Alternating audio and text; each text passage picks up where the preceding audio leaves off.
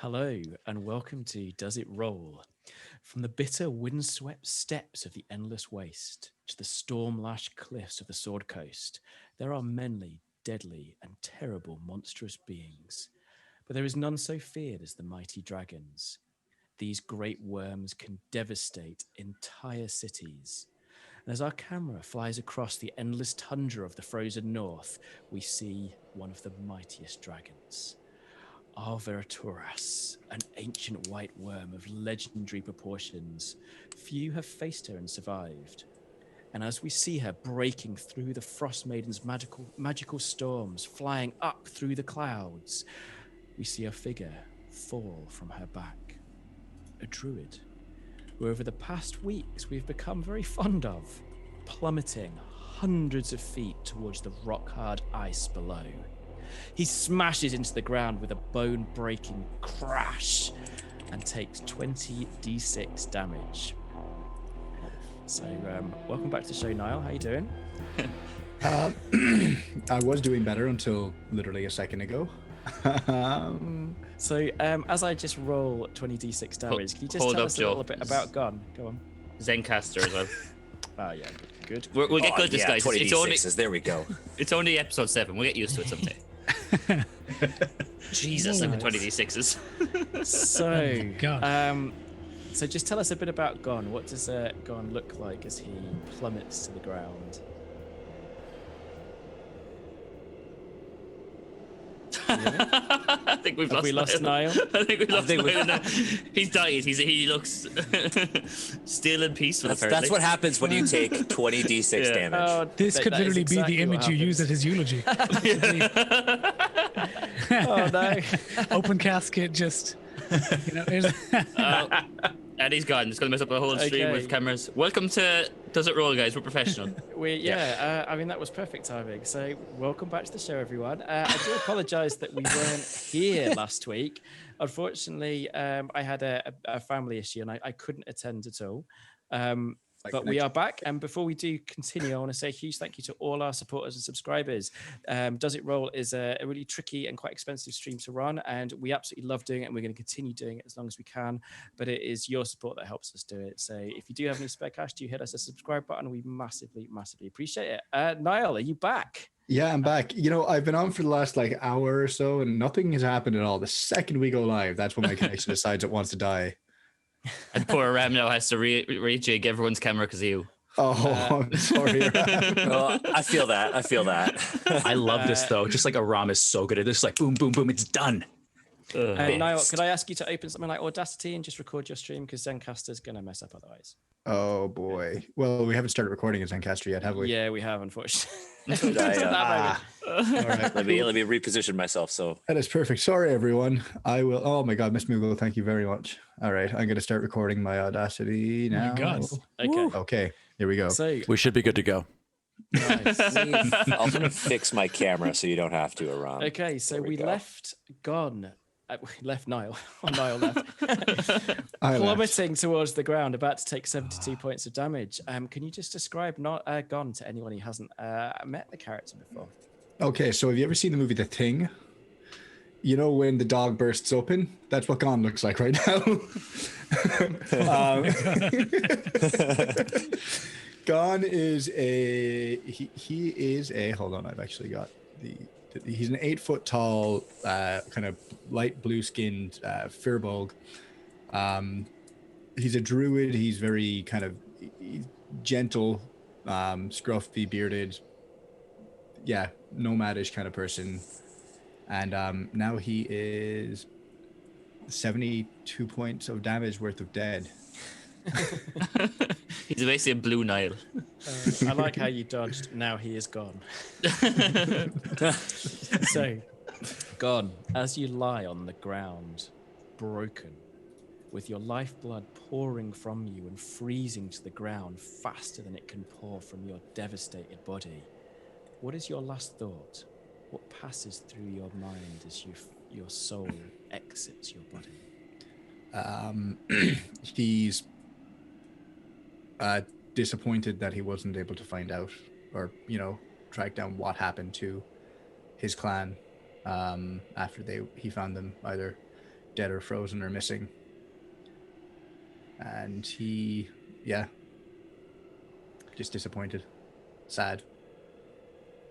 Was that last thought fades from your mind and the world around you begins to darken, you find yourself focusing on two soft blue lights, flickering flames in the darkness that move closer. They are flanked by 4 other fiery eyes, 2 to the left and 2 to the right. You squint through agonized eyelids and look up at a shadowy creature, a hunched 7-foot form with the head of a snowy owl and a cowl made of pristine white snow. Behind her prowl 2 huge flame-eyed winter wolves who growl menacingly as they approach. She stops in front of you and begins to talk.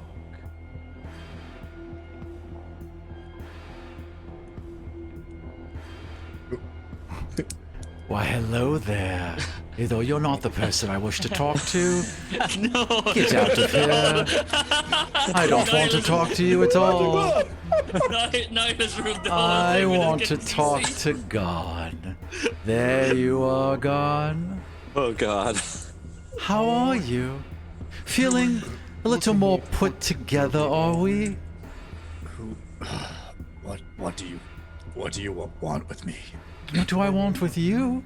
Well, I want you to help me, since you've inconvenienced me recently. Killed your friend, mentor, I suppose. He was gone mad. I had to stop him. That wasn't your choice to make, Gann. He was mine. And now, you must replace him. Replace him and do what? Oh, we can talk about that soon. But you do want to live, Gann, don't you? I spent so much time collecting the pieces of you. Little bit over there, little bit there. And my wolves were ever so hungry. Why would you help me? I want to stop you. Yes, I know you do. But I believe you and I will come to be friends, Gann. We're not too dissimilar. We're both agents of change. We see things we don't like, things we think need to be different, and we act. I like that about you. You kill and hurt people. That's You not what I kill believe and in. hurt people? I've seen you do it. That was to help others. As am I.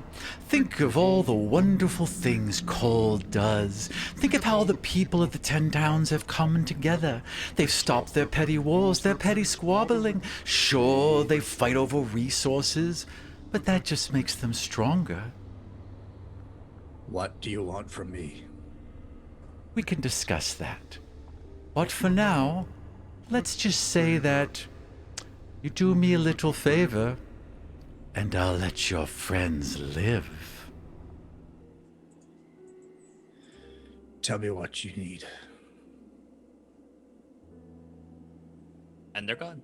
And they're gone. So, Oh wait, he's gone. Gann, can you add to your sheet touched by the Frost Maiden? And as we leave, all the Gann, gods love me. Well, I also got the Dawn Father too. Oh yeah, of course. So as we How leave, does 10 Gann, HP work out for you? our camera Oh, well. flies across the snowy tundra to another time, another place, to a cozy workshop in an attic room of a church. We see a complex arrangement of glass jars and pipes in which moves a chaotic black ooze that darts from one container to the other down the pipes, searching for an escape, though there is none. We see a curious weapon, a crossbow but without the bow, attached to a stand and pointing at a blackened target. There are boards of diagrams, scattered books, and pages of complex calculations scattered across the floor. And in the center of this chaos, this organized chaos, we see a shard of pulsating black ice that through a dizzying series of wires and cogs appears to be powering everything. And off to one side, on a bed, hidden by all this machinery, sits Graham. Being raised from the dead has not treated him well. His skin is pale and flaccid. His legs scabbed and broken and wrapped in a curious series of devices which are being worked upon by Xalfiz. Eoghan and Kuran, welcome back to the show. Thanks, Joe. For anyone that doesn't know your characters, obviously we had a very exciting time last episode, but let's start with Graham. Can you tell us a bit about, Kuran, can you tell us a bit about Graham? Yeah, well, Graham got the Gosh. full blast of this elder dragon, right? So Graham is yeah, well, normally he has a big coat and he likes to steal things, and he tried to charm his way out of this one, but he didn't. He got he got blasted, and now he did. Well, he's been resurrected, right?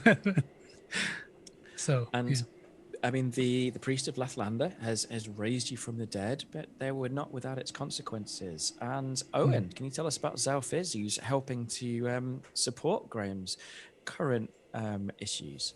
Xalfiz is pretty good. He walked out of the boat with the Elder Dragon pretty unscathed, just as disguised as a kobold with a horde of gold and black ice. Oh no, other than missing a friend and having to bring one back from the dead, it's been a pretty good week for Xalfiz. Got your ring too. Oh yeah, got a ring of the ram. It's can't complain really. Saw an alien ship last week. This week was an Elder Dragon. It's all pretty good.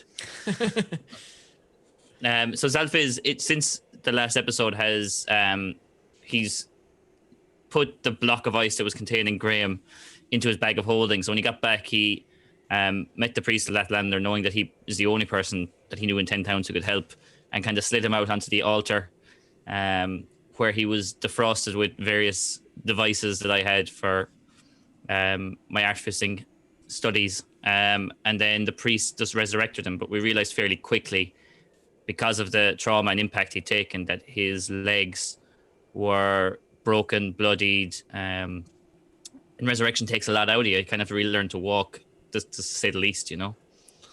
And since then, I've been, and currently am, working on almost like mechanical braces. So like Graham could walk on his own, but he wouldn't get very far very fast, and he'd fall over and stumble. So the braces are there almost as a rehabilitation tool till he gets back on his feet. Yeah. With one or two little charges, like maybe once a day, he can do some fun stuff.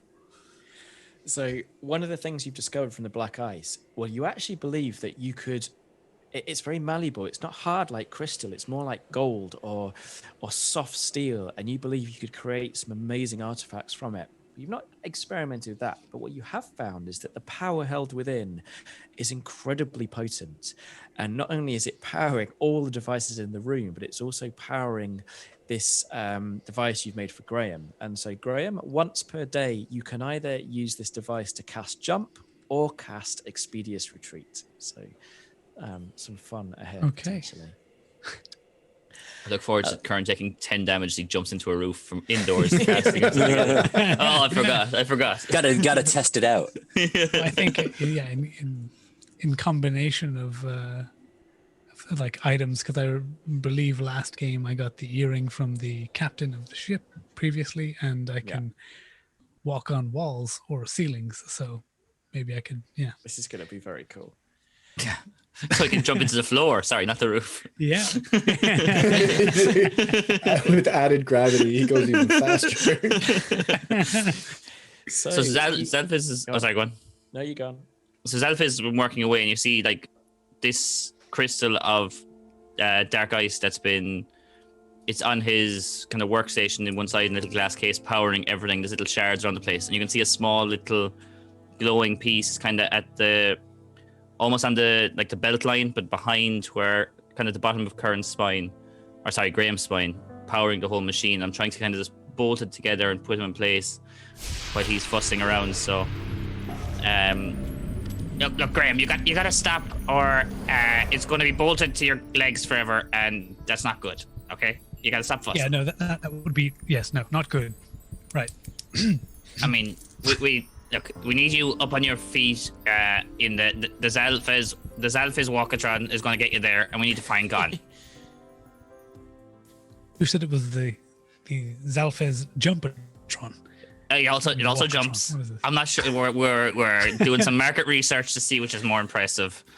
Walkatron has tested better. We have found in this town, 9 more towns to do market research in. Well, and I kind of stand up and I'm like, right, this is brilliant. Thank you, Xalfiz. Right, now we're looking for Gann, right? This is the... Yeah, like, look, I just need to finish doing, and you see over in the like corner beside the workbench is a like more or less rebuilt Lady Penguins I walk over to, who was the real victim of the last episode. And I've used black ice to rebuild her with some slight improvements. So her beak cannon, instead of coming out as one individual cannon barrel, as Artificer's can have 3, or Artillerist can have 3, it's now like a Gatling barrel, and she can change it to whichever one she wants within combat. A bit easier than it would have been. Mm-hmm. So yeah. It's a gentle knock at the door, and the priest of Lathlander is there, Mishan. Hey, I'm very sorry to bother you. I'm very glad to see you back on your feet. Lathlander bless all of us. And he's sort of waiting for you to repeat after him. So Lathlander bless all of us. Lathlander and Xalfiz, Walkatron, Yes, bless all of us. bless all of us. Of course. Thank you. Yeah. Of course, and you too.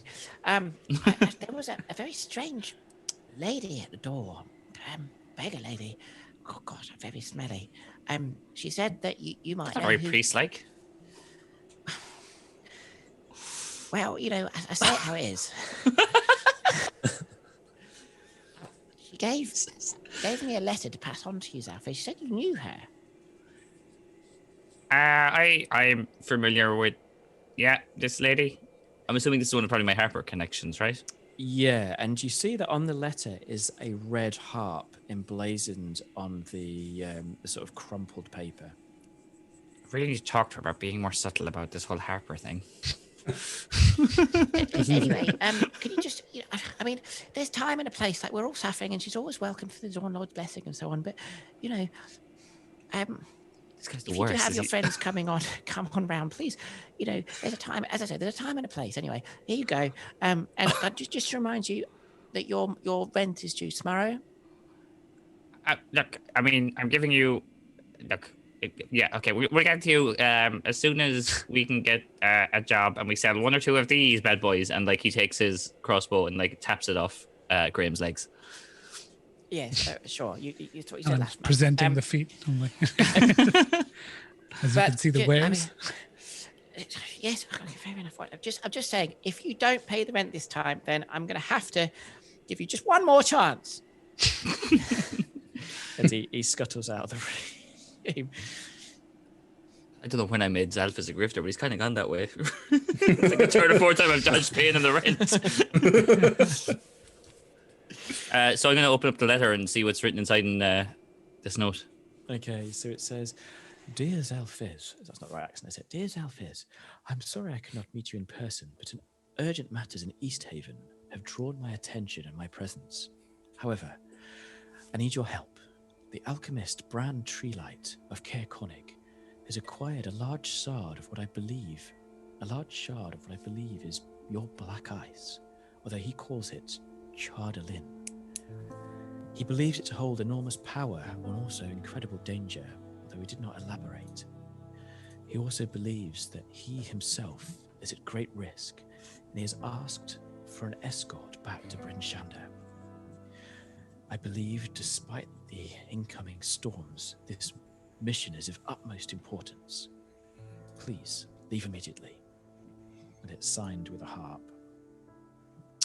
Xalfiz is going to take the page, crumple it up, and just kind of drop it in the bin and go back to tinkering on Lady Penguin.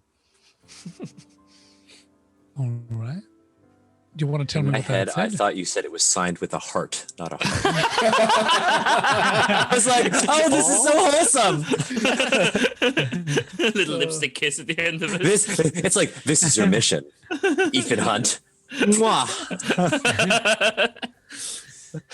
Look, it's because the Harpers are a really like fascinating organization. They've been good to me. They're helping me out here. We should probably do it, but there's no rush. It's only like Brand Treelight. He's one of these showy like celebrity artificers. He's been here. He's from Waterdeep. He's been stuck here since the whole Icewind Dale lockdown thing. He was coming up here for riches and fame to find some of this ice, but he's all show. Like he learned. What he does is like mechanical compared to what I do. Like he's not a real artificer. It's just Arcano. Yes, Arcano. Thank you, Joe. Thank you, Joe. I actually love that. That's great. Meccano, TM. It's like it's real, like Daddy's first artificer set. He looks down on me because I come from Mirabar. He thinks, oh, you working class artificer with your digging and your mind, and he's a real artificer. This is just not. Yeah, he's a real piece of work. Yeah. All right. But So you want to help them, yeah? I don't want to be kicked out of Harper's more than I want to help Brand Treelight. I mean, what's her name is Brand Treelight? That's a stage name. He chose that. It's not even a good name. Doesn't make no sense. He said it was about branding. His first name is Brand. I don't think he gets it. Says Xalfiz the practical. That was given to me. I didn't choose that. I'm not there. Disembodied voice. It's your conscience. I chose the brains as my nickname. Look, we need to go to wherever this godforsaken, what was it, Kong something? Caer Kong, isn't it? Connig. Caer Connig is to the far east of 10 Towns. It's a very, very isolated town. And as you know, the storms are incoming. Navigating that far is going to be very, very difficult, particularly without Gonn's assistance. You're probably not going to be able to make it there alone. I tell you what, Graham. Look, this is a great opportunity. He's got some of this dark ice. He's got a doohickey fancy name on it, like Brand Treelight. But we'll go save him if you can. Excuse me. If you can make him part ways with the dark ice, that'd be great. Also, a great chance to test out the new legs, so to speak. The merchandise, of course. Yes. Yes. If we could do some practical demonstrations, maybe like sell it like snake oil. But we will need some help. So I know some Harpers who can potentially help us with that. It's just a small trip to their shop. All right. Let's go. So I'm like just montage of us packing our gears. yeah. Me like stretching my legs, seeing how everything's a little bit easier. That 80s comedy moment of him accidentally hitting the roof, and then a day of him nursing back to health, and we pack some more stuff. I'm thinking in Hot Fuzz when they're gearing up, when they go into the armor locker. Yeah. Close-up shots, fast cuts, sunglasses. Except it's just like boot on, scarf, hat. Kenny Loggins turns up for some reason. Get on your snow pants. So, despite the fact it being almost midday, the streets outside are dark and cold. Many believe that the Rime of the Frost Maiden is growing stronger by the day, and some predict that in a few months, no light at all will penetrate the roiling clouds above. You make your way through the lonely streets, but you see no one. However, as you approach the food market, which is your destination, you hear music. Could it be laughter? It feels very out of place on these empty streets. You step into a covered alleyway and see the restaurant, Double Happiness, and its two owners. Welcome to the show, Daniel and Steve. It is incredible to have you both on. I'm so excited. Daniel, do you want to just tell us a bit about yourself and also about your character? Yeah, I'm Daniel. I'm one of the co-hosts of the Asians Represent podcast. I'm a cultural consultant, game designer. I do a lot. My character is Jinwu of the Sun Crow clan. Since D&D 5th edition doesn't have an adventure chef class, I just went with the traditional ranger rogue. But I'm a Kenku ranger and rogue. Jinwu is all about, is semi-secretly a harper. I say semi-secretly because of Jinwu's partner, but I'll let Jules talk about that. Jinwu travels around the realms, trying to learn new recipes, trying to gather new ingredients, and the harpers saw this as a fantastic opportunity to have an information gatherer, somebody who is close to the people. And that's who Jinwu is. A hunter, a chef, a confidant to the hungry. Amazing. And your partner. Welcome to the show, Steve. Can you tell us about yourself and your character? Thanks so much for having me. Yeah, my name's Steve, but today I'll be playing Jules de Palm, who is a half-elf monk. I'll be, my partner is Jinwu. We own Double Happiness together. Jules is very passionate about charity work. Is very interested in making sure that people are both fulfilled in their bellies, but also in their minds and their souls. Jules makes sure to take time to speak to everyone, understand their problems, and empathize with them. Because truly, empathy is almost a magical thing that all people are capable of. And Jules wants to make sure to bring that out, especially in these trying times. Jules is also a harper and may or may not have maybe misinformed some people by just kind of blurting out, because Jules, for all his good intentions, sometimes just doesn't understand that sometimes you need to keep things under wraps, and sometimes people are just so nice and you just want to share. You just want to share what's in your heart, and Jules is just fluid like that. I feel like Jules was having like a conversation with some bards, and they were like, "What kind of instruments do you play?" "Oh, my favorite instrument is the harp." You get it? I like the harp. Harp, right? He doesn't even. I like play the harps. So, as Xalfiz, the practical, and Graham Voss enter this covered alleyway and hear the music and the smiling, chattering voices, what do they see? What does Double Happiness look like? Okay, so many people think that Double Happiness is actually like an actual building within the town, but it's a mobile food cart. And we were traveling, all around the realms, like I said, but the Rime of the Frost Maiden kind of trapped us in this region. And we decided to stay and kind of like plant ourselves literally in Bryn Shander. And the freezing cold actually froze our food cart against a building. But luckily we don't have to pay rent. This was an accident. It's the weather. We're still technically street parking. We just happen to be bound physically to a building. Our food cart is, despite this like magical cold that kind of is like spreading throughout the region, our food cart is a source of temporary warmth. Our food is so tasty that people seem to think that it's magical. But the people of the 10 towns have never had real spice. And so we brought real spice to the 10 towns, a sensation that, they thought was foreign and mystical, but it's really just, because of these little seeds that we put in the food. Our food cart has all of these different skeletons and skins from creatures that we've killed in different regions. And these skins actually serve as like little storage spaces, so we know exactly what region we were getting it from. So I'm like, oh, this troll, these are all the ingredients that came from this troll. This reindeer, this is local. And so we can make all of our dishes based on the parts of the realms that we've visited. People are lining up, despite the cold outside of here, to get our current dish, which is a bowl of spicy noodles with ground reindeer and scallions with this chili oil sprinkled all over it. My partner Jules is very dexterous, who is helping actually form the noodles by hand. Amazing. Yeah. And Steve, I don't know, do you want to add anything, Jules? Yeah, go.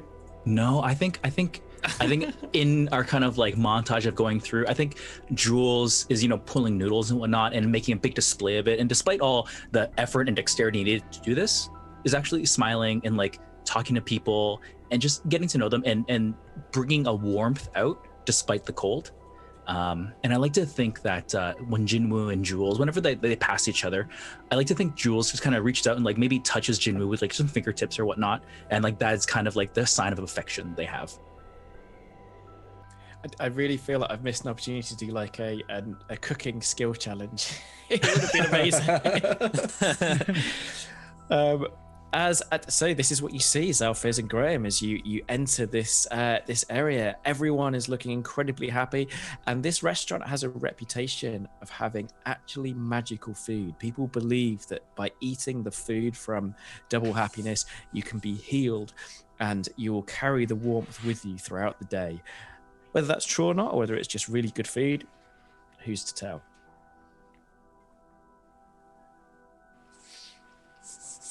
Is he DC'd? Are you joking me? No, dear, you're.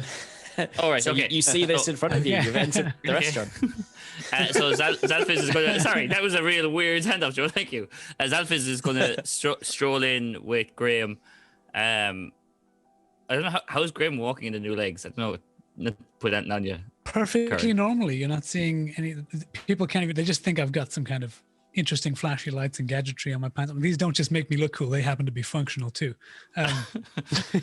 Like LA gear, like runners in the 90s when you're that kid with the light up shoes. That's what you're saying. So Xalfiz is going to walk in, kind of explain to Graham what this whole shop is about, and just say, look, just follow my lead. Order whatever you want. If you want some food, and just look, we'll get talking to some friends of mine. Just don't freak out. Okay. Xalfiz is going to absolutely want some food. is going to stroll up and order the house special, and also order a mollusk stew for himself. Are you sure you want the special? I've had the special many times. It has helped me out, and yes, I would. I would Jules, definitely like some of the... Yes, Mr. Flashy Pants, you would also like the special? Yes. It's Graham Flashy Pants. Graham Flashy Pants. I'm so sorry. What else would you like? I would definitely like the special as well. Yes. Okay. And are you sure you can handle the special? If you want to eat, Absolutely, Graham, I suggest you order something other than the special. I'm just saying, under his breath. No, I'm here. It's magical. I'm committed to the cause. Let's go. The mollusk stew is fantastic. Everybody seems to think that it's magical, but yes, we'll get the stew. We'll get the special. Jules, can we get 2 of the specials? And I'm going to signal for double noodles for each bowl. We're going to cover it with the oil. We're going to get that ground reindeer on it. But Jinwu is actually going to reach into a little box underneath the sort of the counter, pulls it out, and there are all these little metal wires on it, and I kind of strum them like a harp. And the box magically unlocks when I strike the right keys. And I pull out 2 of these tiny little peppers.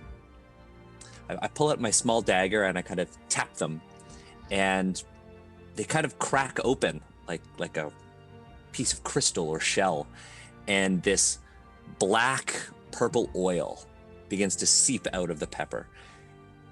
And I kind of hold it over the bowl, and this pepper drips all over. And every time the oil strikes the soup and the noodles, little flames kind of erupt from the bowl.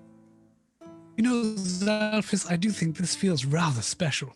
To be fair, he gets really, really annoyed about the special thing and the magical thing, but it kind of seems a bit magical, doesn't it? Absolutely. I can assure you, there's no magic special. here. And he hands it over, and he says, strums the harp, as Jules has told everyone, on the back of the box, and it locks. It says, here, the special, the perfect meal for those who are going on long journeys and seeking aid. Thank you very much. Is there a private booth where we could possibly enjoy this special before we seek? Yeah. I mean, of course, many people don't like to eat the special indoors because it just gets too warm. Here, Jules, can you take over, please? Yeah, bro. I got you. Hey, what's going on? I'm Jules. So you want to go and get like a private kind of area? Because I can take care of that. Yep. Yes. Very, very much Private so, area. please. Yeah. So, we just like throw some stuff together. So we take some like burlap and some curtains and we just drape them over. So you can have a little booth, little thing you can like kind of eat at. Just protect you from the cold and whatnot. And it's going to be a good time. Here, I'll show you where you're going. Jules, quick question, Jules. What's your favorite instrument? My favorite instrument. You're gonna love this. My favorite instrument is harpers. It's the flute. It's the flute. It's the flute. Yeah. My favorite instrument is also, while stamping on Jules's foot, the harp. What are the chances of that? That's really cool. Yeah, we should talk more about harps. Let's not keep harping on stamping on the foot about our favorite instruments, and let's show us this private room. Anyone else want noodles? Jules, are you done? And Jules is just like blankly staring there for a second, and like two brain cells just like rubbing together. And then Jules goes, "Oh, yeah, it'll show you to a private room to talk about stuff." And Jules is gonna. Is Jules going to give me a lap dance? So private rooms here aren't anything special, but they are just kind of like curtains draped over that are really, really heavy and weighted at the bottom, so the wind just doesn't cut through right away. But you're still outdoors, so not 100% pleasant. But there's a hot bowl of noodles in front of you to keep you warm. So the four of you, I guess, sort of move to one side, and in this sort of sheltered area, Xalfiz and Graham explain the situation. They are going to need help guiding them to Caer Conic.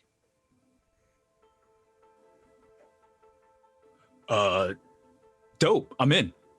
I guess we can shut down the cart for a little bit.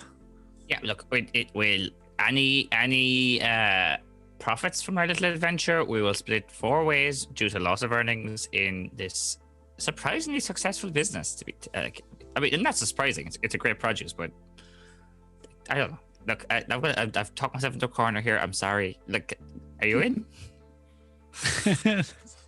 I mean, Jules, I'll let you make that decision since I was the one who put us up against this building. I mean, like look at this. They need help. And that's what we're here for, right? We're here to help people. But I'm a little concerned that the first thing that you want to talk about was money, because we're family here. We're basically brothers, right? I apologize. We don't have to give you any money if that makes you feel more comfortable. Is that like slurping up the last of the noodles? I feel like we're brothers. Yeah. Well, I mean, like, why do you want to go, right? Like, you could just stick around. Yeah, it's one of these, I don't want to go. This brand tree light guy, he's a real piece of work. It's just Harper Judy, I guess. You get one of those jobs and you're like, can someone else just take, this box to a different town and some of your friends die? Like, it was one of those kind of jobs. Did one of your friends die? Yeah, but he's okay now. He's eating noodles over there. All right. Yeah. I mean, yeah, I'm in. Yeah. I got the ball up to my face and Jules, shoveling it in. do you want to give me a bit of a psychology roll? Sorry, do you want to give me a bit of a sense motive roll? A sense motive? I can do you psychology roll. I can do a psychology roll. I can do an insight roll if that would help. Insight. Insight. I've been playing too many other games recently. Call of Cthulhu references. Yeah. That's not a great insight roll, but that is a 11. So when he said that one of his friends has died, but he's back now and points at Graham, he appears to be hiding something. There's a moment where the kind of like facade drops and Xalfiz looks genuinely upset, but only for a moment, and then he carries on with his normal spiel. Gotcha. I think Jules doesn't want to bring that up necessarily, but I think at that moment, Jules reaches out and puts a hand on Xalfiz's shoulder and just says, "Yeah, it's okay. Well, yeah, we'll help." Thanks. I mean, it feels like I should be consoling him. He died, but look, at the end of the day, Again, I put my hand up. There's some dark ice. If we can get it's real powerful stuff, it could possibly. How am I going to say this? Unfuse this cart from this wall. I don't know how you'd leave this place, Icewind Dale, but you could at least find a more premium place, set up in the square, increase your footage. I mean, it feels like you're really just your revenue stream could be maximized better than this little alley. You're really practical. I am very practical. I famously so. I mean, I also do business consulting and social media advice if needed. I feel that as this conversation continues and you make preparations, do you want to leave immediately or do you want to wait for the next day and leave? I would say first light, but obviously light is a scarce thing in Icewind Dale. I given the fact that we've been told that there is a way for us to now unstick our cart from the building, I'm in. Yeah, I am very much practical in the sense of like screws and bolts and magical machinery. So I'm going to defer to the ranger when we leave. This evening, this morning, I don't mind. Tomorrow morning even. I'm ready to go whenever. Jules? I mean, there's people still eating, but maybe like an hour, we can just make sure everyone's happy, he's got the stuff they need, and then we can kind of close the doors. Not that we have any doors, but you know what I mean. We'll close the counter. Yeah. So I guess to put it into context, if you leave now, there is a chance you're going to spend the night out on the tundra. If you leave tomorrow, you're more likely to be hit by a storm, but in theory, you could travel the whole journey in a day. Being out at night when, there's life on the tundra, it's a perfect time to collect ingredients. Sounds good. I'm okay doing that. That's very practical. 2 birds, 1 stone. So ye gather your things, you wait obviously for people to finish their meals, and for the first time in 2 years, you close the shutters on your restaurant during the day. And there is like genuine upset in some of the villages. You're heading to, so what you probably actually have heard of Caer Konig, and you're heading to a town that has been hit hardest out of all the towns in Icewind Dale because it's so far to the east. Lake Dinnershire, which is the lake that it sits on, is almost completely frozen over, and being so far away from the other towns and being so close to this frozen lake and so close to the mighty mountain Kelvin's Cairn, they are in people know they're in serious dire straits. So if you wanted to bring like a food package or an aid package, like this it'd probably go down very, very well. Oh, I'm definitely bringing ingredients. While we can't bring the entire cart, I've got a portable stand. Yeah, and I think Jules is also like that pack mule kind of mentality, just like load up, let's go. So are you going to walk? Are you going to hire? There's 2 things you can hire. You can either hire dogs, like a dog sled, or dog sled teams, or you can hire these things called, and I've completely forgot their names. It's like giant Axe-beaks. I'm taking notes, Joe. I'm taking notes. I was going to call them chocobos, but they're basically chocobos. They're called snackabos. We decided this in chat. They're snow chocobos, snackabos. Yes, Snackabos. but they are expensive. So I guess money may be an issue. It's up to you guys. Well, I mean, last I checked, Xalfiz, you got away with quite a bit of money. So I would like a snackabo. I think snackabos make sense for us. Okay, so you each mount up. You've got your equipment packed, and you set out with, I guess, Jinwu in the lead, because you're Jinwu in the lead. You're the ranger, so you've got an idea. As you're approaching the exit to the town, and the huge gates are opened, and for a moment, these mighty sort of fire blackened wooden gates don't open. They're so frozen shut. and it takes a huge push, and they creak open, and there is a figure standing, waiting in the semi-darkness. 7 foot tall. 8 foot. Blue. 8 foot tall. Blue. Could it be? Amazing. This is your companion Gann, returned from the dragon's embrace, Gone. alive and well. Although Gann. looking slightly confused and weather-beaten. You're alive. Oh, he looks terrible. His like cloak is ragged and bloody, and he is like he just looks like he's already a pale blue, but it's hard to see when he gets paler, but he looks paler, he looks gaunt, and he is just exhausted. He goes white. Is it? Yeah, basically. Hey, buddy. Xalfiz, Graham, You're alive. barely. What happened? How did you? I managed to catch a deep snowdrift as I fell. Just sheer luck.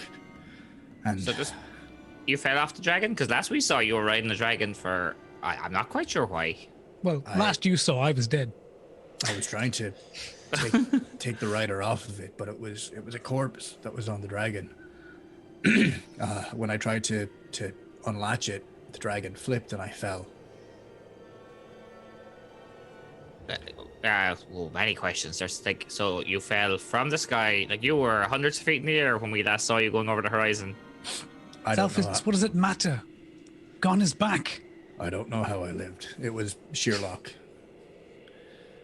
I don't know. Jules, it sounds like these travelers might we might have gotten ourselves into something a little bit more dangerous than we thought. I mean, we knew it was going to be dangerous. We were leaving the city. I mean, that's what we signed up for. That's why we're here, you know? Xalfiz will turn to Jules and Jinwu. Look, guys, I know it sounds dangerous, but I've never died. So like a 33% chance of surviving. If you just play your cards right and don't talk to dragons, you're all good. Jules, 33% is not good. Especially when there's two of you and I'm one. But- I'm very lucky. Better than 32%. Who are Can't- these? I- Who are I can't argue. Who's this I am the guy? He's god. on his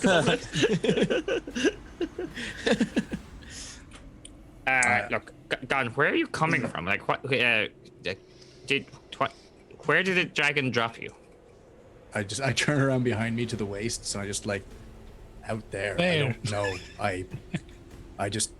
I traveled. I saw the Lonely Wood. I made my way to the border of that, and I traveled south to find my way back to Bryn Shander.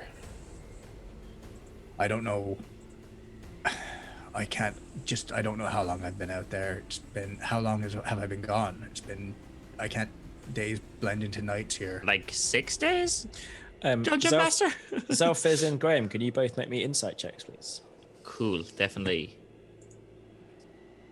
I will give you said. Do you want to go check. first, Karen? Just gotta look up real quickly what. I'll go first. Okay, let's go. I have rolled a 21 with a +4. Ooh, Nice. and I You have rolled a not. 3. You have not.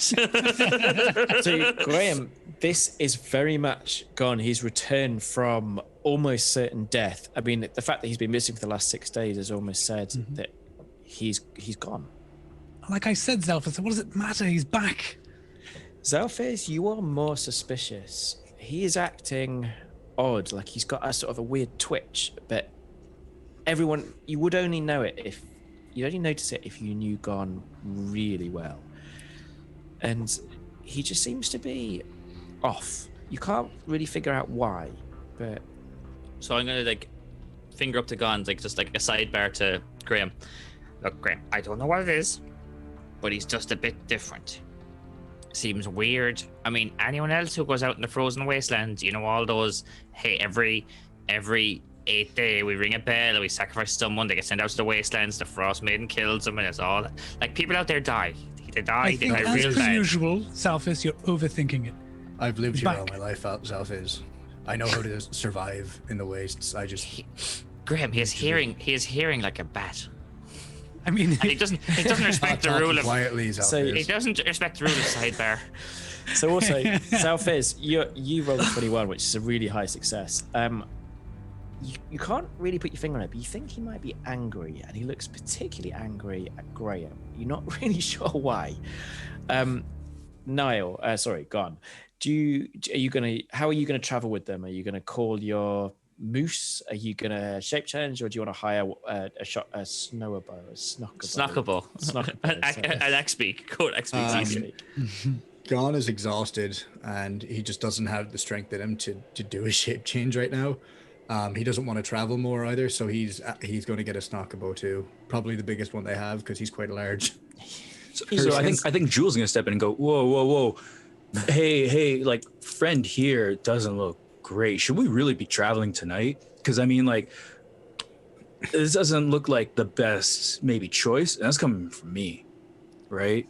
Jules, remember, we have to deal with a potential storm tomorrow. If we leave in the morning, we might have to deal with the storm. Yeah. Do we want the night or the storm? I'll be okay. I just need rest. This guy prefers being out under the moon. Like his worst nightmare, being indoors, warm and cozy. Look at him. He's a monster. I mean, he's a fearbug. I like Claire at Xalfiz. Well, I mean, it was Gann, right? Yes. Yeah, Jules, Jinwu. Hey, to meet you. if you say you're good, then I trust you, but you don't have to push yourself, right? I'll be okay once I'm on the Snockabo, but thank you for your concern. Yeah. All right. Well, you let us know, because we can always stop. We can take a breath. You know, we can't have you falling out there. I guess we could always tether Gann's mount to someone else's. Yeah. So tell you what, Gann, why don't I tether my Snockabo to yours, and anything happens, you just holler or whatnot. I got you. Oh, thank you. I appreciate it. Yeah. Okay, so you heading out midday? Sounds good. Yep. Yeah. Mm-hmm. All right, so you head out across the frozen tundra. Above, obviously, the cloud cover is never broken, although it does sort of have this sort of eerie luminescence as the sun rises above it. But it appears to thicken. And Jinwu, you're leading the party, so I need a survival roll. Let's do this. I have a +5 to survival. Thank God. I was like, he's a ranger. Surely he's got good. I got mediocre. 14. 14. Okay, so you've been traveling for hours, and it's getting towards about sort of 5 o'clock. Like, it's pretty dark, but you can see it. It's more kind of this sort of dusky, as I said, sort of this luminescence above. And you realize that the storm is going to hit really soon. You think you could power through and you'd be reaching the town at, say, maybe like 11, but you risk then getting lost in the storm. And one of the dangers of the storm, I mean, you're all dressed for the cold weather, is that you can actually lose each other. Like, it is incredibly easy to both lose your way, but also lose each other within the storm. If we decide to get shelter, would we be close to any landmarks? Because I know that Caer Dineval is close to Caer Konig. So you probably could make it to Caer Dineval. Okay. I'm going to make the call. I'm going to say, friends, I think we're going to rest at Caer Dineval. We'll allow Gann to rest up, and once the storm passes, because I'm just gonna kind of point in an ambiguous direction, like I know something. There's a storm coming, and when it passes, we'll finish our journey to Caer Konig. But I think we should seek shelter in the town. So as you make that decision and you head off into the snowy bluster of the oncoming storm, I need another survival roll to see if you can keep true and head to Caer Dineval.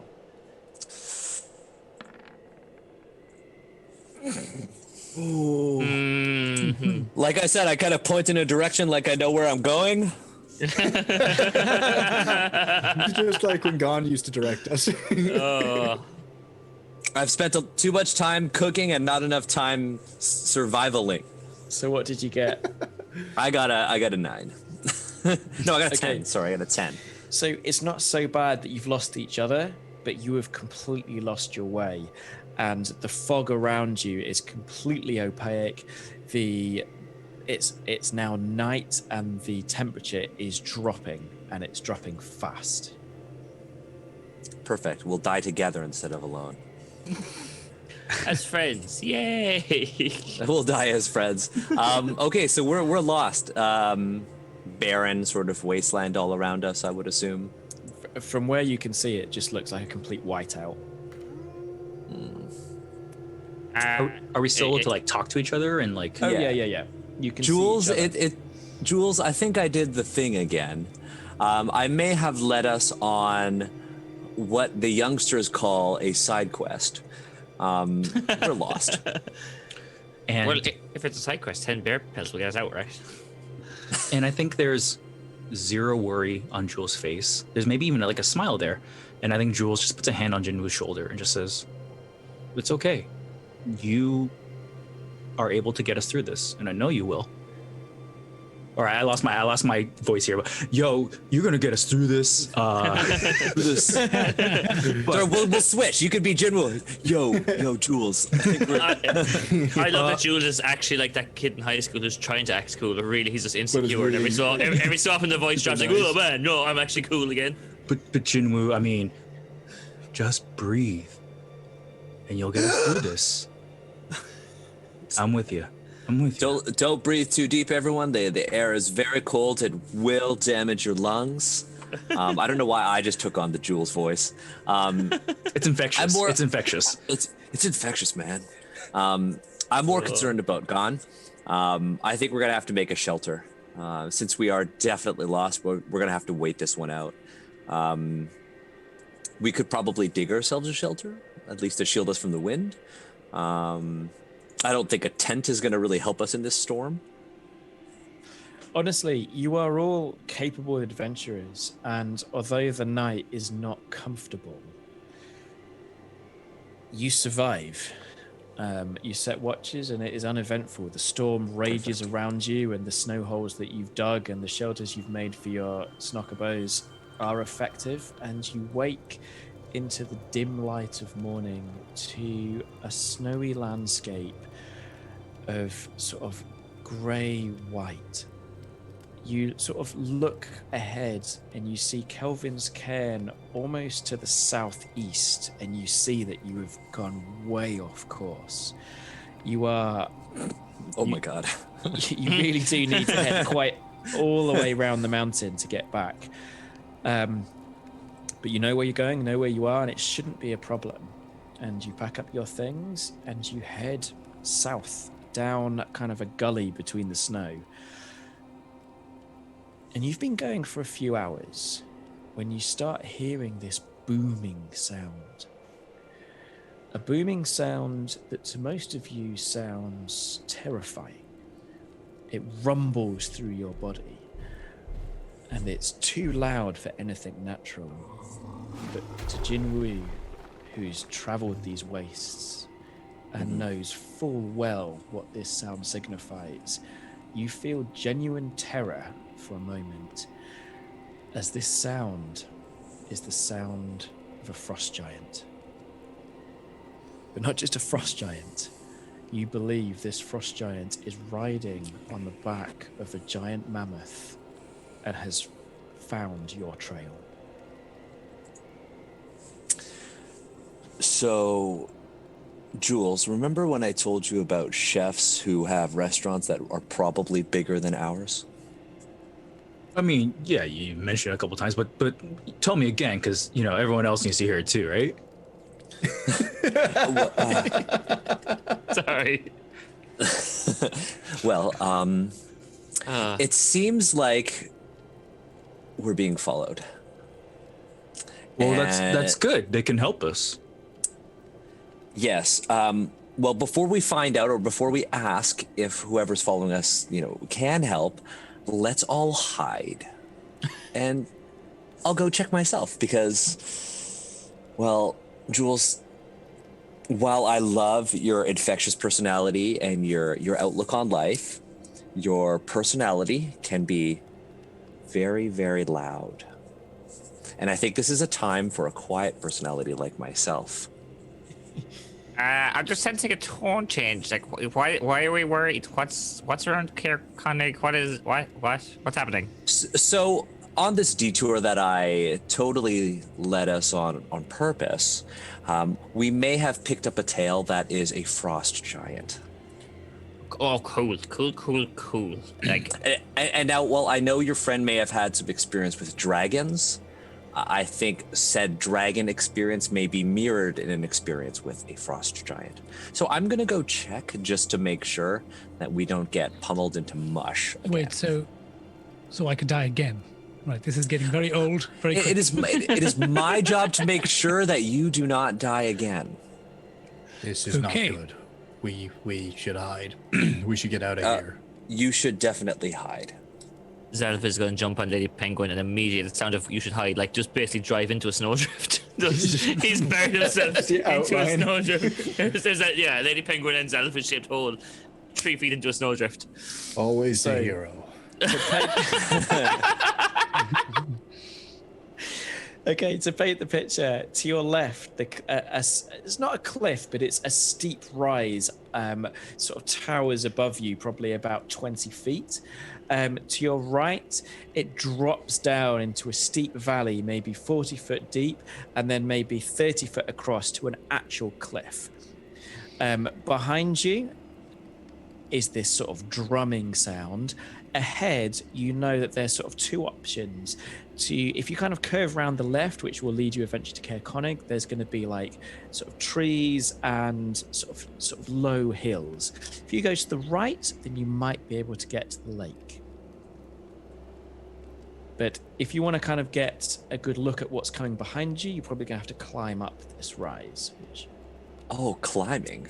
It sounds like, from an RP point of view, it sounds like, well, definitely sounds like Xalfiz is going to go around to the lake and maybe Jinwu is climbing. I don't know if he's doing it alone, but I have. So the lake and the hills and the trees, they're way ahead. You're talking a couple of miles. oh, sorry, okay. Right now, you're actually in a valley. So I can direct everyone to the lake. So, I'll point to the direction of Lake Dinashare, and I'll say, we can go there. Caer Konig is near that lake. You'll be safe there. Is there anyone going with you? I assume someone probably should go with you, but I don't know who. Jules? It's definitely not Xalfiz. I know that much. Xalfiz, I feel He's very that practical. the snowy outline of your companion should go to the lake. Graham, I don't want you to meet the same fate you have met before, and John. Well, I'm not exactly trying to make a habit of it. Exactly. And you know what? I think Jules and I have had some experiences out here, and we'll see what we can do. We'll see if we can buy you folks some time. So are you climbing up this rise to see what's coming? Yeah. Jules, are you okay with this? Yeah. I think this makes sense. I don't like splitting up, but I feel like we kind of need to because, like I said, we're here for you. So, Jinwu and I, we know what we're doing, but I just want to let you know before you go off, we split up here. It's okay to be afraid. I'm afraid right now, and that's cool. You just kind of let it happen. So, I yeah. love Jules so much. Yeah, they just salted the earth, but also a bro. I mean, he's implied we Also don't know. a bro. He implies we don't know what we're doing, but he's got such a good heart when he does it. So, Jinwu, I need an athletics or acrobatics check to climb up this rise to get. Actually, Jinwu, am I better at climbing than you? Because I think you are 100% better than me at climbing. I think I'm a little better. This is where Jules gets to shine. I can boost you. I'll boost you. Shining Jewel. Heyo. So that is a 20. It's a dirty 20. Ooh, wow. Okay, so you easily leap up this rise, and you get a view of the trail behind you, and you can see your trail quite clearly. There's a lot of you, and you're riding these giant birds, and about a half a mile away is an enormous figure. a woolly mammoth towering 15 foot high with a huge cage on its back. And the cage you can't see exactly, although there's something in it lashing and fiery. And the reason you can't see it is because riding the woolly mammoth in front of the cage, towering 30 foot above the ground, is a frost giant, dressed in frozen hides, carrying an enormous great axe. The heads of his enemies tied to his belt, is launching himself towards you, and he is almost certainly following your trail. Well, We all felt that in our heart. Yeah. So I think Jules kind of leans over a branch, and Jinwu and Jules has picked up maybe 10% of the hand signs that Jinwu kind of understands when being out in the wilderness. And Jules very much says, big thing there, missigned how tall, maybe 15 feet, who knows? And then just a lot of strangeness, just unknowns. The rest of it is just. The energy is there. The vocabulary is not.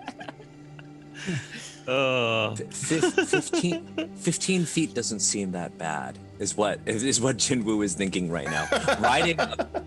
Riding a pygmy elephant? Okay.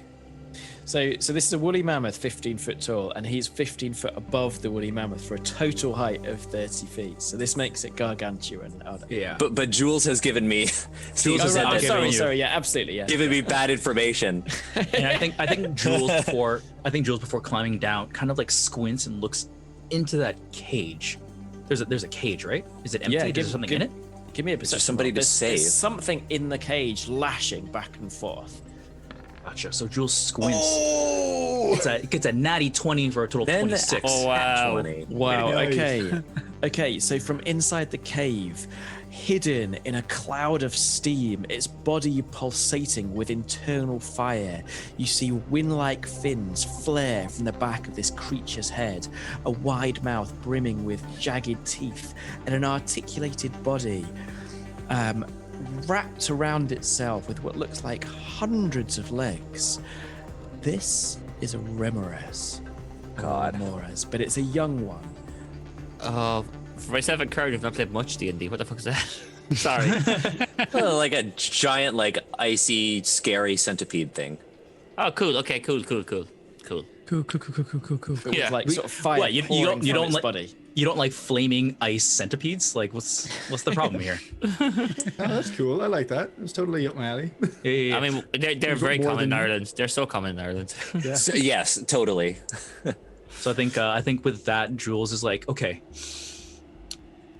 the fear is still there, and Jules climbs down the tree and explains to Jinwu, hey, so like you mentioned, frost giant, mammoth, but the mammoth has like a cage on it, and I'm pretty sure is one of those like frosty bug things that you mentioned before. It looks smaller than what you kind of described to me, so maybe like a young one or something like that. Okay, so first of all, Jules, when this is all over, I'm gonna make you a book of all of our important hand signs. Yeah. Because what you told me was that there was a 15-foot person riding a pygmy elephant, not a frost giant riding a woolly mammoth. My bad. And I love you, Jules. I love you, Jules. Yeah. But I was ready to run out there and shoot that thing. No. Well, I think no. I don't think we should do that. My bad. While this conversation is happening, you can now all see it in the distance. It is like sort of descended upon you. A lot of time has sort of been wasted, and you have not got very long. You know what we'll do? What if... So has the rest of the party gone and kind of just started booking it towards the lake? Have you? Yeah, I think the rest of us have Oh, been yeah. started running. Okay. We definitely saw it. know. Yeah. I was buried in the snowdrift, so everyone else run to the lake, came reverse out of the snowdrift, and followed them to the lake. I feel like there's a snowdrift and you come out the other end and you can see the perfect outline of you through the snowdrift. Amazing. Yeah, some Wile E. Coyote shit. Yeah. Okay, so Jules and Jinwu, are you staying to try and delay this thing, or are you going to try and follow the party? Now you can see that this thing is traveling you know what, at speed. You can't outrun it. It's just about choosing a battleground at this point. I say we get some high ground on it, since it has a natural high ground. Perhaps we could try to release the Remoraz to see if it could help. Yeah. You want me to like do like a little climb on the mammoth? I could do that. That's easy peasy, right? It's only like you know what? Here's what we could do. If we get some high ground, toss me onto the back of the mammoth. I mean, Jinwu, I love you, but I don't know if I can pick you up and much less throw you. So let's paint the picture. You're standing on basically a path that's about 20 foot wide. To your right, the path drops down 40 feet, and then there's like a wall on the other side of that. It climbs up to the left about 20 feet high, 20, 30 feet high. Ahead of you, the party are running. Xalfiz, I'm going to hide then. Are you going to hide trying in the snow? Jules, I'm going to hide in the snow. Hiding? I think Jules is gonna stick with Jinwu. So if we're gonna hide, maybe Jinwu and Jules can be like that extra factor here, the cavalry, as it were, if things should like turn around. Okay, so as you two hide, Graham, Xalfiz, and Gann, you turn around as you're running, or your snockerbows are running, and you see that Jinwu and Jules are preparing to fight this thing. Are you going to continue running? Or are you there's my stealth check. Go on. You're All right, 23. Gann keeps going. Okay. Gone. Graham. Yeah, gone. We should turn back. We can't just leave them. What? And with that, I think we're going to take a 10-minute break, and we will return with the Battle of the Snow Giants. I was so much. Wait, fun did you just say first episode. giants? Giant. Oh, what a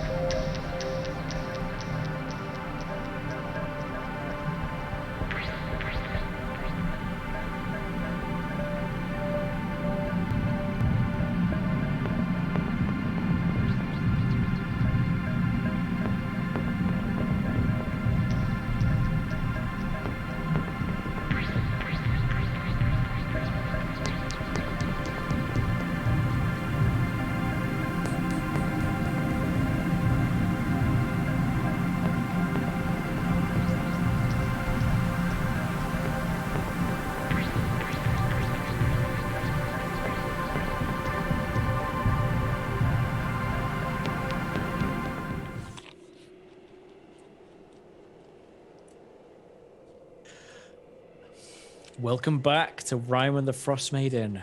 When we left our party, they were in a dire situation, chased by a mighty frost giant riding on the back of a Giant or huge giants? mammoth. Because you almost said they found themselves in dire situations, and then you corrected yourself to be a dire situation. Our two guest players, Jinwu and Jules, have hidden in the snowbank, and you've given the rolls, and they are very, very good. Ahead, down the hill, we have our party, Xalfiz and Graham riding the back of Snockabos, and maybe like 20 feet ahead of them is Gann, who is still making his escape. Let's see if the frost giant actually notices the two hidden players. Is a 20 enough? I'm at 23. I'm at 21. So the thunderous mammoth crashes by you, spraying snow in all directions. Its foot crashes down into the floor near you. The whole ground shakes, and you feel for a moment you are actually going to be crushed beneath its mighty footsteps. But it sails on by, and you kind of poke your head out of the snow, and you see its descending form piling down the hill towards Xalfiz and Graham, and beyond them, Gann. They are making progress at speed, but nothing can outrun this mighty beast. Xalfiz, Graham, what do you do? Are you going to stand your ground, or are you going to try and catch up with Gann? Is it still too late to turn into snowdrift? You can try and hide. No, Probably going to be difficult because it can see you right now. You can run into the snowdrift, it'll just squish you in the snowdrift. Just yeah. It must make a nice slushy Xalfiz. I'm going to chase Gann. I think I'm going to try to pass out Gann. Like, I don't even chase Gann. Like, I'm trying my best on the back of Lady Penguin, like with my little handlebars, trying to like pass him on like a moped. Like you know those guys that the Deliveroo drivers that pass you when you're stuck in traffic. Like, you hate those guys. You hate those guys so much. I'm one of those guys. So I'm Okay, let's do this as initiative. So can I ask everyone to roll initiative for me, please? Oh no. Okay. Okay, so let's start off with Gann. So Niall, how did you do? All right, what did I get? I rolled a. Hold on. My roll 20 is not rolling. Takes a while. There you go. No, it's just not rolling. Oh, there's Dan's. I That guess one's we'll go me, with Dan's. sorry. It's not rolling. We'll get back to you. Do you want me to come back to you? Yeah, come back to me. Okay, so Daniel, how did you do?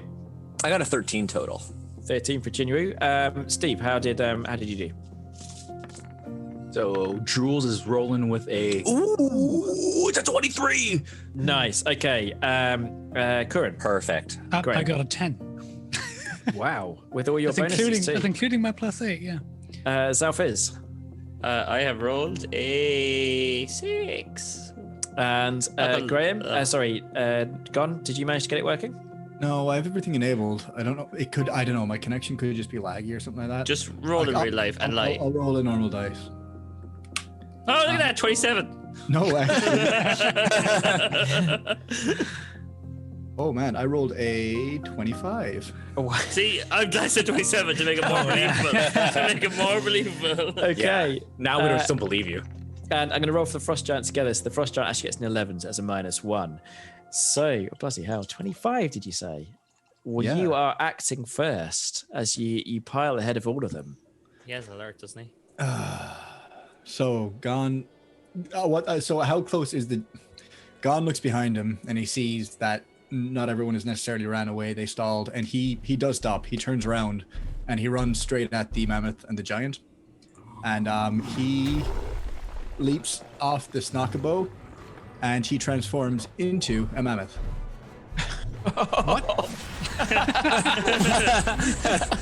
Okay. Do what?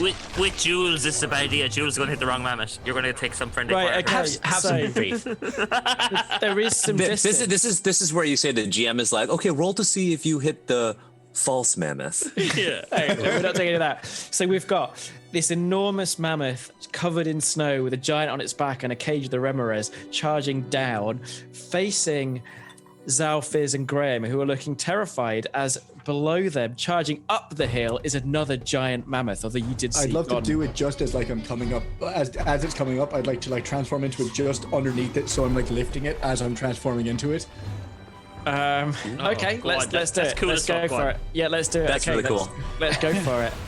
Let's as the two mighty titans crash into each other, I'm going to need that attack roll. Okay. I love chat. It's now just a Spider-Man meme, but with two mammoths. That is a gore. That is a 16. Oh, mammoths get plus 10 to hit, so I got a 26. Nice. Okay, so your tusks Perfect.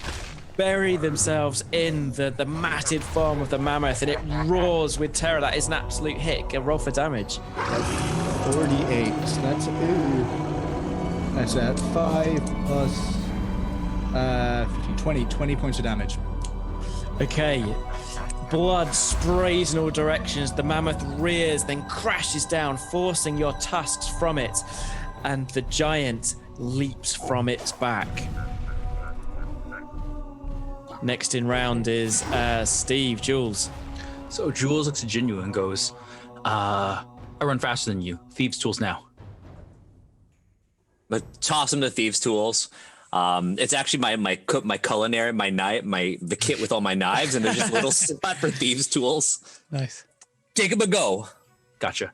And Jules just gently grabs them, has them in hand, and just leaps up out of that hole and just starts running, just at a pure sprint. So Jules, as a monk, can move and then use her action to dash. Okay. Also use their bonus action with a key point to dash again. And we're gonna make this a scramble up, Shadow of the Colossus style, up the good mammoth, the one that has the cage. Okay. Jules can figure this out. Okay, so I want you to give me either acrobatics or athletics roll as you clamber up the back of this mammoth. Gosh, let's do some acrobatics here. So that is a 23. No problems at all. Despite the fact this mammoth is rearing and crashing in all directions and you're flung from side to side, you grab onto this cage and it appears to be made from bone. Enormous titanic bone. You don't recognize it, but inside is this centipede, this fiery creature roiling against its bonds. And so the energy it's giving off, it's angry, it's scared. What am I feeling here? It's really young. You feel that maybe it's been ripped from its family, maybe even seen its family killed, stuffed into this cage and carried away, and it is terrified, but that terror is being channeled into anger. Gotcha. If Jules can still act, I think Jules wants to just kind of extend a hand. Well, I've used an action to move again, unless it was close enough. But Jules just wants to slowly put a hand kind of forward here, kind of like you would approach a terrified animal, and is looking to just connect here and just have that moment, even if it's fleeting, of just calm. I'm going to let you have a handle animal, but due to the extreme situation, it's rolling with at disadvantage. I would have said advantage. I mean, you can do what you want. What do you want from me? Disadvantage. So I'm gonna roll with disadvantage here. Yeah. So my lowest here is a 10, making it a 13 total. So the Remoraz spins around and faces you with these black, lidless eyes, and it pauses its struggle. And for a moment, you feel you're sharing a moment. It's staring at you, and you're staring at it. And your hand goes through the cage. And although you don't touch it, because you realize it would burn the very flesh from your bones, you realize for a moment it is calm. Cool. And next in round, we have... Gosh, these are some low rolls. It is Daniel, 13. Sick. Jinwu. So did the mammoth, did our false mammoth deal any damage to either the real mammoth or the giant? Yeah, enormous I dealt 20 amounts of damage. Yeah. To main mammoth. That's a lot of damage. The main mammoth? Yeah. The real Okay. mammoth, I did 20 points of damage. Also, false mammoth? No. This is a real mammoth. Okay, friend mammoth and Hey. foe mammoth. I am going actually, to. one descripting thing is whenever Gann shapeshifts, he still retains his color, so he's actually like a light blue mammoth. It's a mammoth okay, with a that's beard. way easier. It's a mammoth with a beard, apparently. Oh, beard. Amazing. Scruffy beard and maybe some like. Oh, I love that. Okay, so I am, since the Giant's Mammoth has taken damage, I'm gonna use Colossus Slayer. So, well, hopefully I can hit it, but I'm also hidden, so this is gonna be a sneak attack. Nice. I get +8 with my short bow, and I'll have advantage. So much fun. I'm gonna roll just those 2 d20s like that. At least I have advantage. Oh no! Boy. At least I have advantage. Good advantage. Oh, yeah. Oh boy! Yeah, so that's an 18. That is absolutely a hit. 7. Okay, so that's going to be a d6 plus another d6 plus it's going to be 2d6 plus 1d8. Okay. 1, 2, Oh boy. 5. So 10 damage plus 3, 13 damage to the mammoth. And as my bonus action, I'm actually going to use one of my spells, Hunter's Mark. Okay. For Jinwu, Hunter's Mark actually is a culinary technique, and he actually takes one of those peppers, squishes it in his hand, and tosses it, and it's gonna strike the giant. And because everything's all cold, the hot pepper is gonna cause some steam to come off of the giant. Squishing So- a hot pepper in your hand, Nice, is okay. risky. Oh yeah, I know.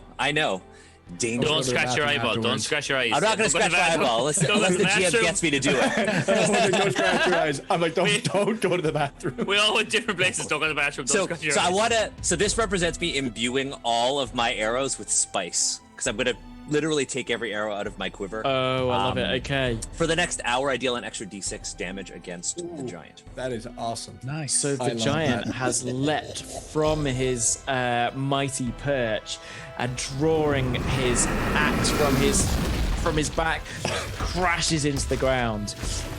He's actually smiling, and his mighty weapon descends towards Eoghan, the mammoth. Two attacks. They both hit. So a 20 Oh. and a critical, which is a 29. They both hit.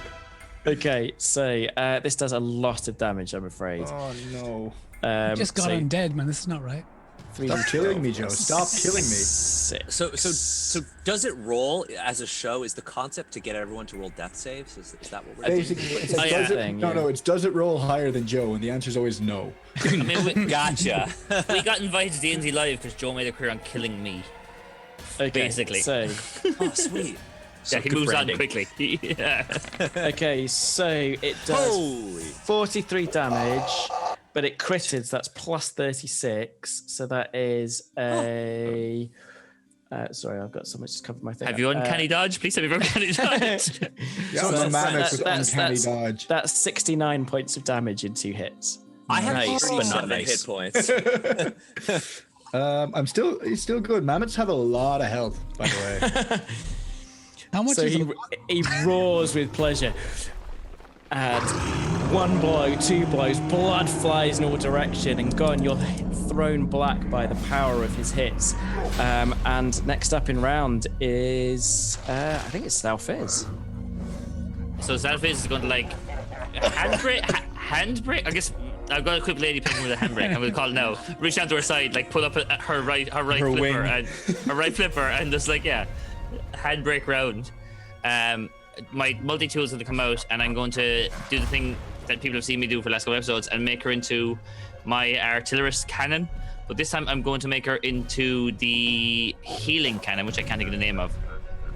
Okay. Called the healing because cannon. I'm sure it probably is like nothing more fancy than that. So because Xalfiz has seen his two friends, well, one friend die and one friend fly to his death, more or less. Last episode, he's like, okay, this is what's going to happen. So her beak opens up and it's called the Eldritch Cannon Protector. There we go. I got there. And I've seen the Gann mammoth like get mangled, for lack of a better term. Like, it's very obvious he's taken a heavy impact, right?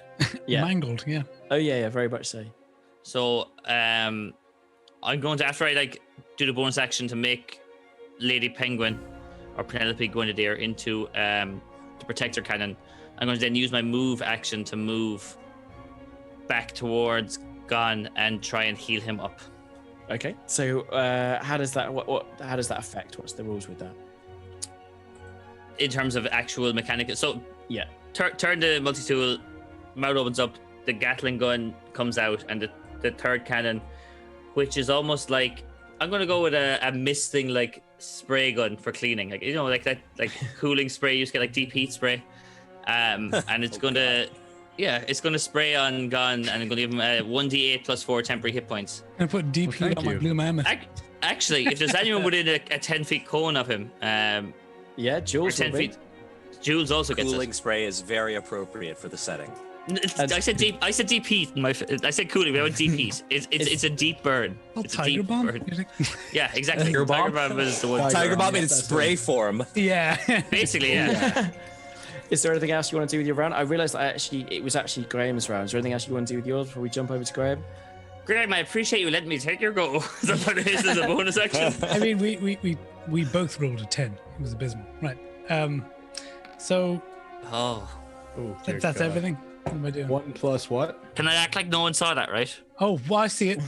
I rolled a 1 plus 4. They got 5 temporary hit points. Ow. I am here to help. I am Xalfiz the helpful. She's recently rebuilt. Penguin 3.0 needs some bug, like troubleshooting and bug hunting. Like this beak opens up. It's just like instead of being like a strong like mist, this is like, and it doesn't quite get that. And it gets 1d4. Oh, yeah. Oh, I'm so sorry, lads. Oh, I hate playing support, and I did it badly when I did. Okay, Graham, your round. So, I'm obviously I was like, hey, Gann, we can't just not turn it. And obviously he's at this point already turned around, leapt from his Snokubo and properly turned into a mammoth, and I'm just in awe. And I've seen him get attacked by this giant with an axe. Oh my god! So I grabbed my my harp. Well, not my harp. Harp on the mind. It's a harpoon. That's it. Nobody talks So, about the Harpers. We're not allowed. No. Yo, I love harps. We've HR have had us in many meetings, and we won't do it again. So I grab it, my harpoon, and I decide to run up to this giant and try and throw the harpoon into his eye. Let's say. There we go. Okay, nice. Let's give me that shot. Well, like that. Blind him. 25. Hey, oh, why, oh. Wow, was that a 90 to hit? Okay, so that's absolute hit, and your harpoon crashes into his face, and he screams. Blood flies in all directions. Give me that damage, but it's also a sneak attack as well. Yeah. So that's 1d4, and then it's the 1d6 plus 3 as well, isn't it? So. It wouldn't have plus 3. It would just be 1d6 on top. Oh, okay. So that's 10. 6. Yeah, it's 10. Yeah. Okay, nice. Okay, Nice. The giant screams in anger, clutching his eyes in one hand, his mighty axe in the other. He's swinging blindly in all directions. Take that, And we you- are top of the round with Gann. I would like to do a trampling charge at the giant. Can we say because he's blinded, he's at disadvantage while I do this? Can you do a trampling charge if you haven't got a run up? Because like right now you're kind of like facing off against this mammoth, and you're It knocked me sort of- back. The giant knocked me back, didn't he? Okay, yeah. I wanna do can it at see the that. giant. Yeah, we I can don't- I do wanna that as ignore a. Okay, straight at him. Yeah, straight at him. He's got to make a DC 18 strength saving throw or be knocked prone. Okay, I think it makes sense for him to roll with disadvantage because he is blinded, and you've an enormous mammoth who crashed into him. Yeah, the odds of Okay. him rolling below 18 is... So he rolled a 2.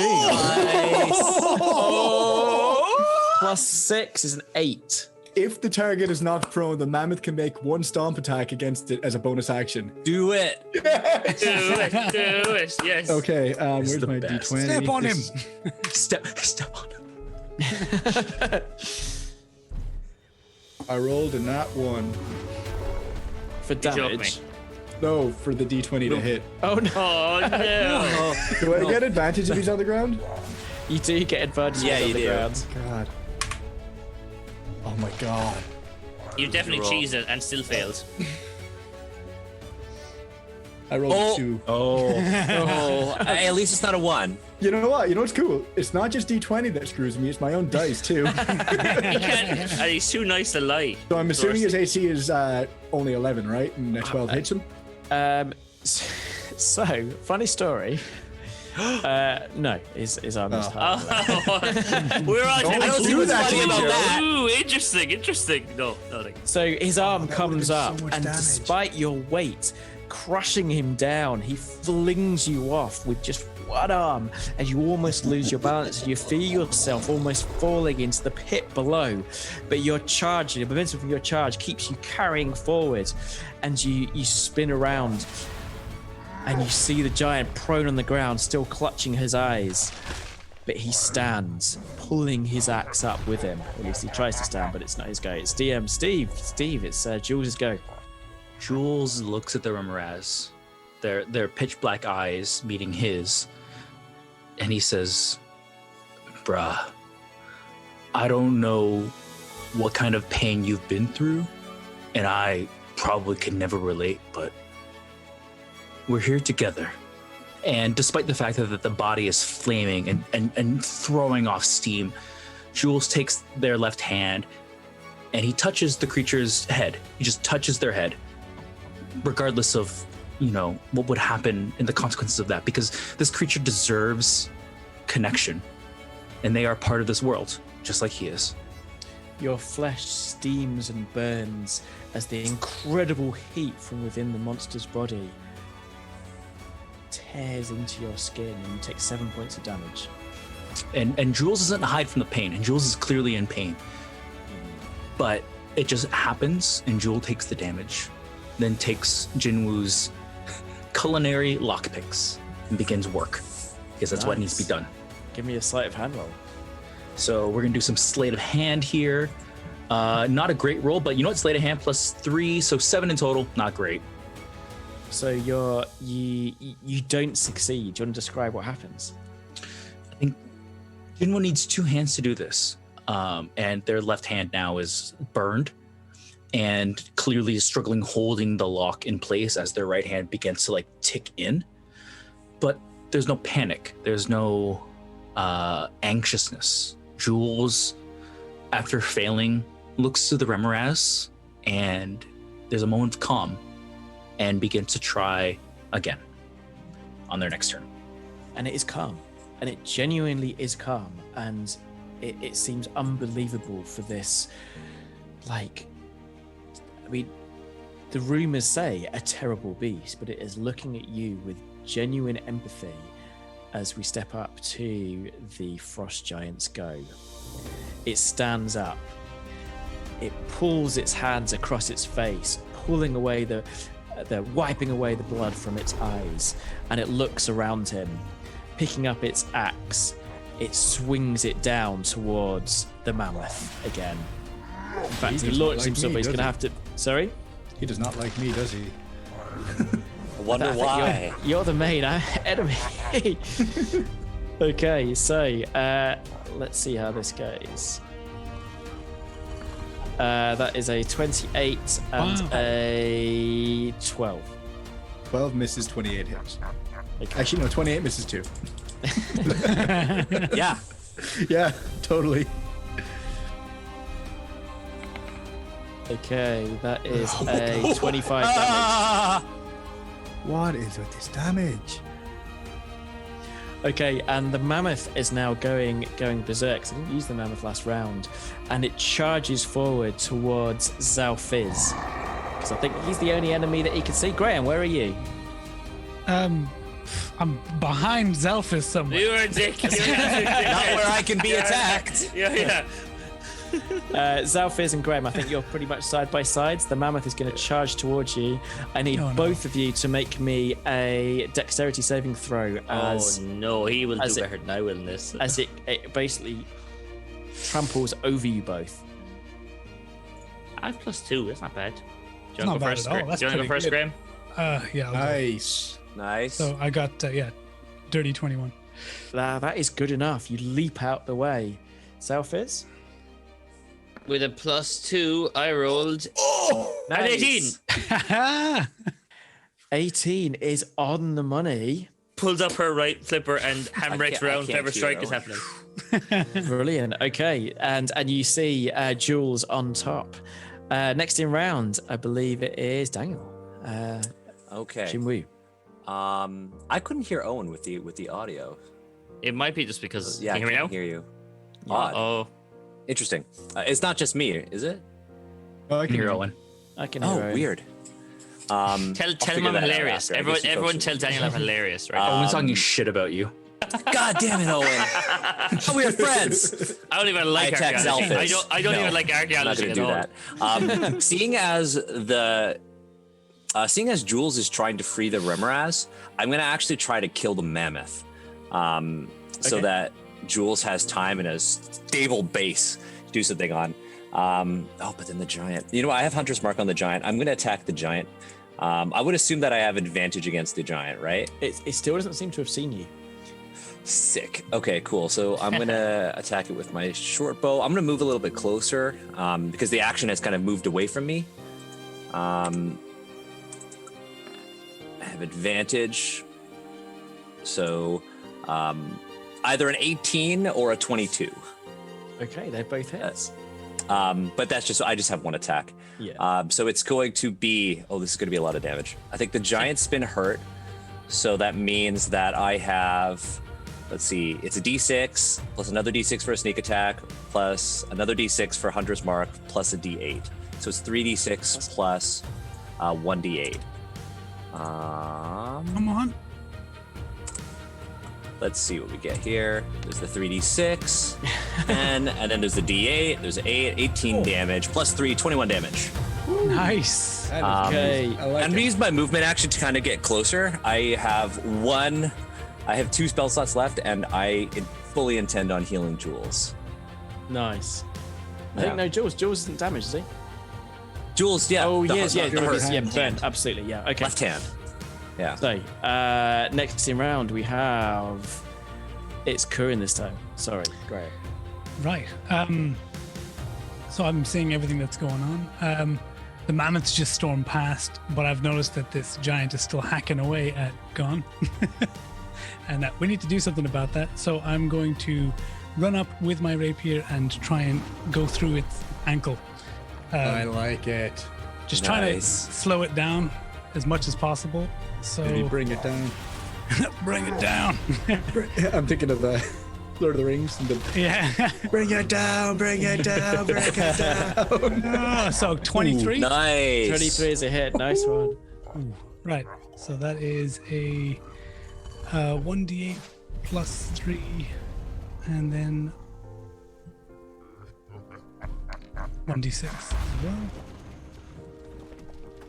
So that's 10 and 5, 15 damage. 15 damage. Again, he screams with rage and looks down at you as a new opponent. And you suddenly no. feel fear in your heart. But next Oh, up, it no. is Xalfiz. Okay, so Please Give me a- kill it. give me a rough picture of how now the mammoth, the giant, and now that So- mess of people looks. Up the hill, we have Graham, the giant, Jinwu, and Gann. Behind you, you have the mammoth with Jules and the Remoraz on its back, and you're kind of in the middle of all of this. Okay, so Xalfiz is getting kind of like, okay, I've tried the helpful thing and it didn't work out. Got a little puff of healing stuff. It's like, right, takes out his multi-tool, is going to change to the force ballista and is going to aim at the mammoth with the jewels and the cage on the back and try and hit it with a force ballista attack. The mammoth. Yes. Okay, Liz. give me that attack. Where is my d20? So with +5, oh my god, D20 is running so slow. Oh, 11. Wap wap. Bummer. 11 is not good enough, I'm afraid. Cool. With that, I'm also going to move away from the mammoth and towards, like, try and just literally like. So the way I imagine it's like up in the hill. There's the battle with the giant and that group of people. The mammoth is kind of in front of me with the lake behind me. I'm going to keep like moving towards the lake, like reversing but shooting towards the mammoth. If that makes sense.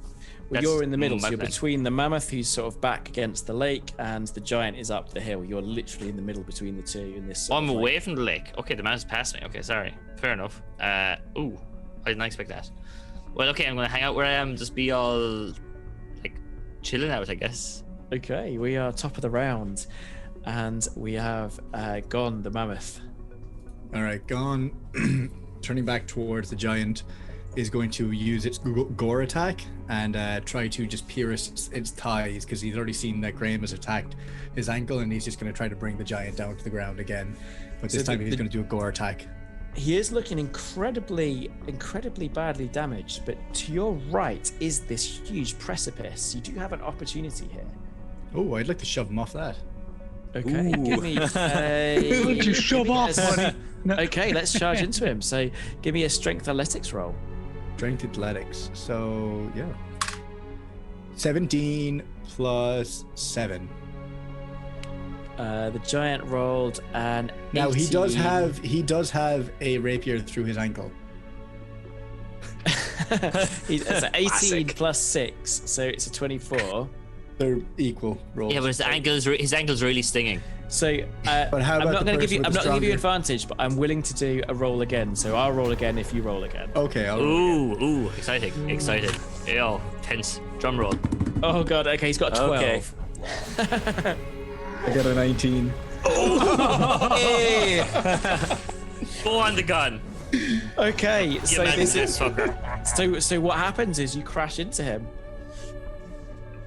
Yeah, I crashed into him and I just lift him just towards the precipice and just like start pushing and just charging him towards it. And at first he resists, and your strength is equaled. Might against might. Then I use my trunk and I sweep his legs out from under him.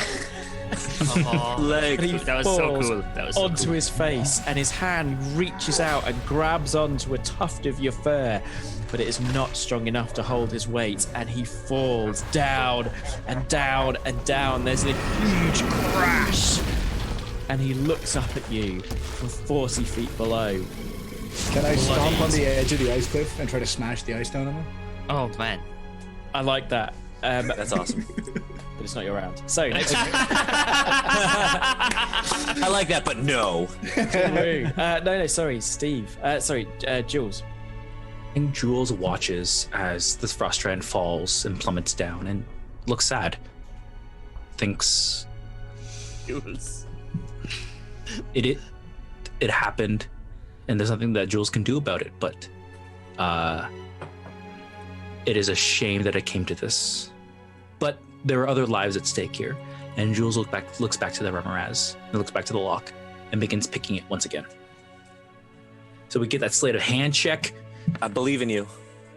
And we're getting a 21 to pick that lock. That's got to enough. work. Go. Absolutely. The crude mechanism easily gives way beneath your nimble picking, and the cage swings open. And for a moment, the beast looks at you, and you look at it, and you wonder if it's going to attack. But it leaps forward, not at you, but at the cliff behind you, clutching onto the snow with all its hundreds of legs, digging in deep. It flows over the snow, over the rise, and is gone. Turns around and waves. Well, it is gone, but just for a moment. It turns and looks at you, looks at the giant, and looks at the mammoth, and then disappears.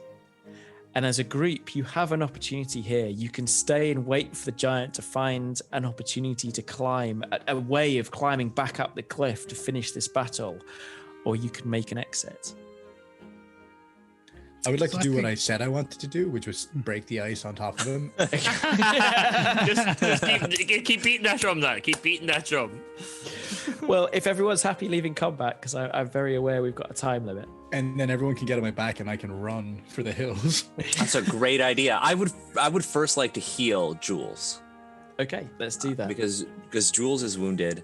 Took that 7 damage. I'm gonna go up to Jules. I'm gonna take my thieves' tools and cooking utensils, and I'm gonna hold Jules's hands in mine. Your burnt left hand, and be like, next time, be more careful.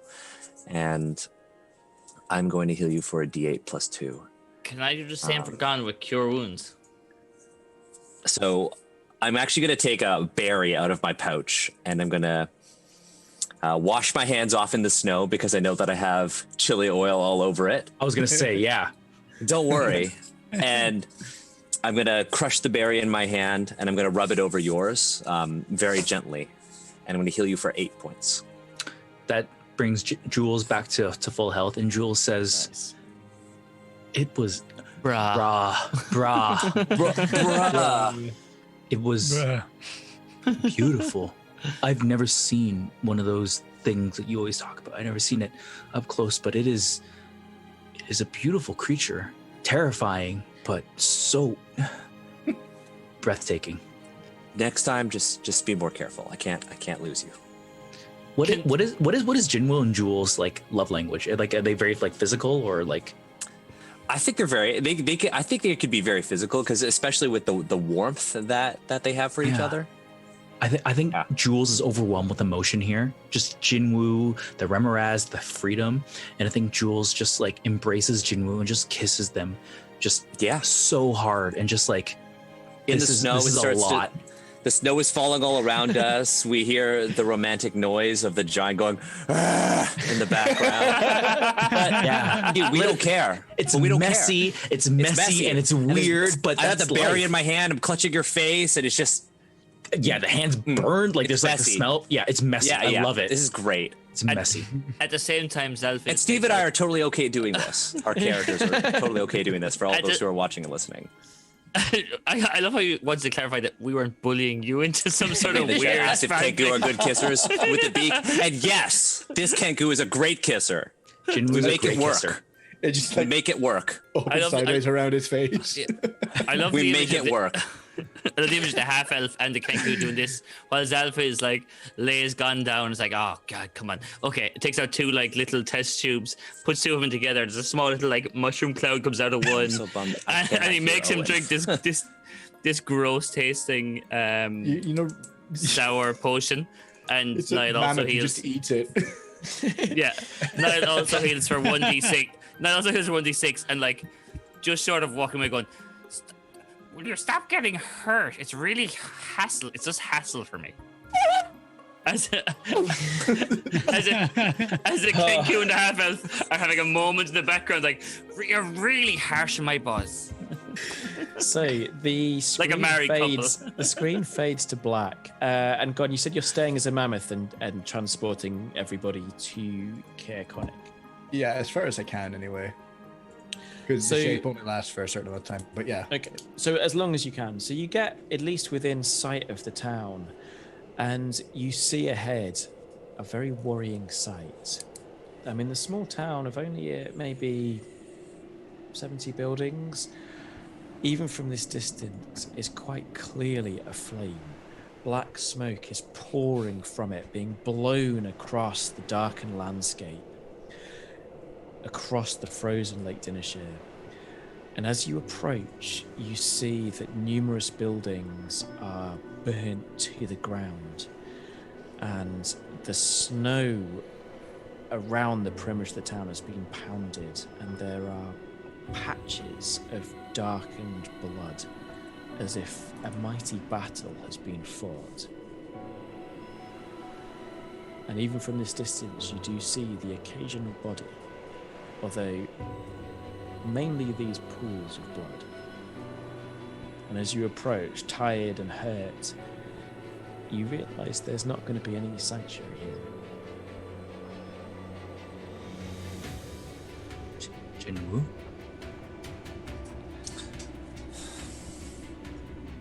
What happened here? I mean, Jinwu feels real guilty because I'm the reason why we're late, and I'm gonna take full responsibility for this. Gann just lets Jim, like, he looks around, and does it look like it's been a while since this happened? So right now you're probably approaching sort of midday. You think this probably happened the previous day, maybe the previous night. Like there's still flames burning, but they're low. Gann wants to like let Jinwu know, like, we would have arrived as it was happening or after it already happened. This isn't your fault. We could have helped. We still can. I knew a hunter who lives here that used to come to the Lonely Wood. I need to go and check if they're all right. And Gann would like to just you guys check if anyone else is okay. I'm gonna search for survivors then. And Gann would like to go off and look for that person he knew who lived here. And I'm gonna look for word of Brand's Tree Bright. Not Tree Bright, Tree Bright. So I mean, Xalfiz, have you been here before? Would you know where Brand's sort of abode is? Yeah, so definitely, like, because I was here, like, I was in Rime of the Frostmason probably 6 months to a year before all of this story kicked off, because I came here looking for dark ice, and then the ice deal locked down. I had traveled around 10 towns in some capacity in that year, and like Kuran is like kind of a mid-sized town in 10 towns, right? One of the smallest. Oh, sorry. Okay, well then maybe I've maybe been there once. Sorry, I thought I'd been. Yeah, I was very wrong. I've been there once or twice at like passing through, like, and probably not paying that much attention to it, you know. So it sounds like Xalfiz is going to go in search of Brand's abode. He knows where that is, and it sounds like Jinwu is going to go looking for survivors, and it sounds like Gann has a mission as well. Graham, where are you going to go? I will go with Gann, although I know he probably doesn't want anyone following him, but I'm going to be just, seeing if I can help out. Mainly because I think, both of us have been through some trauma, and I want to stay close to my buddy. He just got messed up, so yeah. Okay, so Gann looks like he's sort of gone a bit ahead. Like he sort of said, blah blah blah, and then went. So he's moving quite quickly. But you're kind of like following in his footsteps. Jules, where are you going to go? I think Xalfiz understands and is able to process information like this in a very, maybe not a healthy, but like a very succinct way, which is something. That is something. But I think Gann and Graham, there's an energy there that worries him. And Jules looks at Jinwu and nods knowingly and heads after them. Jinwu is also very quick on his feet as a monk and is able to kind of maybe keep up. So I think we're going to start off with Xalfiz. So Xalfiz, you kind of like pick your way through the ruins. Okay. And you get this very worrying feeling that you're being watched. There's a very unnatural feel to the air. The houses around are kind of like burned. There's signs of a battle and there's signs of death. You feel like you're being watched. And can you give me a perception roll? I can, but so at this point, Xalfiz is like, so he's left Bryn Shander. He's met his missing friend outside the gates. He's like, okay, it's not all adding up to me when I talk to him. Like, there's something weird about him. He's off. Like, so since this all happened, a giant followed him. Like, he's very on edge. So he's like rooting through the garbage, the like rubble. Stops, looks up, and looks around. And when like you kind of, even if you don't see someone, but you like when you get that paranoid, you start seeing, like, I look at that hill and like you can almost imagine someone's head dropping down behind us, whether it's there or not. Like, that's the kind of vibe he's getting. And I'm going to roll perception. Sorry. Perception, yeah. Ooh, +4. Okay. With a +4, I rolled an 8. I'm apparently not that worried. So you do feel like you're being watched. And there are these moments where you kind of look up and you think there's something there, and then when you look again, it's gone. Not me. What's Gann doing? Whether you did see something or you haven't seen something. But you approach the shop of Brand, and it's still whole. When you say a shop, you mean like it's a workshop where he like helps locals? So I think, like you said, whereas you're very much you make things and you create them, and then you might be employed to do something. Brand is much more, hey, I've made this thing. I have a shop front. I sell all sorts of things, and a lot of the things he sells are maybe not actually that useful. Like he might sell a ring that's warm. Now that doesn't actually help you. It's a warm ring. That's it. Right. But he So can I'm make some money on it. Like I'm like Barry Scott. He's like Yeezys, right? Yeah, I think It's a reference Americans won't get, but I like it. he's definitely out for a quick buck. And the door is slightly Billy Mays, ajar. Barry Scott is to Americans, by the way. Go on. Sorry. The door is slightly ajar. I will like nervously and cautiously walk through the door with my like crossbow. So like my crossbow, like you said earlier, it's a crossbow. It's got like the wings of a crossbow, but no string between it. It's a magical crossbow. It's just out to my side. This is the one that you picked up in the spaceship. Oh no! this? Well, No, this is your my actual crossbow crossbow. is also arcadely imbued with reloading. Whatever the arcade reloading thing is, I don't reload and I get +1. So the shop front is completely devastated. All the kind of little shelves and little display boxes have all been smashed. Everything of value seems to have been taken, and taken with a purpose. It's not like random destruction. It's like someone smashed through the case and taken all the valuables from in. All the shelves have been cleared. There is no sign of any of his artificing or alchemy. There is a back door which leads into like where he would maybe keep his stores, and then there's a staircase leading up into where he would consider a home. And there's no like, so because of my experience with doing like the dark ice experiments and making Graham's jumpatron legs or walkatron legs, and like doing stuff with Lady Penguin, there's no like little shards or like, when I say shards, it's like very much like, you know when you get small pin shaped like pin shard glass shards, like real little shards of glass knocking around the place, or ice even. Nothing that you would think would be unusual for the area. This is much more just like it's just smashed glass from the display cases. I'm gonna go continue upstairs looking for him, and if not, I'll go find my friends to say, hey, this guy's definitely not here, guys. Sure, it's fine. So your feet fall heavily on the wooden staircase, and it's not like a staircase, it's almost like a ladder leading up into a single room, and there is a strong sort of iron smell of blood. And as your head pokes up, you are face to face with the lifeless eyes of Brand. Like he's like, as your head thank goes God. up through the trapdoor, He he's deserved just it. dead. God, he's dead. sorry. I'm joking. Oh my! That's awful. Damn it. That's awful. Xalfiz is very practical in a like serial killer way, apparently. But the room around really him reaction. seems to be chaotic. Brand was known for, I mean, maybe he's a bit of a shill and a bit of a, he's willing to sell anything, but he was always organized and clever in his own way.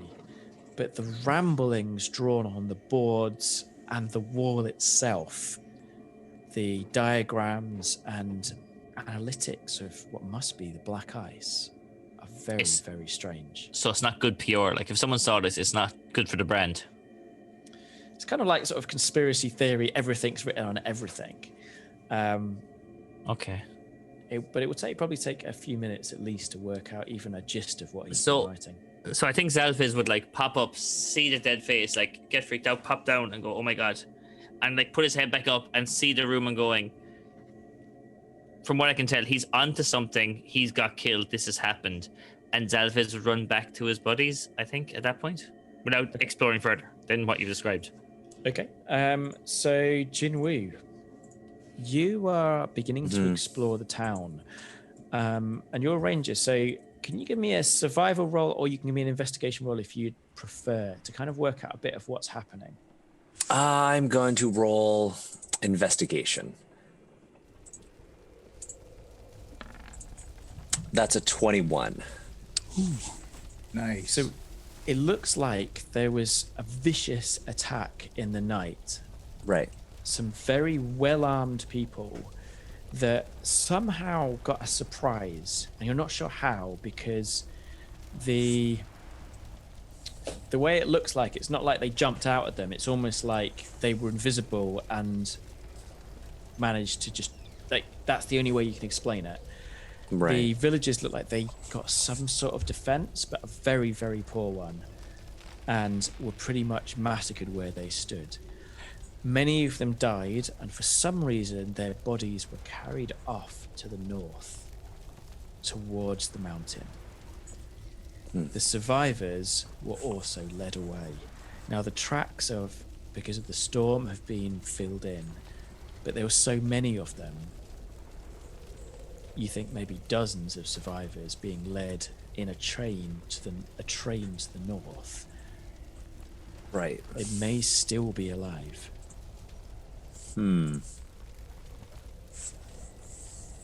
Okay. You know what? I have,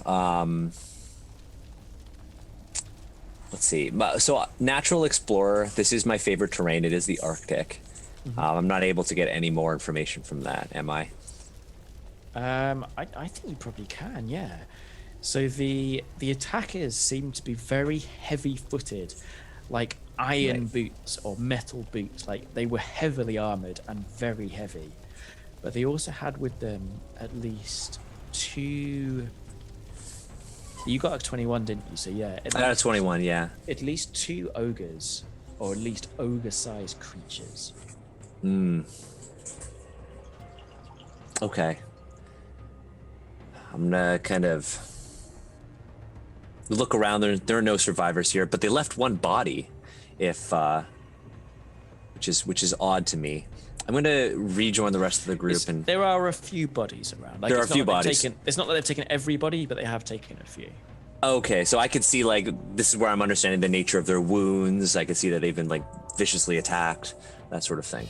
Yeah, I think probably like the most wounded, like there's some ones that are kind of like almost like cut in half or beheaded. They've been left, but there are like blood patches where someone who is either like mortally wounded or at least whole have been carried or dragged away. Gotcha. So for those who were dismembered by the ogres, I'm going to try to most of the attackers definitely weren't ogres, but there was definitely ogres amongst them. There were definitely ogres, yeah. So for those who are like seriously wounded and dismembered, I'm gonna collect their body parts and try to bury them whole together. Because I think that, they should go to the afterlife, as a whole person. So I'm gonna try to bury as many of them as possible. And Jinwu's trying to take this task on by himself because he feels so guilty. Okay. There's going to be a long job. There are numerous bodies scattered across. And that's okay. Jinwu is willing to do the work. Okay, Gann. You kind of headed off on your own. You've probably noticed that a way back, Jules and Graham are sort of following you. What do you want to do? What kind of like path is it in this town? Is it a dirt path? Is it like a mud trail, or what is it? It probably would have been, but the recent storm has covered most of it, so it's fresh snow. Okay. Blood. Pools of blood. All right. What I would like to do is, once I'm out of sight of Graham, who I see following behind me, I would like to walk on just a bit and cast invisibility on myself, then retrace my tracks and kind of try to jump to the side, out of the way, in the shadow of a building that wouldn't be noticed as tracks. And just have basically up like 5 or 6 steps ahead, my track just disappear. Did Gann speed up and like try to like? I was already gone a fair bit ahead, and when I noticed people tracking me, once I went around the corner, I sped up a bit, and then I cast invisibility, retraced my steps, and jumped into a shadow. Gotcha. So Jules and Graham, you kind of like turn a corner. You're a bit further away from Gon. You turn a corner and he's just gone. His tracks are like, and then they stop. Gon, where are you? Jules is very worried about Gann. Very worried. Something's happening here. There's a turmoil. I think Jules will take a deep breath, and despite the invisibility, I think Jules wants to see, like, did something happen here? Like, where did they go? They can't just disappear. That doesn't make any sense. I think Jules wants to, like, listen. Just very, very subtly listen. Gann is holding his breath.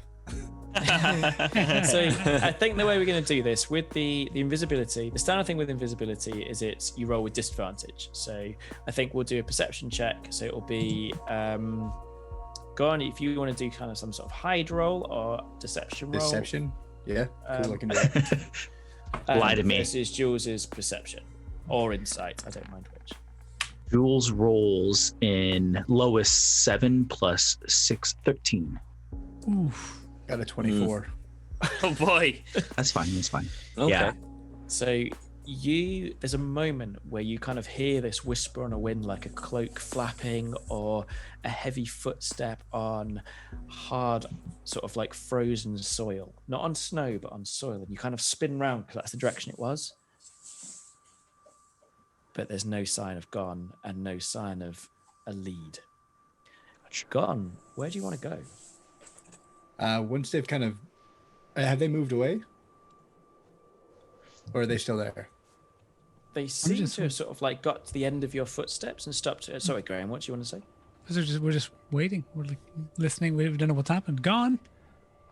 Where has he gone? I would like to kind of slink back around the corner of one of the building that I'm hiding in the shadows of, and then keep on moving and look for the largest house in the town, the biggest house I can find. So there's probably like a few buildings that you can see. Like, this is a much smaller town than Bryn Shandal. This is much more of a village. There's probably a few things that you can see. There'll be the largest house will be the speaker's house. There's probably like a shop, a store that you see to one side, and then there'll be just general homes as well. And there'll be a nearby home that you can see with the door sort of flapping open. I'll go to the shop that I see. So this will be a 2-story wooden building that's, like all the buildings in Icewind Dale, is raised on stilts. There'll be kind of like a staircase going up and then a wooden platform and then a door in front. The door is half open as there's like a leg sort of blocking it. As you push the door open, you see below you a half-elf dressed in leathers. He has a dagger in his hand, and he sort of looks up at you, blood on his lips. You sort of look into the shop. Do you have dark vision? I don't. It's kind of only lit by some sort of flames from the nearby burning buildings, but you see it's pretty well stocked. And one of the things that Ten Towns is famous for is these like carvings. So the trout, the knucklehead trout, their heads are made of ivory, and you can make these incredible carvings. And there's like various equipment here, like anything from the player's hand, but the kind of standard equipment. But there are these beautiful carvings as well that are on these shelves. And the half-elf looks up at you and goes, Well, I'm invisible. Oh, I guess the door opens maybe, yeah. And he sort of looks up and goes, Is anybody there? Please, I need help. I've been stabbed. I don't think it's mortal, but it hurts so much. I'd like to kind of pull him in and close the door quietly behind me, and then come out of my invisibility. What happened here? Are you gone? I've heard the stories of your amazing adventures. Oh, thank God, I'm gonna make it. I don't know. They came in the night, invisible, and when they attacked, They turned into darkened figures, shadowed, blackened faces. Dwarves, I think. Dwarves. Please, I need help. Can you heal me? I can help, but I have to ask you, is there anything here of power, of value, that might be able to assist me in saving your town? Of course. Over there. And he points at a wall. Push against the picture. He'll come away. Behind it. Hidden box. Powerful dagger. My father's. Thank you so much. And as Gann stands up, he pulls out a rapier and stabs the man through the neck. There's like a spray of blood. Of all the ways to put somebody out of their misery. Yeah. Jesus, yeah. Wow. Just right through the neck, and then he's like, "Thank you very much," and he walks away towards the picture. Okay. And But he specifically said it wasn't mortal. It is now. It's not. Yeah. I'm not going to die, but I'm hurting so much. Well, now you're going to die. Yeah. I mean, this person wasn't a doctor. They didn't know it was immortal. So John's like, yeah, he within, just thought he was fine. You know, better put him out of his misery. You know. so within this hidden box, you find Jesus. a dagger. It is thrumming with power, and you feel it in your hand that this has got a lot of very, very unpleasant energy within it. And as soon as you touch it, it begins to drip with black poison. There's like a hiss on the ground as the drips pour out. Can I like do an Arcana check or something on it? Yeah, and I think as you kind of investigate this, we return to the others who have gathered in the town square. Jinwu, if you want to kind of relate to everyone what's happened. I mean, or are you still kind of frantically bury these bodies? Because there's too many alone in the hard-packed permafrost. Do you? No, I'm cold blood, trying no? to bury them all, and it's kind of gotten to the point where I've made a mass grave for all of them, and I've began to prepare meals that I would have made for them when I arrived, and I lay them all out in small bowls, and I line them up around the edges of this grave, and so I've made them this last meal that I couldn't give it to them when they were living, so I've made it for the dead. And I'm going to kind of turn and look to Jules and say, we've spent so much time in the 10 towns helping people, and this was the next town we were going to visit when we got the shop unstuck from the building. And we came here and they're all dead. We could have helped them. This is my fault. They are all dead, brah. And we can do nothing for them. We can bury them. Yeah, we can pay respects, but the guilt that you feel me, is not, it speaks more to you who are alive and the care that you have for other people, more than it speaks to their pain and their suffering. They're gone. They're deceased. There's nothing more we can do for them. But you, Jinwu, you can take that frustration and that fear, put it in a pot, pull that noodle, and you can make it something helpful for those who are still alive. Jules, this isn't frustration. This isn't fear. This is rage. Something inside me burns more than any pepper that I've ever served. And Jules, still talking to Jinwu, looks to Graham and looks directly at Graham. And then talks to Jinwu, but clearly is talking to both of them. Mm-hmm. And says, the lotus flower, it is a beautiful, wonderful thing. It is gorgeous to behold, but grows only in the muddiest of waters. It grows in filth. It grows in toxicity. it came to me in a passing thought, but Jinwu, I trust you. If that is the rage you feel, then feel it. Don't deny it. I'm not. And whoever did this, they will feel my blades. And Jinwu's gonna actually look one last time at the bodies and look at the rest of you and say, I don't know where you're going next. We promised to bring you here, and well, we have. I don't ask for any payment, but if you find out who did this, if you decide that you will follow those bloody tracks, I'm with you. So what I'm going to say is we've got half an hour left. How would people feel about extending this stream a bit longer and trying to finish it? Because I think that, would that be okay? I'm if good, we're going to yeah. do that, could we maybe take a 10-minute break now and then we'll go on till endgame? Would that be all right? Let's. Aram is the only one we got to ask. The Works rest for of us me. seem okay. Aram is good. Aram? Make some kind of noise. I'm good with that. Okay, Aram can Oh. hear us. Good. That's a good Awesome. noise. Let's take a 10-minute break and then we will finish this off. Brilliant. We will be back in 10 minutes time. Dan, Okay, can you hear folks. me? Please tell me you can hear me, Dan. All right.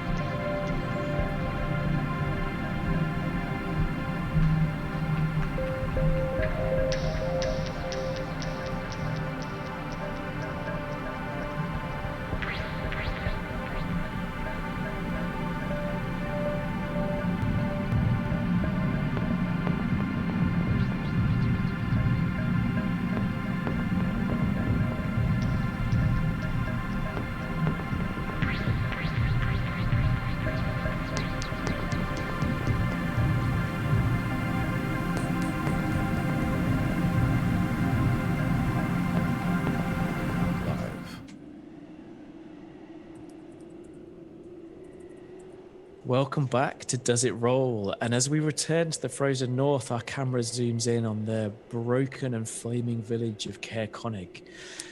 4 of our heroes have gathered in the town centre, and they're paying their respects, a eulogy, if you will, to the bodies. The remaining villagers whose corpses have been left by whoever killed them. And as they share that moment, this blessing to the dead, out of the darkness, out of the shadows, appears Gann. I found my friend, everyone. He didn't make it. He died in my arms, but he told me what happened. He said in the night, shadows attacked the town. He wasn't sure what really happened, but he thought it was dwarves. And actually, this is out of character. Is there like a mining area nearby that, like, because Gann's from the Dale, he would know if there is like a mine nearby. So there are the battle-hammered dwarves who live beneath the mountains of the mountain of Kelvin's Cairn, which would be to the north, which probably would fit what you've heard generally, what you've investigated. Sorry. He said it was dwarves, and the only place I can think of that has dwarves nearby would be Kelvin's Cairn, which is north of here. Could you see the mountain from here? Yeah, definitely. Rising above you into the sort of roiling clouds of the Frost Maiden's Rime. Does this line up with the tracks that I saw? Yeah. I point off towards there, yeah. Do we want to go investigate, or... I think these Xalfiz, people deserve justice. Xalfiz, did you find who you were looking for? Xalfiz like walks back into the group. As soon as conversation's kind of ending, and Xalfiz like is walking in, like there's like a huddle around, and Xalfiz is walking in when Gann sees him. He's like pale faced. I found Brand. What's his name? Tree something? Treewing? Tree Blight. Tree. Sorry, it's such a catchy name. Look, I found Brent, and he's been killed. His studio, his lab has been ransacked. I came straight here. I ran. I saw his face, his cold eyes. Look, I never liked him. I never believed in his message or his glamorization of the artificer art. But he was killed in cold blood, and he didn't deserve it. And he's over there in his studio, in his lab, like Jules. Clearly shaken and shook. Jules hugs Xalfiz so hard. No. Jules just hugs and says nothing. Just hugs him close. Ryan sees Xalfiz this and gently, also Xalfiz just decides gently to- weeps. I'm hugging together now around both Jules and Xalfiz. Oh no, Xalfiz gently weeps. I might gently weep in a second. Oh man. Now, It's- I'm gently weeping. Bruh. One thing I meant to do Brah. beforehand was, could I have done an Arcana check on that dagger I found? Let me interrupt this emotional moment. I'd like to roll my This is math how- rock this is to how- see if this dagger is magic. This is how disconnected from the moment Gann is. He's just Oh like, man, I was always the watching asshole of does it roll and how it rolls. I'm so glad, Niall, you will forever be that dickhead. So yeah, as everyone's sort of sharing a moment, you sort of look down at the dagger at your belt, and you're like, oh, it's quite. I think it's magic. Yeah, do you want to give me that Arcana roll? okay, what do we got? He died so needlessly. Guys, this you know dagger what? is sparks. To make the moment even more like crappy, I rolled a 5 + 1, so I don't even get anything on it. I love Hey, that. does I this love it. dagger look magic to you? No, yeah, exactly. It's like the magical. Raj too. Oh, I'm sorry, you're having a moment. He puts the dagger back in his pocket. He's like, ooh. Xalfiz is like weeping slowly. It just like taps you on the shoulder. Hey, what do you think of this dagger? Found it on a dead person. So, would you like to stay in the town? Like, again, it's sort of like early afternoon, although you can't tell from the darkness and shadows around you. Do you want to head north and follow the tracks, or do you want to investigate any of the town further? I know enough. I just want to be held. Xalfiz. Sorry, I got nothing else. That's what I say. Like, I don't know what to say, so I'm going to say that and hope someone else drives the story for me. You can feel the pain, and don't be embarrassed by it. Don't be ashamed of it. The pain you feel, good, because the pain you feel is a testament to the care, to the brah, is the largest of your heart, yo. It's like, sorry, I lost the voice for a second. Brah, you can, when you feel that pain, it speaks to how you on the inside are capable of so much more. You know, you feel? I mean, I have done so much, and it is so impressive what I've done. But like, I didn't like him, and what I did for the passion, and for not even a passion, but for like the vocation of artificing. He brought many people to the door. He got lots of people passionate about artificing, but he couldn't even spell the word. He kept leaving out the second I. It was really upsetting. And yet, brah, you still weep. And that tells me that you are a wonderful, beautiful person. Sorry. All right, enough of this. We have work to do. I'm sorry, Jules. Normally, I'm all for this, and you are my rock, you are my anchor. But I think we need to channel these emotions into something productive. But have you seen this magic dagger? So, but have you seen this magic dagger? Yo, check this out. One thing that occurs to you, Xalfiz, is that although obviously the body was there and the all the kind of trinkets, and that's definitely the word, trinkets, were taken from below, there was no sign of the black ice that was spoken in his letter. So like between like, it's not even sobbing. It's like, you know when you've got like that frog in your throat, you're trying not to like seem like you're emotional, but you start talking like a cassette tape on like, you know, it starts slowing out a cassette tape. It's like he's not emotional. He's like, he is black ice that he told us about in the letter. It wasn't in his study. I think someone killed him for the black ice. Don't all that emotional at once, lads. You mean the same black ice that was powering my legs, my magical pants? We could have bait. I don't know how he would have got it. Looking at Graham. He was really not like a down and dirty artificer, and I mean that in the sense like he had like stage hands to go find like whatever he needed. It was like, I am out here in the wild and it's all terrible. And he went back to a nice hotel. And he stayed there. But I believe he wouldn't have told me in a letter that he had, I'd go back into his voice, sorry. I believe he wouldn't have told me he had black eyes because I've been trying to expose him for years. I know that he was a phony. This is a moment. This is my Oscar moment. Why are you laughing? This is. I'm not laughing in character. John's not laughing. Niall's laughing.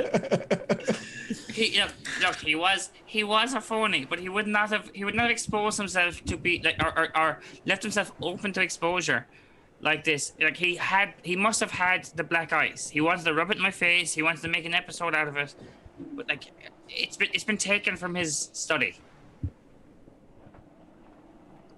Well, oh my God! Do we go find who? Do we find who did it? We have tracks. We have the verbal account from my friend. It was the dwarves that did this. Should we go avenge him or dwarves and maybe more? I'm feeling really suspicious that Gann both disappeared and is now also not being a part of the group hug. Can I roll an insight to see what's going on? Because I feel like something's up with my buddy and I want to check in, you know?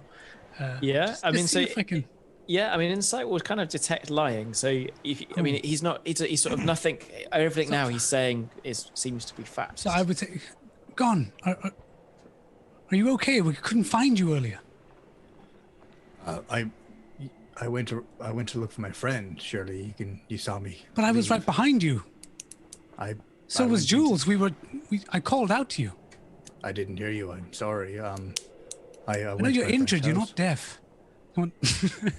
No, I must have. I missed it. Honestly, I was just locked into making sure my friend is all right, and he didn't make it.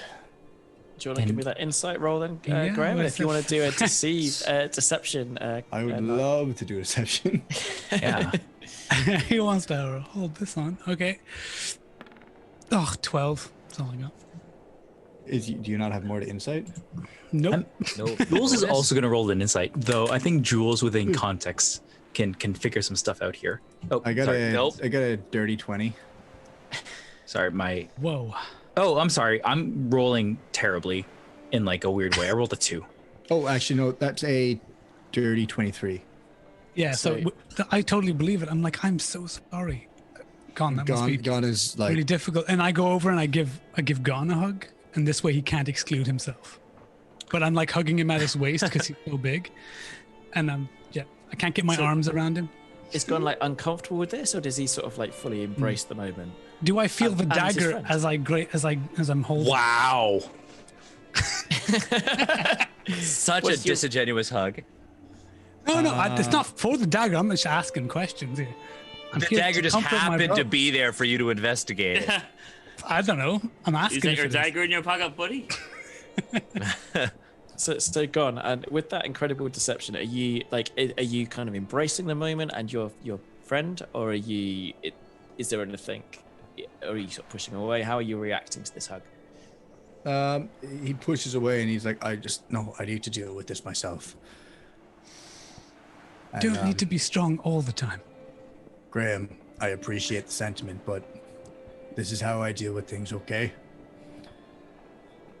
And I think Jules actually puts a hand on Graham's shoulder and says, everyone deals with trauma how they do, brah. And sometimes it's just, you go through the motions and gone.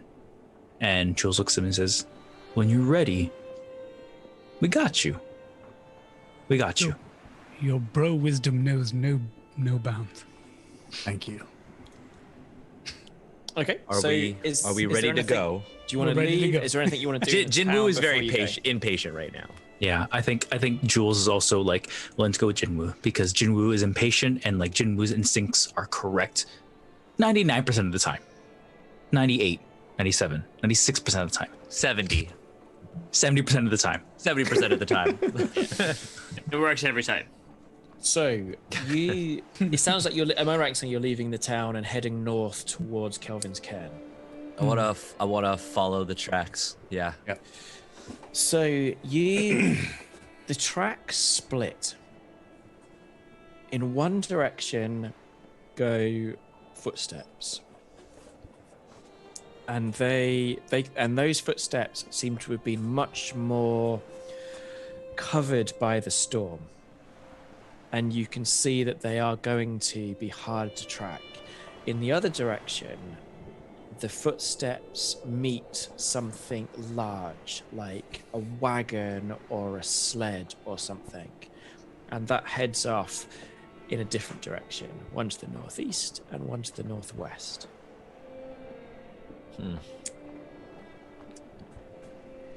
I think if they were taking bodies, they probably would have. They'd probably use the wagon. Yeah. Yeah. I'm gonna follow that one. Do you want me to roll survival? Survival or investigation? Same bonus. Ew. Boom. 19 total. Awesome. So there's a bit more information as you kind of sort of scout around. You realise that whatever wagon this is or sled, and you think it's a sled actually, is being pulled by two ogres. And you feel that a lot of the warriors, a lot of the kind of heavy-footed fighters have got into this sled. The other direction looks like it may be much made up of more townspeople. Right. So Jules says, Jinwu, are we seeking retribution or to be saviors? Brah. We're seeking justice. I'm with you. Then let's get moving. Gann moves towards the sled tracks, while I'm assuming everyone else moves towards the town people.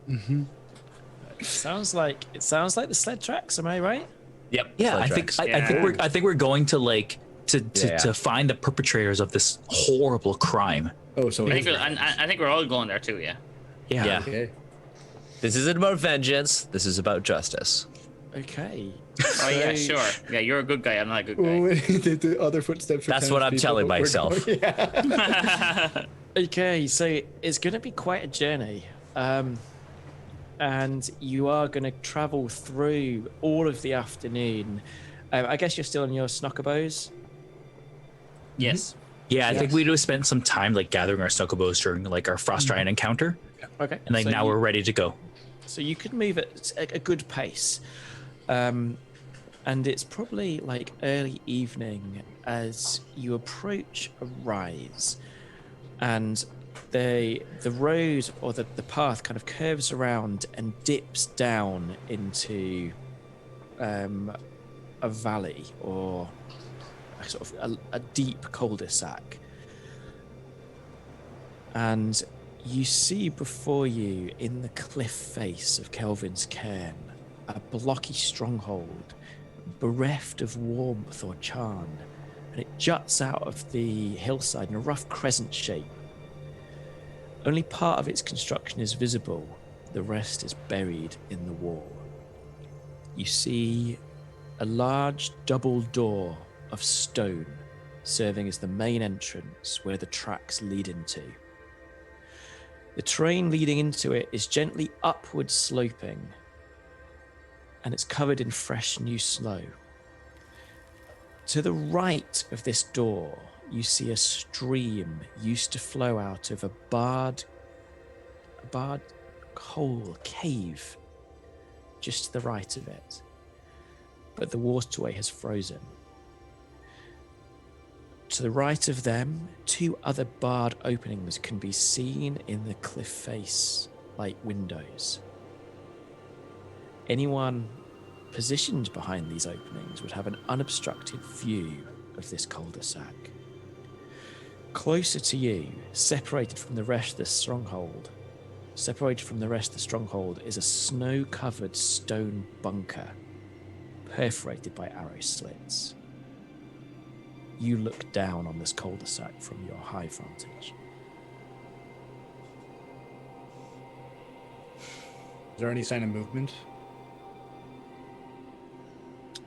Give me a perception roll. Perception. 10. No. At this distance and in this, with the light that's showing, there could be people hidden behind the arrow slits, the bunkers. There could be people hidden behind the arrow slits, the windows in the cliff face, and you just wouldn't know. In fact, there could probably be people just hidden in the valley, and it's that dark you wouldn't know unless you've got dark vision. Would we be able to approach under the cover of darkness in a way where they wouldn't be able to see us? I mean, like if it's dark.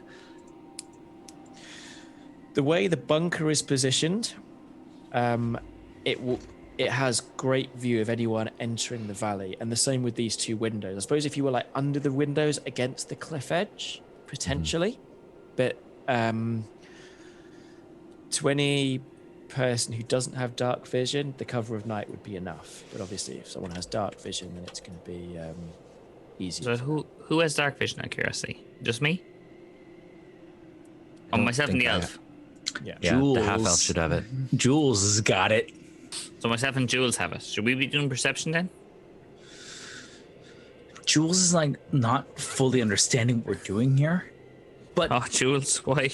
so like we're all like on this hilltop, and Jules is like, brothers, y'all, are we gonna like what do we want to happen, y'all? Jules, we need to find out who did this, and it's possible that they might be down there. Do you see anybody? I can look. I'll take a look. No, And at the Jules same- will, like squint and like look down with their dark vision. Okay. At so the they same would- so time, you would I'd dark imagine vision? I'd say Xalfiz is probably shook from the whole seeing Brand dead, so like probably disadvantage for him. It just seems like No, I'd be I affected. don't think it's going to interfere with that way. No, you can both roll normally. I mean, you could be pretty shook up, but it shouldn't affect your. Oh my spotting. god, I found Nice. a way to not meta enemy. So Jules squints hard, and Jules gets a 25. So you do see movement in the bunker. There is someone staring out, a bearded figure staring out between one of the arrow slits. And there is like a little spark of light, just glowing red for a moment, then it disappears. Jules relays that information. She says, "Brah, there's someone that they're gonna see us if we approach, and I see something. I don't know what it is. Red light? I don't understand." And I rolled 17, so I assume I see the exact same thing basically. Yeah. So I back him up, I guess. So you don't see anything in the windows in the cliff edge, but you do see this movement from the bunker in the sort of middle of the So cul-de-sac. Guys, there's some shit going down there. Whatever the D&D equivalent of there's some shit going down there is. I think it's valid. The shit going down, I think, is universal. Manure's going to hit the windmill. Yeah, oh man. Should we try to stop it, or do we want to leave it? Do we go in, or do we wait here? And it looks like the tracks that we're following lead through here, correct? Yeah, I mean, it's fresh, Yeah. so you can literally see the tracks. Yeah, so You don't need to roll. You can see them heading to these big double doors. yeah, I'd like to sneak over. I'll probably try to follow. Oh boy. Nice. Okay, so are you going Both to sneak hug over. the cliff edge, or are you going to just walk straight down the middle? I'm gonna hug the cliff edge. Yeah, we will hug the cliff edge. I'll try. Yeah. Gann will follow Graham too. Nice. Okay. So, then I'm going to say who's got the lowest stealth roll of that person. Oh, I think a rolling a 2 is probably not. I have plus wanted to 6. see. Whoa. I have a 11 total. Oh. Thanks, Daniel. Okay, so you have a plus 9. Wow. I have a He's not the plus 2. lowest. I'm the lowest, isn't it? Is that the? So have a before plus anyone 2 and I rolled- See, not the lowest. Stop rolling. Who's got the lowest stealth roll? Let's I have start plus from there. 6. Plus 2. 6. Plus 2. No. Who's going? 'Cause you're not going, Xalfiz. Unless you are going. I thought we were all going. Is everyone okay? Okay, so everyone's going. So if everyone's going, we do it as a group stealth roll. The idea of a group Aye. stealth roll is the people who Okay, have cool. high stealth can support the people who have low stealth. And like if If you're you about to rolled a step on 9. stop rolling. I'm so sorry, Joe. I'm so sorry. So the way a group stealth roll works is you need to get more passes than fails. Okay. Okay, no, we failed that already. But go on. Okay. Well, Are we that's- Going starting from from scratch. scratch, or From are we scratch counting now. those Let's two? scratch. He said scratch. scratch. Scratch. Start now. Don't even Start ask now. me. Okay. Go down. What's Go down. what's Right. the DC? What's the DC? The DC. That's okay. secret. DC. That's a good question. Then we can. Well, do if that. we know that half of us have to pass. Daniel's implies such an OSR player. That implies the rest of us had So- bad questions. Whoa. The DC is 20. Oh my god. Oh boy. Okay, so we dear got God. who just rolled? That was No one's Joe. rolled. No one's rolled. He's That's rolling Joe. for the DC. F. I don't think we talked about whether or not we could swear on this. Oh, you can swear all you fucking want, buddy. Fuck. Kuran's just doing it for flavor, for flair. Okay, so go. And now roll to your heart's content. Okay, hold up. Let's do it one time. That person's the first. God damn it! Again. Daniel. Daniel. Quit. He'll quit, yeah. This is a mess. Twice. All right, Kern, you roll. Wait, one Don't second. be shit, because we're kicking Dan off the team. Oh. That's a Did I nat count for 20 two plus successes? 26. One above 20. You need 3 above 20. Steve, you're next. Go first. Here's my dice roll. Oh my Natural god. 1. Oh God. Fail. And I thought Asian Represents was a good podcast. All right. This is why we. No, it's a messy podcast. It's a messy podcast. Hey, Niall, we're Niall, you're up. perfectly Niall. suited for each other. You're up. I got a 2. Okay. So as you're kind of like tiptoeing like the Grinch, it sounds like stepping on What Christmas it's worth, decorations. Like, I think that roll 20 is favoring the Desert Favoring. Roll crew Oh no, Joe knows how to fudge it. We established this 5 years ago, and he's always faked rolls. Also, that I knew it. I'm rolling real dice. And I'm still rolling crap. You hear from the bunker a horn sound, and it echoes through the valley. And you hear a, "What in the world is that? Stop where you are!" And before you have a chance to stop, a crossbow bolt flies out and strikes. I think Owen, because he made that joke. You're a shithead. You're the worst. With an 18 to hit. No, I missed 19 AC. Whoa! What's I do not have a 19 AC. All right. So it would have done 7 points of damage, but how does it miss you? Does it hit your armor or do you dodge it? Oh no, you definitely hit me. I think he was joking about having a AC. I'm an artificer. My artificer is like my armor is like 14. It sounds high. Okay, 7 points of damage. So cool. with marching order, I don't know how we're marching here, but Jules has apparently I'm leading. Deflect missiles. So Jules, depending on how this marching order is, Jules might be able to deflect this missile. The answer to the marching order works in Jules' favor. Yeah, exactly. There's no. Come on, you're a player. You got bullied the DM. Steve outed me as an OSR player. I love the OSR. In fairness, I do think it was like. I do think it was Jinwu, Graham, Gann, Xalfiz, then Jules anyway, because we kind of went in that order as it was. So he is next to. So DM's fiat. You let me know if we can deflect this arrow or not. Sure, go for it. All right, so I'm gonna deflect this arrow with a reaction here. So with a 15, Jules is able to actually catch that arrow and throw it back. Jules is my favorite person ever. You hear this? Jules okay, so jam. can it strike the person? It's been a while since I've read the monk rules. Let's pull up the book here. It. So monks can deflect arrows. Let's just use D&D Beyond. It can strike the person if you spend a key point. We're gonna spend the key point. Spend the key point. We're gonna spend the key point. Yes, disembodied voice. Thank you, producer. Thanks, producer. But you also have to roll a hit. So we're gonna roll to hit here.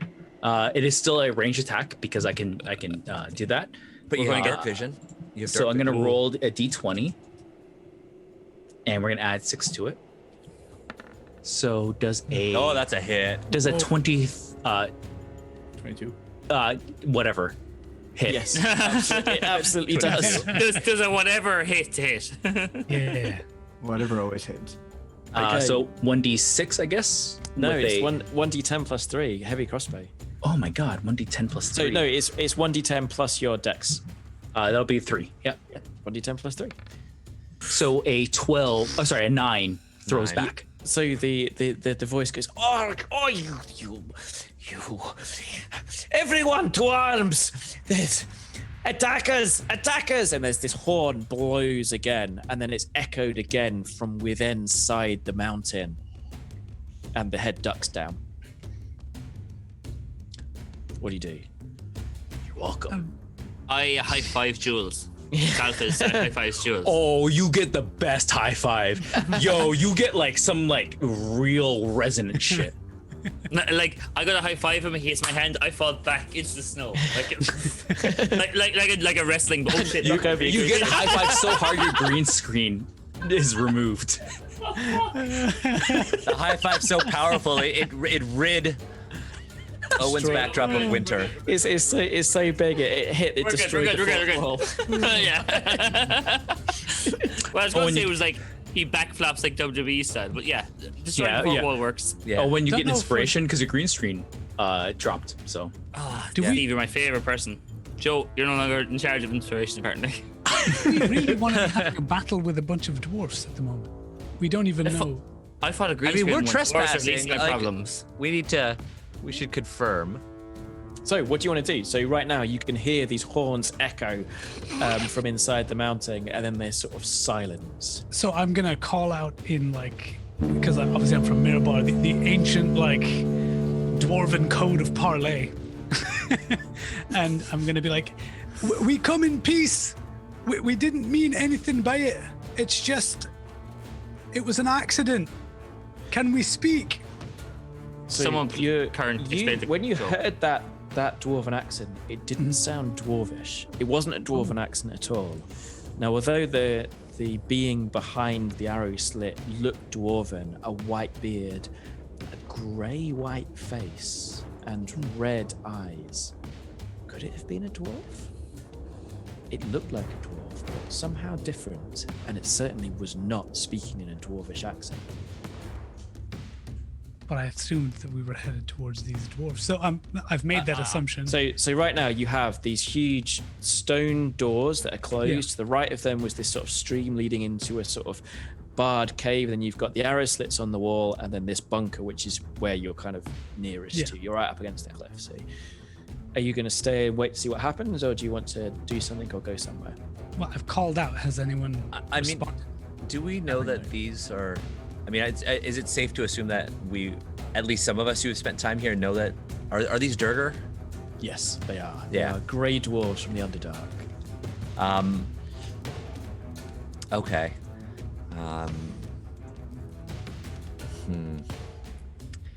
I speak Undercommon. Ooh. Oh. What? Okay. Sure, they're reasonable. I'm sure they're reasonable. Of course, everything from the Underdark is reasonable.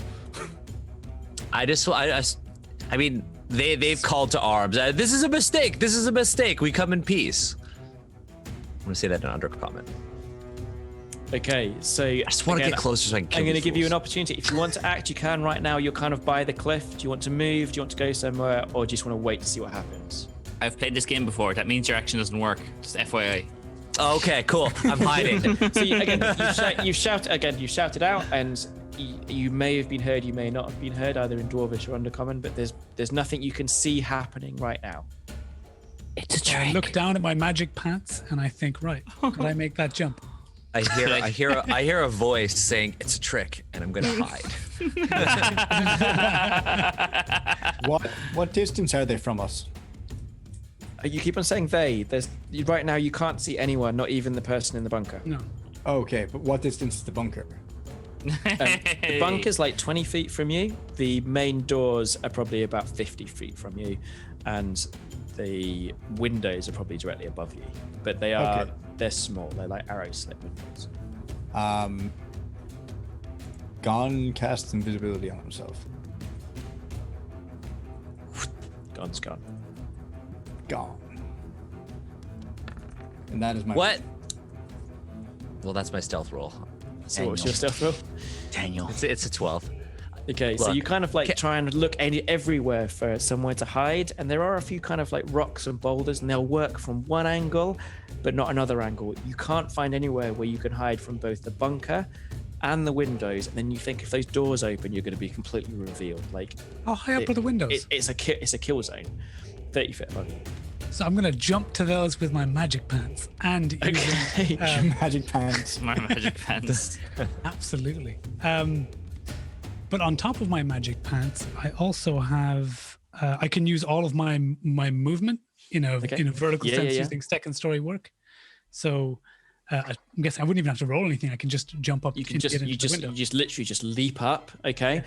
And are you going to kind of grab onto the bars of the window? Like it's just like this wide, like it's like less than a foot wide. Ooh, I can barely even squeeze through. Yeah, But I think like maybe it's arrow Xalfiz slits. could, right? No, Not with the bars, no. not with the bars. No, right.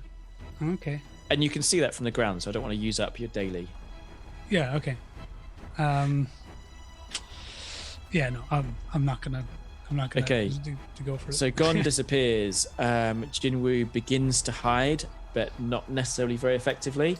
The first things that happen are these flaming fireworks shoot from the windows above you, illuminating the whole cul-de-sac. This valley is just lit up with these flaming lights, and everywhere they hit, they illuminate the ground around them for 30 foot, and you realize that you are going to be seen. The second thing that happens, two heads appear from the bunker, and they start looking around. There's windows all the way around the bunker, and they're looking for you. The third thing that happens is the doors begin to open. Do the two heads from on top, do they say, Your This is the mother was a bunker hamster, and your father smelled of elderberries. Now go away before I taunt you a second time. The doors open up, and you see 3 dwarves. 2 dressed in ruddy, blackened plate mail. The center dressed in shining mail with a crown upon his head. A blackened half crown, but a crown nonetheless. Behind them both are 2 ogres, rotting and dead, towering above them. And the king, or prince, shouts out, "Come out! We know you're here. We will offer you a quick death. Or maybe you wish to join us." And he takes a step forward. "For we know a way to survive the Rime. Destroy the 10 towers. Destroy all of you. And Oriel will be pleased. Step forward. Show yourselves." To his left, in the shadows, Gann appears from visibility. And as he appears, the appearance of Gann melts away. And it's actually Lee. Son of a bitch. What the fuck is Lee? You know Lee. The thief from Graham's backstory. Thunderclap man. Oh, yes. Yes. It's Lee, and he points up towards the group. "They're here for your black ice. They aren't going to be on your side, but I vow servitude to you." And he gets down on one knee and bows. I thought you were shit. And all you hear is from like just over the side. You just hear, he's betrayed crews before. He's betrayed my crew. Don't trust him. Don't listen to him. Give me a persuasion roll. I love Niall's cool voice. His cool voice is really cool. Genuinely, not even take the piss. It's like a real. It's like you're like Nick Cage. You said cool voice, and then you immediately went to Nicolas Cage. Yeah. Nick Cage is so cool. Have you seen The Rock? Ooh, or I rolled a 9 Matt plus- McConaughey. Matt McConaughey maybe. Rolled a 9 plus 3, so 12. Okay. Also, my d20 works. Great. He seems convinced, although you're not sure, and he looks at you both and goes, "You have made a wise choice." Just to bolster the offer, and I take out the magic dagger I found. I'll give you this, just so you can, Stab me. as a way of showing I'm not going to betray you. I offer you this. I hate you so very much, Lee. You don't understand. Okay. And I point to Graham, and I'm like, I need him alive, though. Ooh, ominous. I like it so much. I like the commoners now. This is fun. Sorry, Daniel and Steve, this is from a few episodes ago. Lee is Graham's nemesis. Lee sounds like a dick. And he has Oh, a man. disguise. I only just remembered he existed. He's a dick. He is a dick. Feel that. So, I have to say, this sounds like initiative. Can I make a surprise attack? Yes. No. Am I hidden from them? You said I'm partially hidden, but am I Okay, hidden roll enough a to? 2 on stealth. let's see if they can see. Let's see if they see. Plus 9. Damn it! They get a 16. I'm just gonna kind of from the corner of their eye. They could definitely see me. I'm just gonna go. Just go like that, and I'm gonna start backing away. Okay, so I think we're going to go for initiative. So can everyone roll, and I'll just call out your names. So let's start off with Lee. So Niall, what's your initiative? His initiative is stupid. He's got a plus 9, plus 5 from alert, so he's got a plus 14. Oh my god. What in the? Fair It's enough. amazing you ever killed him, Kuran. And I still only get a 16 because I rolled a 2. Okay, so 16 for Lee. All right, Kuran, Lee's nemesis. Let's have a roll. Good old 24. 24, very nice. I bested you this time. Xalfiz. With a +2, 21. Wow. Okay. Let's go to Jinwu. Roll. Oh no. God, what? What's going on? It's just when you multi-class into rogue. What did you get? 6. With a +3. Okay, Jules. Jules got a 9 in total. Okay, so I'm going to roll, rather than having sort of one set thing, I'm going to roll these separately. So I'm going to do the dwarves first. So these are the 2 flanking him and the 2 in the bunker. So that is a 13 for the dwarves. Then you've got the 2 ogre zombies. They get Zombies. You said zombies? Yeah, he said they're undead. They get Undead a ogres. 5 -1, which is a 4, and then the dwarven prince gets a 13 straight. Okay, so top of the round, Graham. Yes. PvP is obviously allowed here. Oh, is it? Okay, that's good. You should definitely hit Jules. He's so wholesome. It's What really It's confused okay. me is I understand. Jules, stop it! You're too wholesome, Jules. Too wholesome. Jules just looks at you and says, "Why?" I understand. You should kill me. Valid, he It's says. gonna haunt me. Just like Obi-Wan. Graham, what do you want to do? So I think I'm probably just in a blind rage. I'm like, Lee, you bastard. Also, how did you become a mammoth? Explain yourself. So I run up to him and I try to stab him in the back with a rapier. Well, I mean, he's facing you, so Oh, right, no, in the face then. Gonna kind of reach around. In the front back. In the front A back. death hug, no, in the face, yeah. So right now we have in the doorway the king flanked by 2 dwarves with the 2 zombies behind him. To his left, sort of halfway between you and the dwarves is Lee, and then sort of like in the middle of the cul-de-sac is this bunker with the dwarves who are poking out with their crossbows. Yeah. So I'm just running up to him and trying to stab him in the face. Let's do it. Okay. Right. So Jinwu and Jules don't know who this Lee person is. No, they just see me in a blind rage going, "You bastard!" And then I'm just running up and Okay, trying nice. to give him. Let's go for it. So that's 17. Yeah, that's a hit. Okay. I guess that makes it. It's not a sneak attack exactly, since I've run up to No, him. it's not a sneak attack.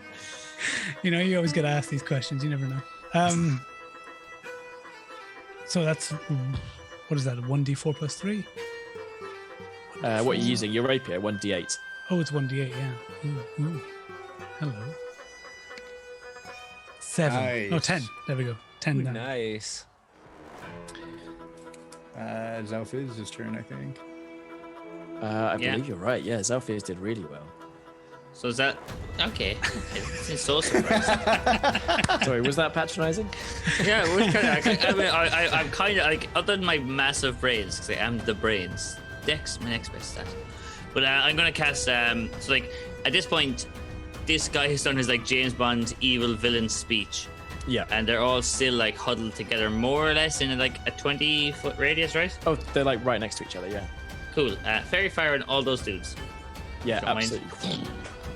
So yeah, pulls up his crossbow, and there's like clearly no bolt in the barrel, for lack of a better term, like in the loading mechanism.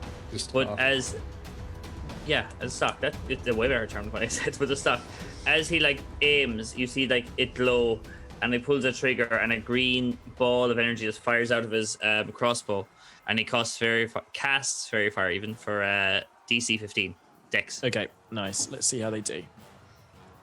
In a 10-foot radius, if that helps. Zombie rolls a 1. Second zombie rolls 13. Dwarf 1 fails with a 4. Dwarf 2 fails with another 4, and Dwarf King gets a... So all fails. All of them have been wrapped in Wow. Fucking wow. Amazing. No, Amazing. any attack. Hold on, any do I have attack to roll? roll. No. What is. Oh, yes. Is he beside him? Are you beside him? In 10 feet? No. He's not within them. Within the range, no. All right. Okay, so. I don't know, any I mean, attack- unless you are, Niall. I mean, what do you Well, I think? was near No. the king. I bowed to him. I kneel to him. So Okay. His I'll face is follow. in the range of my rapier. That's So, What's it? Niall, DC? roll yours then. What is it? Dex. 15. Yeah. Dex. I Oh failed. my god, I love this so much. Everyone who rolls has any attack roll against the affected creature and/or object has an advantage if the attacker can see it, and if the affected creature or object, regardless of the affected creature or object, has the benefit of invisibility. So basically, there's this green, like emerald glow around each of these creatures now. Okay, Lee, it's your round. All right. With Graham, after like stabbing towards him, he wants to kind of embrace him and just say in his ear, "No insult, old friend.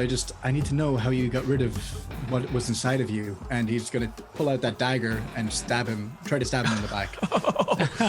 What the fuck? These two are Okay. just like hugging each other and just try to stab each other. And I think that's a D20 plus 6. Yeah. Does a Oh my 13 god. hit? that is one shy. Oh, you have a 14 DC? Yeah.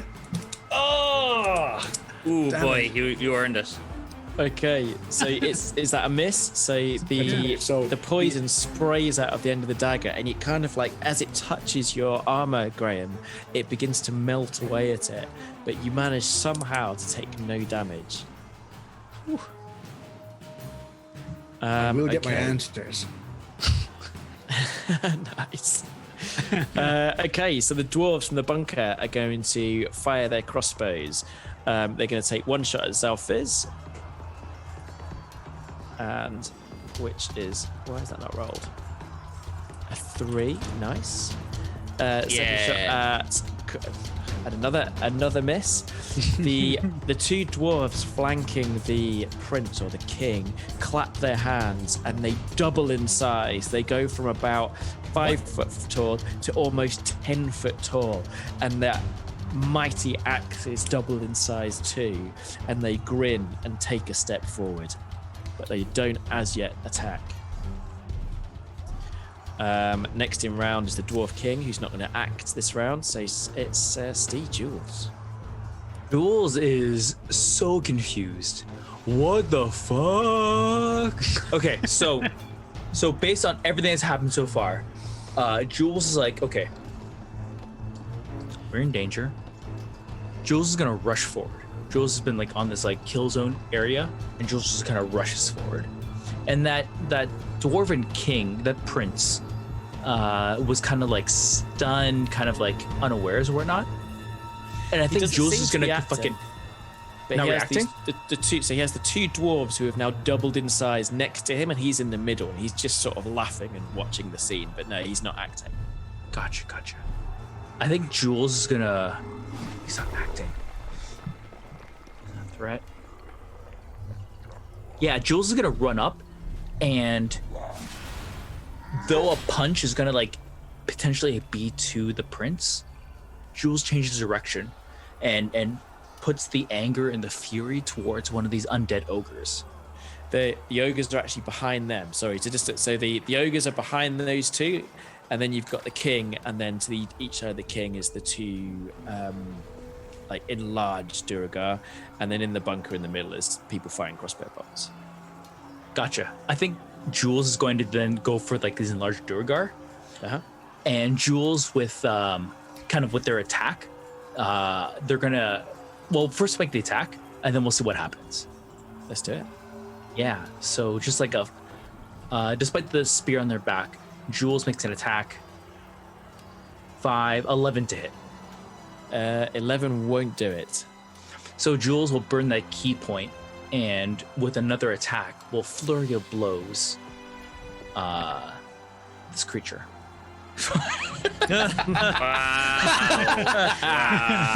So that is a 12 to hit. Oh no. 12 to hit's not going to do it. That's okay. So we go one more time, and we're gonna go for 22.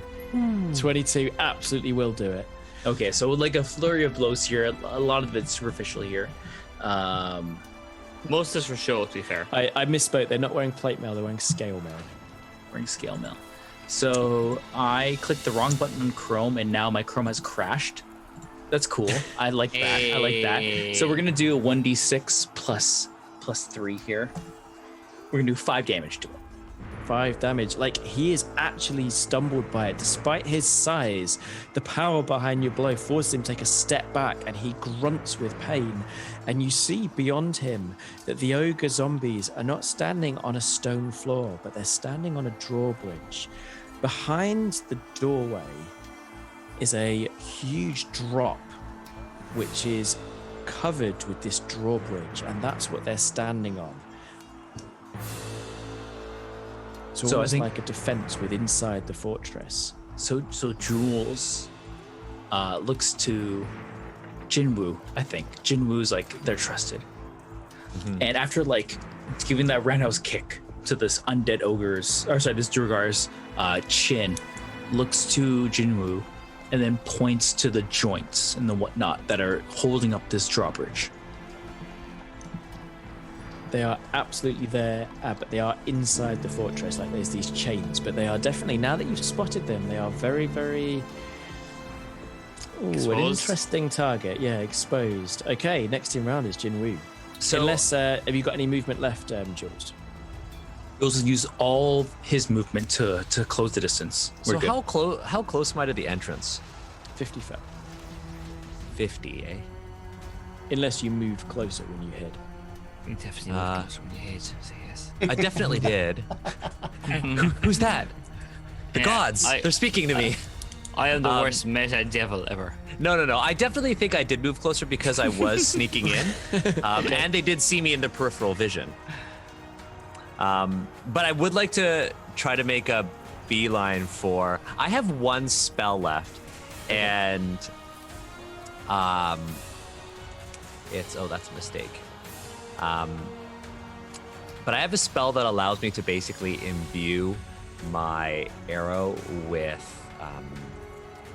force. Okay. It's called Zephyr Strike. I'd actually narratively like to use that to destroy the joint, so I'm gonna work my way over there. I think that's I think I like the idea that maybe, like, now it's been pointed out, you can definitely see this weak point. Oh, and I you could can see definitely how do you it, can expose actually. it. I can 100% do it because so Zephyr Strike is a bonus action, so which is fantastic. Once before the spell ends, you give yourself advantage on one weapon attack roll on your turn. That attack deals an extra D8 force damage on hit. Whether you hit or miss, your walking speed increases by 30 feet. So I have 60 foot speed right now. Okay, let's do it. So the king shouts out, and he looks down at Jules and says, you foolish man. Surrender now, and we will give you a quick rather than a painful death. And this arrow, like, sails over his head. Okay. I'm going to use this spell. I'm going... You know what? Would I be able to run past them to get to within view of the joint that Jules has pointed out to me? I think you can, as long as you move a bit closer, I think you absolutely can do it. You don't need to go inside the Cool. fortress to I'd see like the to move closer. I'm actually, when I activate the spell, I'd actually like to pluck out one of my feathers. Okay. And I'm gonna like stab it into the ground by my feet, and there's this glow around my feet, which enables me to move faster. And more feathers actually sprout from my boots, feathers that look identical to my own. And I'm going to dash forward and fire a shot, and I have advantage Nice. with +8. Okay, let's have that roll. That's a 4. Oh no! Roll 20! Daniel. Roll 20. Daniel. Roll 20. I know you sponsor our show, but roll 20. Hey. A 4 and a 1. That's a 12. It's a 12, and I'm shooting a stationary object. A 12. It's like, okay. Don't worry. Don't worry. I kind of feel that you strike it, but it just doesn't. It doesn't do Yeah. anything. It doesn't break the Maybe chain. I damage some of it. and maybe it kind of tilts to one side, like the drawbridge that these creatures are standing on. Yeah. He just kind of stumbles from it, but it hasn't done enough damage this round. We'll look Okay. up at disappointment and be like, So the zombies they're not gonna do anything because they've got the three people in front of them. They haven't got an opportunity. We are back with the top of the round with Graham. Right. So, having not played that much D&D when it comes to combat, can I do something that isn't an attack necessarily? What do you have in mind? What I had in mind was to play on the fact that my character has actor, so I can roll advantage on a deception using mimicry. And since I'm in hugging combat with Lee, I figured they can't see who's talking, but the sound's coming from here. And so I would pretend to be Lee and then start mocking and insulting the king. Oh, you To bastard. enrage him, and then I would disengage. This is the... I think that's a really good idea. Yeah, give it a go. So I'm like, Please holding- roll well. I'm like, please roll well. Should I have to roll first? Well, no, you describe what you do, and we'll see how well it goes. Oh, okay. So I'm hugging Lee really close, and he's tried to stab me in the back, and I hold him close, and I'm like, oh, King, you fool! You almost believed me. You would have taken my dagger, you idiot! You absolute fool! You're the worst king that's ever existed. No wonder why other dwarves make fun of you lesser dwarves. Ha ha ha ha!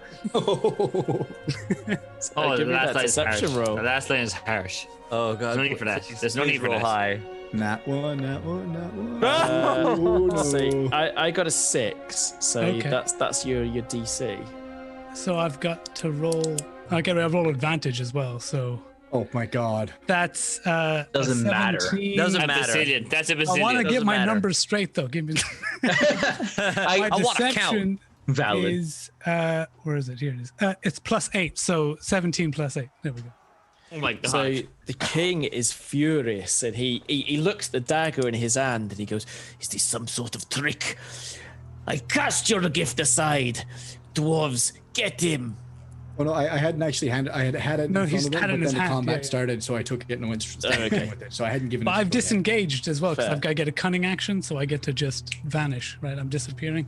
So as Graham runs off in the double direction, the two dwarven guards flanking the king charge towards Lee. Nice. Okay, so Dramatic. Lee, it's your round. No, it's. Oh no, sorry, no, Xalfiz. Hey. Remember, he rolled so, well. Yeah, I he did. rolled good. First of all, I'm very practical. So Therefore, I roll well. yeah. So I've cast Fairy Fire on all the guys, right? Yeah. How far am I from this point? Because like, they're still up on this balcony. If you've not moved, no, it's right. They're in the doors that have opened in front of you. So there's these two double doors at the back of the cliff which have opened, and that's where they're stood. Behind them is this drawbridge. The two dwarves flanking him have run forward, and there's this bunker as well. So as far as I can tell, I see Graham trying to slide away from what we thought was gone. Yes, Lee. Yeah. And I'm going to run up just literally like a foot and a half in front of in front of Graham, and like just basically like just without any talking, just slap my hands over my head. But like there's this weird like mechanical little device inside my palm, and cast Thunderwave, trying to separate basically Graham from Gann and the 4 or 5 Fairy Fire affected creatures, maybe. Not gone. Definitely Lee. Just saying. Yeah. Okay. Nice. Yes, sorry. So, is there a saving throw that God has to do? At Well, Lee a has to level do? at a level 2 spell, yes, there is. It's a con save 15. Ooh, it's not the best. So I'm assuming 15. at least the king and Lee are there. I rolled a 13. It's a con save 15. Okay, so the king's Yep, not so I at range, failed. but the two guards will be because they're kind of That'll like do. marching forward. Okay, so what's the con? It's 15. Lee failed. Oh. The two guards have passed with a 12 and a 14 with their modifiers +3. Okay. Yeah, Just so Lee on failed. the level passes. Okay. Yeah. So basically, what you see is like Xalfiz again, still sitting on his little Miss Penguin or Lady Penguin 3.0 at this point, like pulls in front of Graham with a handbrake of lifting the little left flipper, and just as literally pulls up, lets go of the flipper, and slaps his hands, trying to get him to separate across. And he does a 3d8 plus nothing. Ooh, I don't like that. Whoa, what? It's a level 2 spell, boys. It's a level 2 spell. Yeah. So at 3d8, it's big boy numbers. It's not big damage. It's I'm 10. okay with that. It's 10. It's okay. It's 10. It's okay. Okay, not big boy damage. Yeah, it's not big boy numbers, but utility boys. Hold up. Utility, they move back a whole 10 feet. Ooh, the sound I feel like the sound effects made it sound way more impressive. Well, so that Lee has been blown back basically into the arms of the two dwarven guards who go to grapple him, and it's their round. So Lee, Run, you fool! Run! I need a acrobatics or athletics. It's Lee's So, turn. no, sorry, it is Lee's turn. Lee in return smashes his gauntlets together and also casts Thunder Wave to try to blow the two guards away. My regular DC is 13. I don't know if the magical item has a different Gets +1 for gauntlets. You have gauntlets.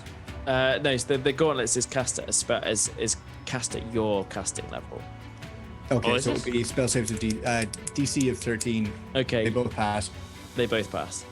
Do I Jules need to is do there the too, same? though, right? Do I need to do the same? Do I? Surely. If you're in range, then yeah, you've been in blown range. back 10 feet. Well, because I hit Lee. I did hit Lee, did I? Yeah. Yeah. So What's the range of Thunderwave? I actually don't have it on my sheet here. 15 feet. 15. Oh, then yes, so then you yeah, and Xalfiz, Graham you're blown attacked back as me. well. And Graham. Oh boy! Graham's gone. He was running. I rolled Oh, are 10 you? feet. 30 feet I rolled away. 10. I rolled 10 DC, so you're gonna hit me. Okay, so okay. that's just 2d8. You rolled a 3, right? And Jules is there too, right? Is Jules is a little bit my- further back because he's in the doorway, Gotcha. Oh my god! 13 damage. Cool. Wow. and after you're taking- blown back 10 feet. After taking that action, Lee just runs. He doesn't go within, because he's obviously going to provoke an opportunity from the two big dwarves. He runs in the direction that is towards Graham, but he's not going within the opportunity range Wait. of his Xalfiz. Whose side is Lee on? So what's Lee's on Lee's his own goal? side. Is he trying to? He wants to get Graham.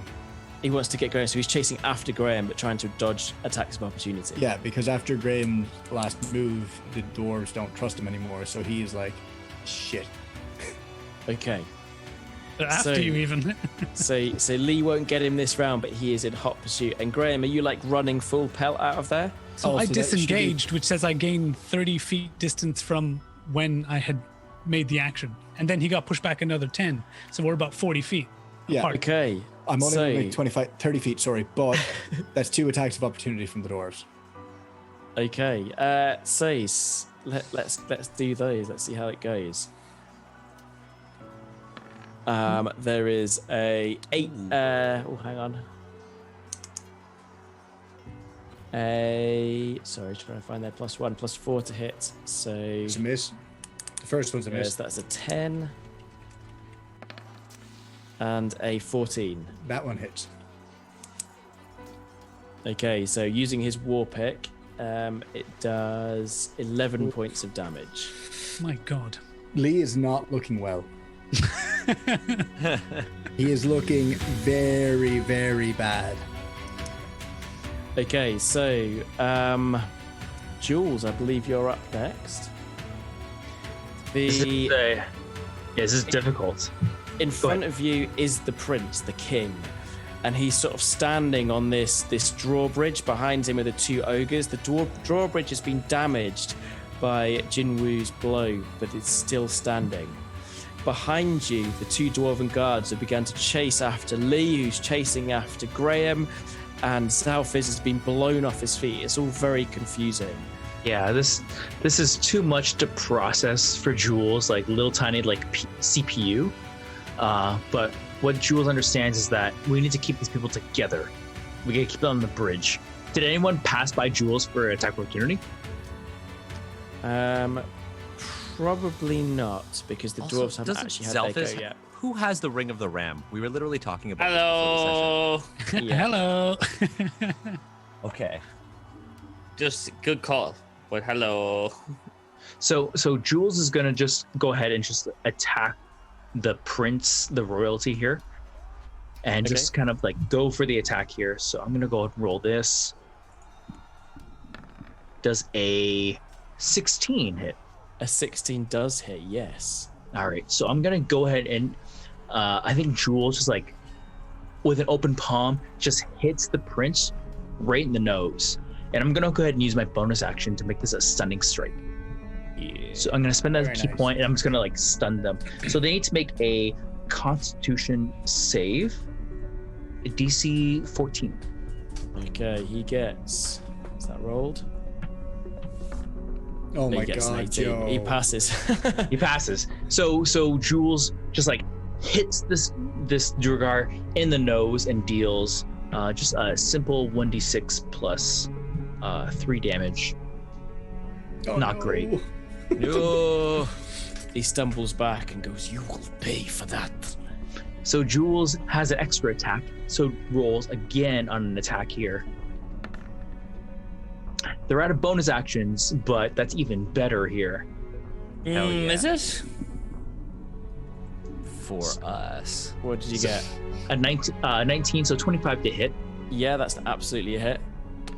And Jules then hits with a little feint here, then goes for max damage of a 9 as Jules' elbow just clocks in to this Durgar prince's chin.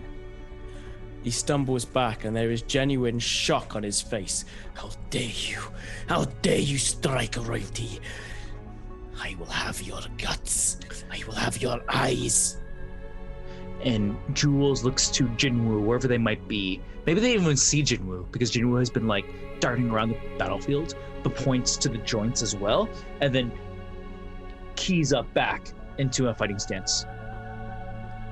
Okay, so the two dwarves that are chasing Lee, one's going to pull his javelin out and launch it in your direction. That is a +4, so he gets a 19 Oh, to he hit you, hits Lee. me. Oh, wow.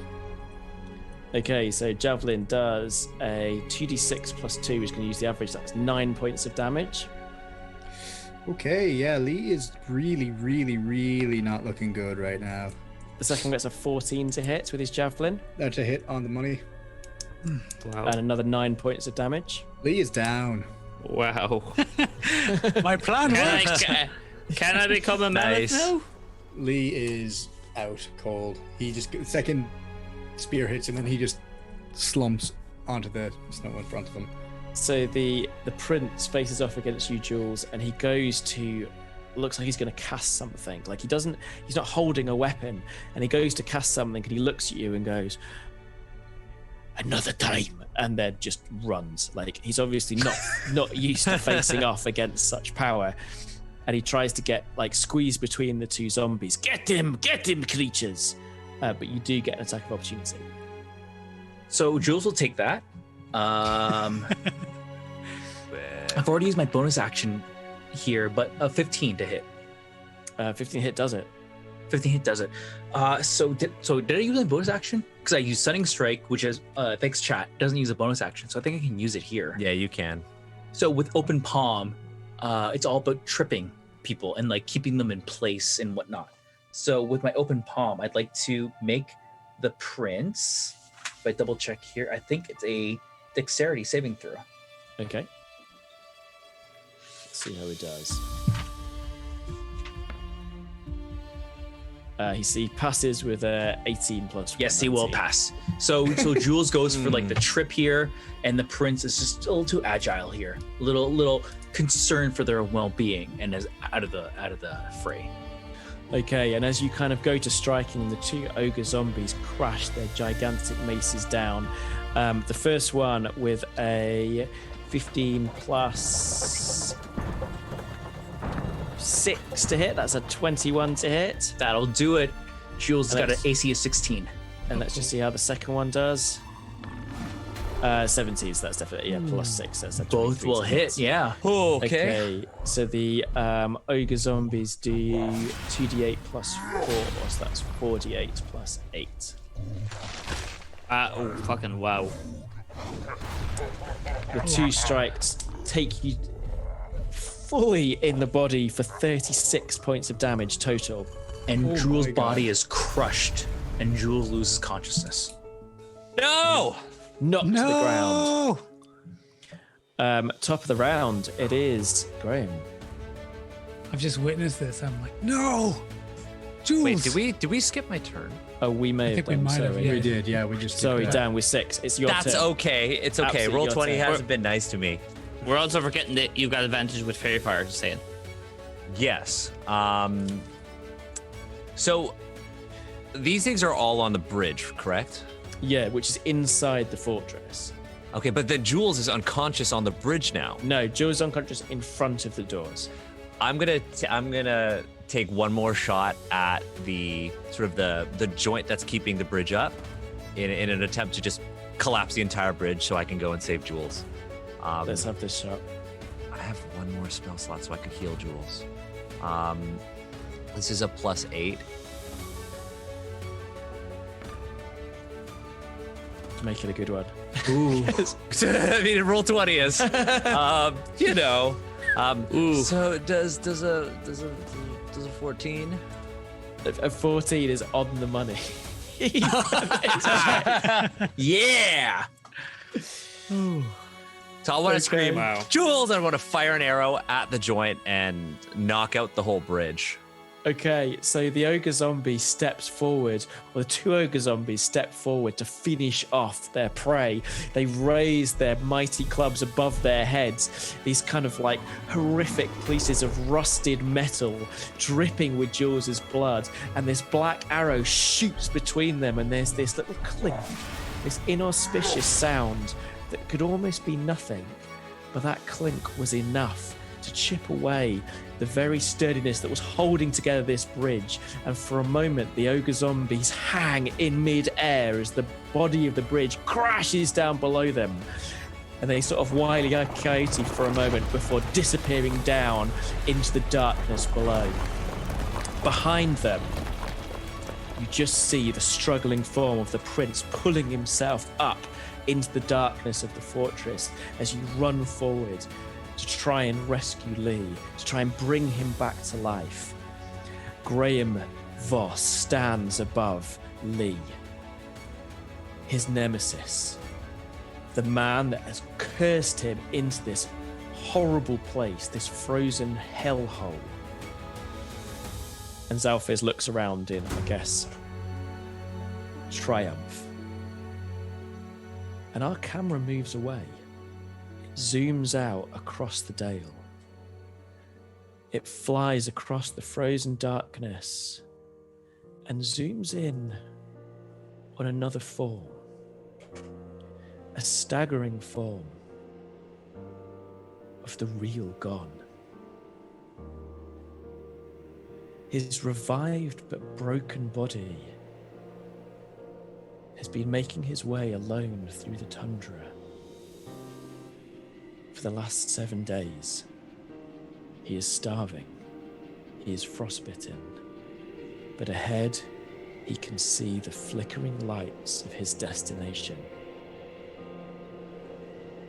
He may still yet live. And that, I think, is where we're going to leave tonight's extended episode. I just want to make sure that I can heal Jules. Yes, with my last spell slot.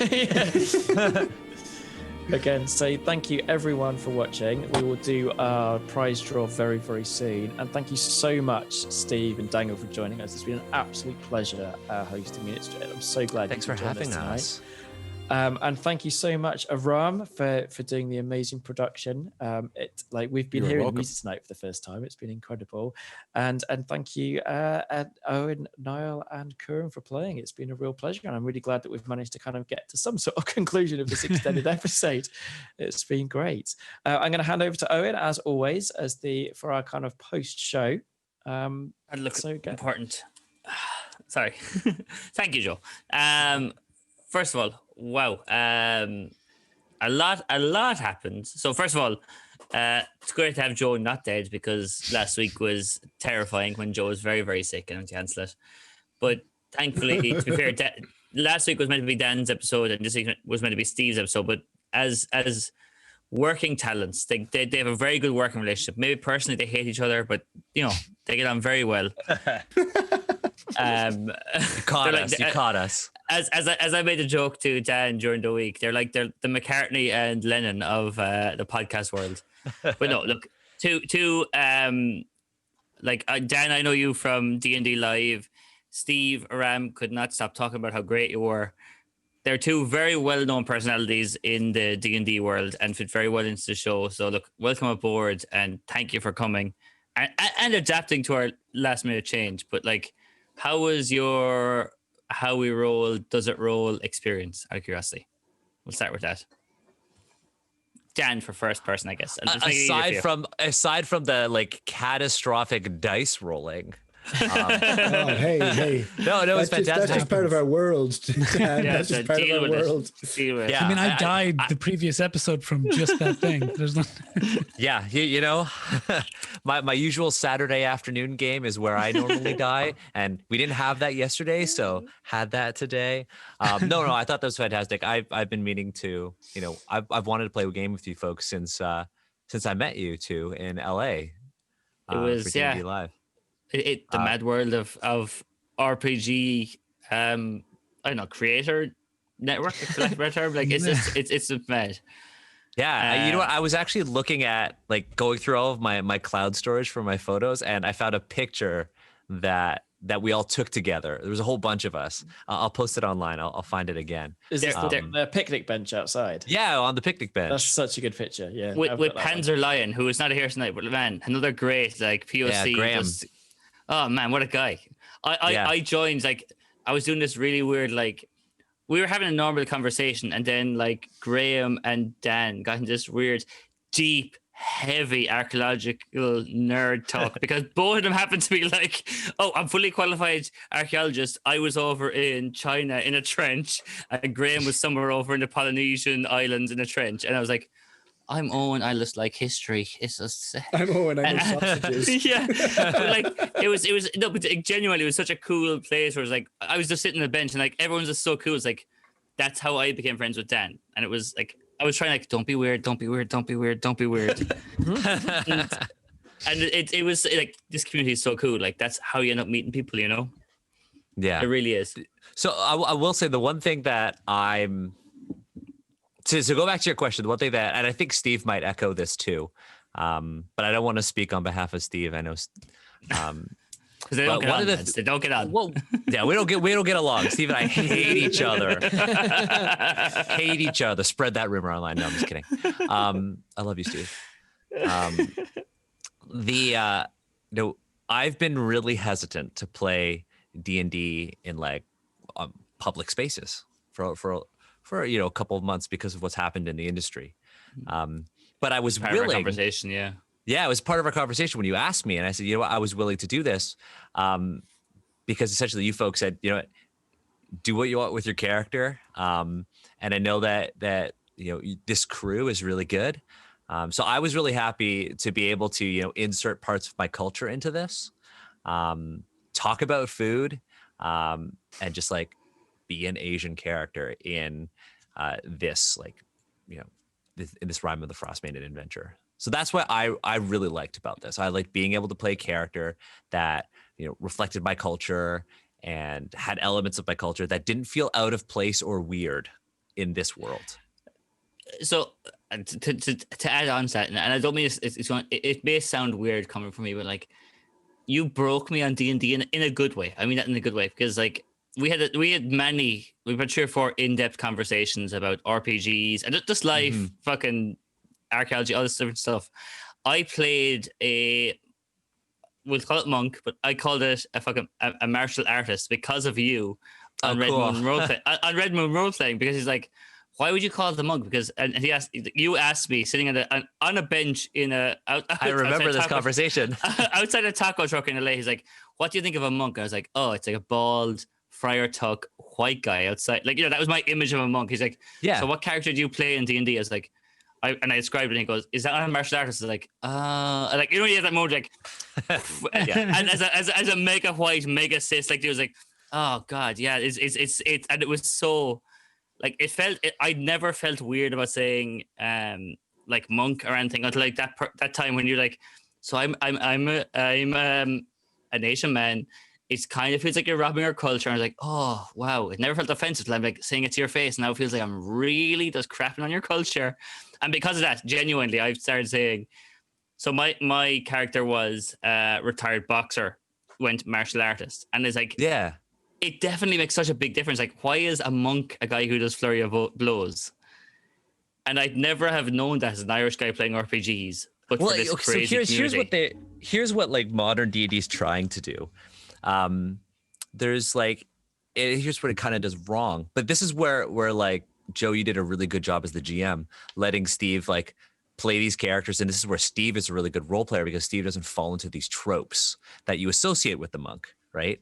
But like the monk is a character that they're trying to base on wuxia movies like Crouching Tiger, Hidden Dragon, and things like that. But there are things in the monk that they get fundamentally wrong, with like chi, like key points is what they call it in D&D. It's why the Mulan movie is so terrible. The new one, not the cartoon. But I had a great time. I don't want to take up more space. Steve, what did you think? So I love this tangent we're on because, hey, y'all, if you want to talk about a spiritual boxer, there's a novel out there you can read called Daniel O' Thunder. Daniel O' Thunder is a character who gets knocked out in the streets of Ireland in a street fight and wakes up and decides that God is what fuels their boxing. Daniel O' Thunder decides that whenever they fight someone, they're fighting Lucifer, they're fighting Satan, they're fighting evil in the world. And although it's kind of coded that, you know, some of the brain injury that might have suffered from being knocked out, it's called CTE. Part of that. It's called CTE. Yeah. So it's part of that, but at the same time, Daniel O' Thunder understands that the pain and the suffering they've gone through and everything leading up to their injury has been part of their spiritual journey. There's a lot of actual Buddhist, connections there. And I really like this story because this idea of someone who travels the world, they actually go from Ireland to Canada with their boxing to understand who they are and kind of what the world is around them. This was absolutely an inspiration for Jules here, Jules de Palm, of kind of the idea that your martial prowess, the way that your body and your soul and your mind interact, there's a lot to be said there. And I use this particular session, and thank you all, Joe, thank you, and the rest of the crew for this opportunity to like talk about being a monk, being someone who's physically active, being someone who has violence within their upbringing, but also the spirituality and like this being of being, and allowing me to play it on stream. This was great. I feel very fulfilled here. I also really like that before we even started the stream, y'all were okay with Steve and I playing a micro RPG in our chat as we were doing our our tech test. That was going to be a nice question because I just to give some preface, it was an amazing moment pre-stream of you guys like getting this crazy close connection for two characters that you both made and you're both friends, but like in half an hour, like made from two characters this far apart to like intertwined like that. So just Dan, you're starting on it, but just continue on that crazy, like it was a crazy in-depth, it was almost like a personality test you did together. Like talk about what that was. So we used a game by like an Asian game designer named Mahar. I'll actually throw it's maharhar.itch.io. But it's a game called Falling, and it's a game about creating trust through intimacy. So we were asking each other questions about love, about things that would, allow our characters to be portrayed as lovers. Steve and I talked about this before. We were like, are we going to be bros or are we going to be lovers? And I was like, whatever you want. Steve's like, let's be lovers. I'm like, cool. So yeah, I'm a big fan of using other micro RPGs to enhance your D&D game, or to enhance your other TTRPG experiences. Like on our channel, we used a game called Beak, Feather, and Bone and did an entire city building session where different factions within a city or a town are actually competing over control and building the literal city together. So like I love that you folks let us do that. And we're just like totally okay with us being like, okay, so here's my question to you, Steve. Share with your partner something that you feel you might have inadvertently revealed. And we just talked about like tensions that our characters had. But like, so what was the name of the micro RPG again? If Falling. Was it? Yeah. So you put the link in chat. Like, I was putting my damn costume on of this fucking waistcoat. I love my fans. They love the waistcoat. They love the tie and suit, but it's really warm. But like, I was putting this on, and these guys were talking about, all right, let's go for the betrayal personality or like the love language personality, and they went to different things. And like the one question, you had many questions all along the same lines, but you're like, what would be the ending of a friendship, or what do you have to do before you end the friendship? And you had this weird deep conversation about, is this what, you know, makes me want to end a friendship, or is this like my friendship I'm going to end, but I've got to do this before I can close it off? I had this weird philosophical debate for about 4 minutes. Like it's one of the many magical things about RPGs. There's hundreds of indie games out there that do it, but like Falling seemed to facilitate that conversation so well. Like it just happened seamlessly. And like myself, definitely, and jokes, like see Joe's eyes like dinner place, like this is, I'm gonna do this for the how we roll. Like I could see like all the other how we roll guys going, this makes a lot of sense, this makes RPG or role playing so much easier. Yeah, it was like they got in the right headspace like straight away. Yeah, like it was meta as fuck, wasn't it? I wouldn't say that's that was good. just what we do. I mean, Yeah, I thought it was awesome. I loved it. Steve, I was the person who reached out to you chatting in this. I was the person who asked you to join this as a guest player because Aram, great guy, knows his people, was a big fan of you. I knew you from Asians Represent, and he was a big fan. And to be fair to Steve, he's like, what if I do this as a lover, or maybe an ambiguous sexual relationship between myself and your character? And like, it's really weird for me because I don't understand I genuinely don't understand the experience. Like I am from a country that's like 95% white, and of that white, they're all like white, ginger white, like me white. Like I am very aware of how little I understand of any POC or minority. He's like, we could do this relationship thing. And I was like, yeah, we could do it. I really would like to do it. But I'm so terrified of misrepresenting that. I was like, let's see how it goes. We'll talk to the other guys in the group in the game. And I don't know I don't know if I came off as terrified to you, Steve, but like it really genuinely terrifies me playing something I can't fully relate to.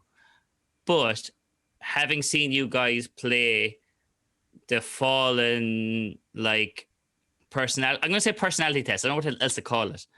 Like it really opened up my mind of how you could like think about how your character thinks versus how you think. If I can channel some Jules here for a second here, it would be, bruh, when it comes to representing fucking people that are outside your experience, you're gonna mess it up. You're absolutely gonna mess it up. Oh, yeah, but that's okay. Work through that pain, work through that tension, because that pain is necessary, but the suffering is optional. All right. I mean, but like, what struck me the most is, and I don't know. How can I say this? And again, on eggshells, trying not to seem weird or awkward. I think what Steve's trying to say is that there are like two types of discomfort that you encounter when you're gaming.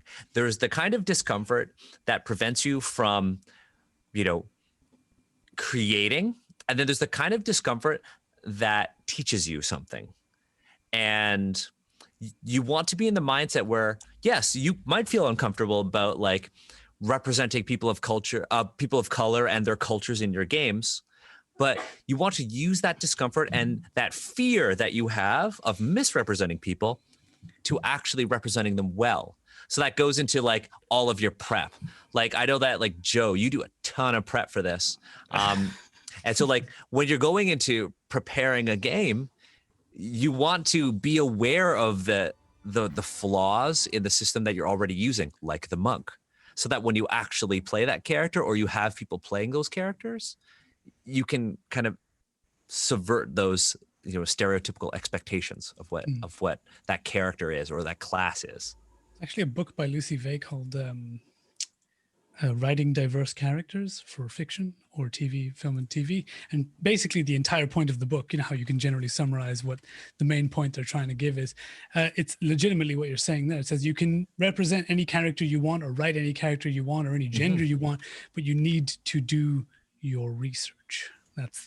You have to give it the respect it's due, and then you can sort of prepare yourself to do it justice. Because how can you grow if you kind of shield yourself against discomfort? You're like, I don't know that, so I'm not going to write about it. It's not valid. So I will the other two, in the words of Aram, I'm going to quote you on this. I'm going to give it a chance to the other two mega white, mega cis lads to have an answer on this. Joe or Niall, have you any other input in this? Because Aram has called us that in a loving, fun way, and he is so not wrong when he says half loving. Fuck you, you shithead. But like, it's something I'm mega aware, like genuinely I'm mega aware of, and I don't know how you. I actually know. I know that Joe is definitely very, very aware of it. But Niall is a real lad. He wouldn't think. No. We're all aware of it. I'm joking, Niall. I'm pretty. I wouldn't try to represent something that I couldn't represent properly. I wouldn't try to step into the boots of something I'm not comfortable with. And like, I don't know. I just even. So I read a lot, and I read like there's a lot of books you read, and it's just like, okay, this isn't really represented well, and then you read other books, and you're like, this is actually fantastic because they've done such a good job of like embracing these things. But go on, Owen. So for like, we're sailing close to wind here. We're sailing close to wind here. So let's kind of turn it around then, because I think this might be better. So, for instance, if Steve and I were like, let's make an Irish RPG. Let's make an RPG about the Irish people. And I'm going to say, I'm just going to make like all of the characters are going to be Conor McGregor, and they're just going to drink proper 12 whiskey, right? I know that's heresy. But like, I would me and Joe and angry. No. I know. Me and Joe and Niall have a conversation on this. If you did the weirdest thing for my culture, for me personally and my culture, if you did it, Dan, it would not be offensive. If Joe did it, if Joe did, or a Middle English person did it, oh my God, would I want to? I would be tearing up the bog. So here's the question. So this is the answer to your question then. So why would you be okay with me doing it and not Joe? Because the Irish and the English have a much more violent history than the Irish and the Asians. Any Asian culture at all. Yeah. Like, and so, it's very much, it's the same.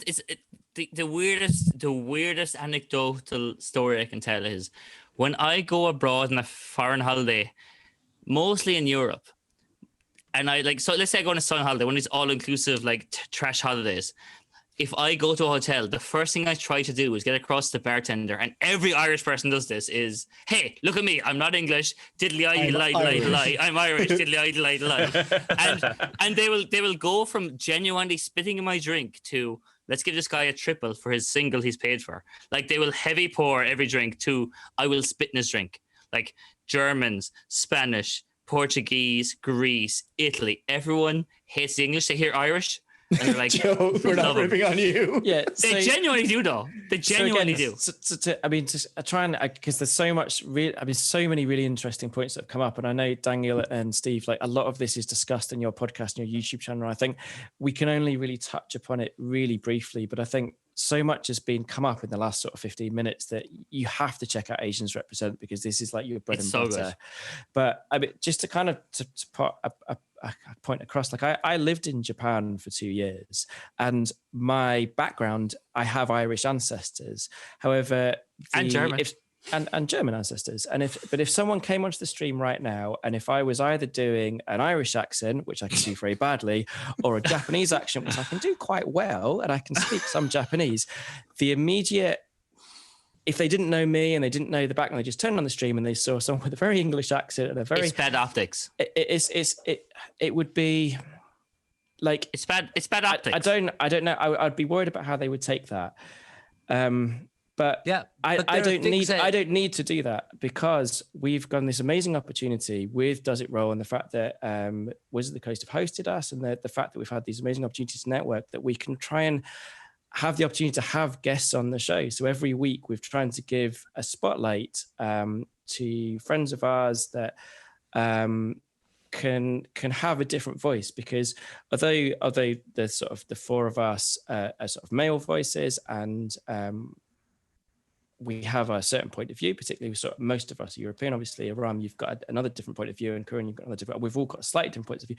We've had this amazing opportunity to have fantastic guests on the show, and I just want to say a huge thank you to Daniel and Steve again, because it's been a massive pleasure. And I really can you plug your show, because I very much enjoy watching it and listening to it. So it's probably the best place to follow up this conversation. Plug yourself. Go on. So Dan, go first. Steve's like do it. Yeah. Asians Represent. We stream several times a month. Every Friday, we're actually reading through the Legend of the Five Rings core rulebook, and providing our own perspective on how the game can be better, what it does well, and the certainly irredeemable parts of it. The first Saturday of every month at twitch.tv/AZNSRep, we are reading through the Kara Tour, the Eastern Realms campaign setting. That is a campaign setting that is still technically canon within the D&D world. It's so upsetting. It's super upsetting. But, we talk about the good, we talk about the bad, and what can do better. On the third Saturday of every month, we're reading the Al-Qadim campaign setting, which is the sort of Middle East of D&D, and which is also still canon. We also, try to do our... we also have, I guess, shows that try to uplift the community and talk about the good and try to educate. So while, we have streams where we talk about what's bad, what's good, those long form conversations, we also show you what it's like to play Asian characters in an Asian world created by Asian people. So once a month, we have a stream called Dungeons End to Asians. It's a podcast and stream where we play in a fantasy China that I wrote. We have an all Asian cast. Steve is one of them, and we talk about Asian themes, Asian cultures. Go into more depth about that. It's an amazing setting. Like it really. So talk about the original, because originally. So okay, I'm going to be. Go for it. Can I be straight? Because I got really, really like me and Dan. So Dan, maybe not. Like, so me and Dan are really good mates. I don't know if that's true. Me and Dan, like I've really great time for Dan. Oh yeah, we're the best mates. We should hug. No, but genuinely, Dan is such a genuinely good guy in role playing, and I got really, really nervous. And I had the conversation with Joe about man, we're doing because at the worst possible time, D&D started hosting us, and D&D, if you're watching this, I fucking love you, but you've made mistakes, lads. Genuinely, I was like, my message I sent to Dan was like, Dan, we're doing this thing with D&D. It's the world around D&D has not been great. If you want to not do stuff with D&D, I understand, but I really, really think you're class, more or less. Would you have a show with us? And you basically went, maybe. And I genuinely, before I asked the question, I was like, I feel like a shitbag asking the question because of what you're kind of saying around, you were writing up this scenario and somewhat pitching it. So, talk about how that whole scenario of because you obviously love RPG and D&D. I've been playing D&D for 21 years. Yeah. I love D&D. But there are times when, Wizards of the Coast wasn't a great company. Wasn't is still making mistakes, but is certainly trying to improve. I'll give them credit for that. When we started Dungeons and Asians, we started playing it as a D&D 5th edition adventure. And we quickly found out that it just wasn't working for us. Not because D&D as a system is flawed, but because the class system in D&D was flawed. All of the characters that we wanted to play did not fit into any existing classes. Steve's character is a Yosha, which is kind of like the European equivalent would be like a knight errant. But even then, it's like not. But even then, it's not the same, right? Amar is playing a martial artist, but we want it to reflect concepts of Chinese traditional Chinese medicine and things like that. And then Agatha, our third player, is playing as a sky soldier, which doesn't fit into anything, like not even close to the paladin or the cleric, because. But Rula cool, right? Rula cool. Yeah, it kind of fits, but it didn't work. So that's a no by you. You're the worst no, DM ever. No. but we kept trying to make it work, and then we basically, when Wizards of the Coast kind of had their thing, all this stuff kind of publicly came out. We were like, this is a great opportunity for us to try something new. So we moved to playing Quest, which allowed us to basically create our classes from scratch. It's more rules light, but it also fit within our style of gameplay. I'm all for like the crunch of the tactical combat. I mean, you could tell from the ranger I built. I built a character to deal a lot of damage. I hit hard. Yeah. But like, because I also grew up playing like AD&D and 3rd edition D&D, and I really like those systems. Man, 3rd edition or 3.5? Because there's 3.5. Wrong. 3.5. Well, yeah, great. Because we wouldn't be friends anymore if it's 3. I mean, I play them both, but yeah, 3.5 is better. But like, we kind of started shifting away from D&D because of that. But the reason why we don't play it on our show is mostly because we don't want to promote D&D because of the relationship it's had with, communities of color and how the D&D community looks at Asian people. But I'm still really involved in D&D. Like I can't say too well. Okay, you folks are in Europe. Mm-hmm. Dungeons and Asians, our show is actually in the D&D 2021 annual. It is. Oh, amazing. Amazon.co.uk.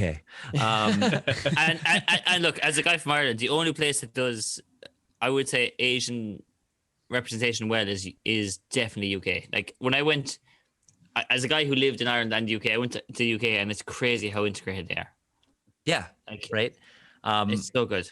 And like, I'm still doing stuff with Wizards. Like I freelance for Wizards. I have an adventure that's in a book that's coming out next year. I'm in NDA land, but I can't talk about it. But so I'm still very much involved in D&D. This never happened, but I'm still very much involved in D&D. But I think Steve agrees, we want to use Dungeons and Asians and Asians Represent to set an example and show people that, there are other games out there that can be used to tell Asian stories, and that when we use other games, we push the entire hobby forward, right? Yes. If we hadn't talked about Falling by Mahar, you folks would have been like, oh, I 100% want to use that in my session zeros. Right? It's so good. It's so good. And this is how D&D also moves forward when they see what other people are doing and what other kinds of tools people want. So, Asians Represent is part like, yeah, we do media, we talk about Asian issues, but we also want to advance the hobby. So before we close off this kind of section, and my ringing endorsement to your show is a great, I would say, RPG show that has in-depth, like, conversations about real shit, for lack of a better term. Like, yeah, it's not just entertainment. Like, it's very much like, so like great conversations in the RPG realm. I go to people when people say like, why do you do RPG? Because it's fun. That's the first reason. Then like, what else? I go to it kind of changes how you think, which is weird. And then I go to God's Fall with Aram, who's now listening, and Aram, you owe me one for this, but genuinely, his first 3 episodes of God's Fall, everyone knows how I became famous. He asked one of his cast members what she was wearing, and she was the only lady. And yeah, it got you in a lot of trouble around. But like that became a really interesting microcosm of a conversation.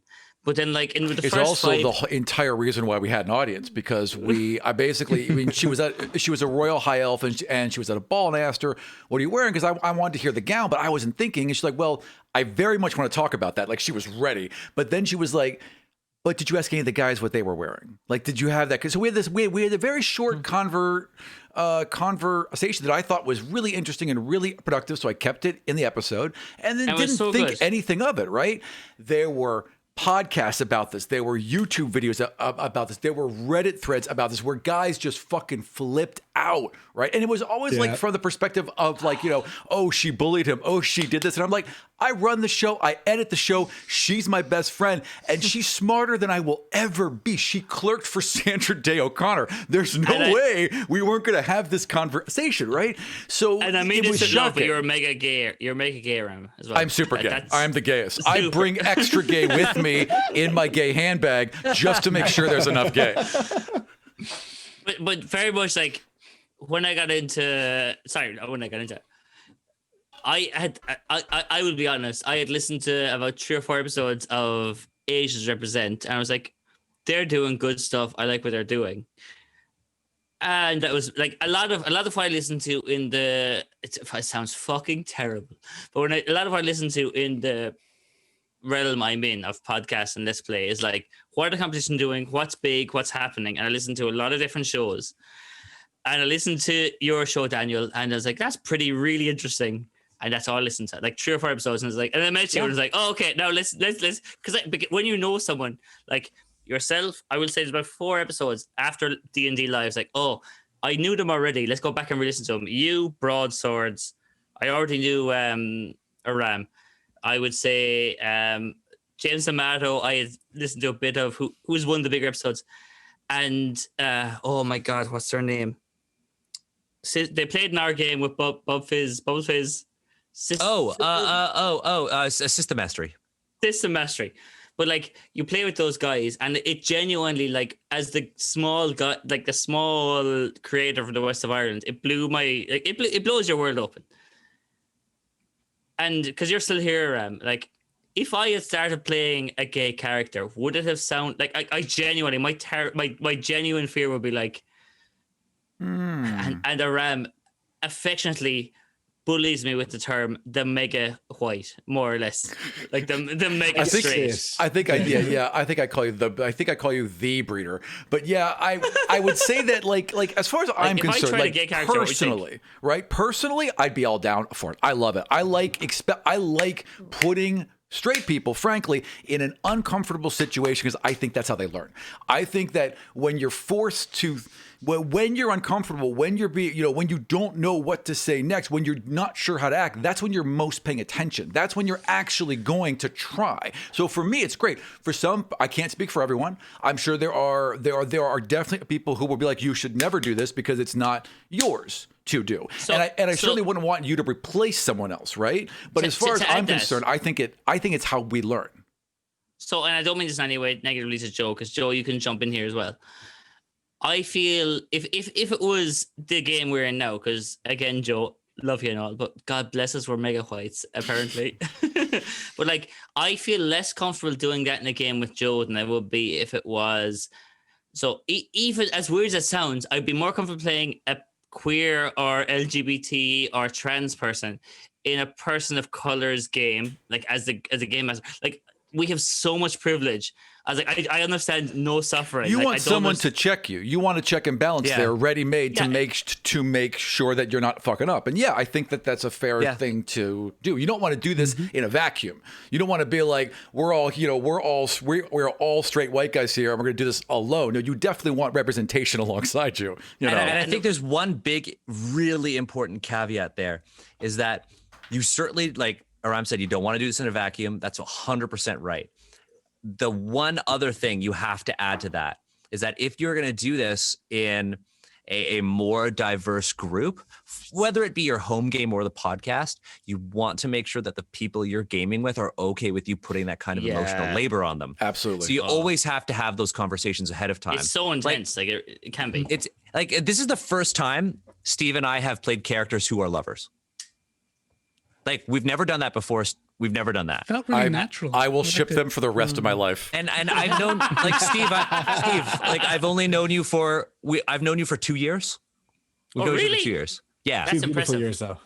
Yeah, we 2 beautiful years. Hold But, on. You, Steve, you know Dan about 6 months longer than I know Dan. Yeah, about Pretty much, that. yeah. But Dan actually likes Steve. Oh, look, Fuck a little side note on that. you. When I was Here's the listening, thing. oh, sorry. I feel like I could do the same thing with you, Owen, as long as we had the same conversations that I had with Steve. It's asking the questions, making sure we know what our boundaries are, right? Yes. This is also this is the first time Steve and I have also played D&D together as players, right? Wow. So Wow. yeah, so it's about because I'm normally the GM, right? So it's always about asking questions, making sure that everybody is on board, and also letting other people know at your table that you want to try something. It's like, hey, I want to try playing a queer character. You should tell your group that beforehand. So not closing out because first of all, Niall and Kuran, take a bench for a second. I don't mean to close these guys out, but like, assuming you're always the DM more or less, or more majority of the time for Asians to represent, like me and Joe are very much a DM for Joe and me as a player character. But occasionally the paths cross where it's a beautiful partnership, Joe. Don't deny it. Scott might not agree, but like the rest of like when me and Joe gang up, like because we disagree on so much as player and DM. When we group up as players, for me, it's magic. It's so much fun because we get on so like I can do something as a player and like I'm going left field this and Joe this. Oh, here's what he's doing, and he runs more or less along the exact same train track with me. Like, is that similar for you and Steve? Out of curiosity, Steve and I disagree all the time. Oh, okay. We disagree all the time, very publicly too during streams. Yep. And it's not like what we're gaming is like, oh, I don't like the way you chose this class. No, like we disagree like over. We've had disagreements over like fundamental issues related to like how representation is portrayed. And the big thing is that like you can have these disagreements, but it's how you navigate those disagreements, right? It's like I still respect Steve if Steve believes something that's different from me, right? This is an issue that we see all over the world, right? We disagree. If Steve believed everything that I believed, our friendship would be so fucking boring. It'd be Man, so that's why I love fucking Joe. boring. It's why I love Joe. He's wrong about everything, but I love him. God bless Like him. Steve likes Dota, and I like League of Legends. I think Dota is stupid. I think they're both terrible games. No, Steve is wrong. Steve is so wrong. Fuck me, Steve. You're a terrible person. No. Yeah, but we disagree on things, and that's what makes our friendship great. That's what makes everybody who plays with us seem to think that Steve and I have known each other for over a decade. It's because we have that mutual respect for one another, and we have the understanding that our different perspectives enrich each other's lives. Whereas really you hate each other and you just fight all the time. I was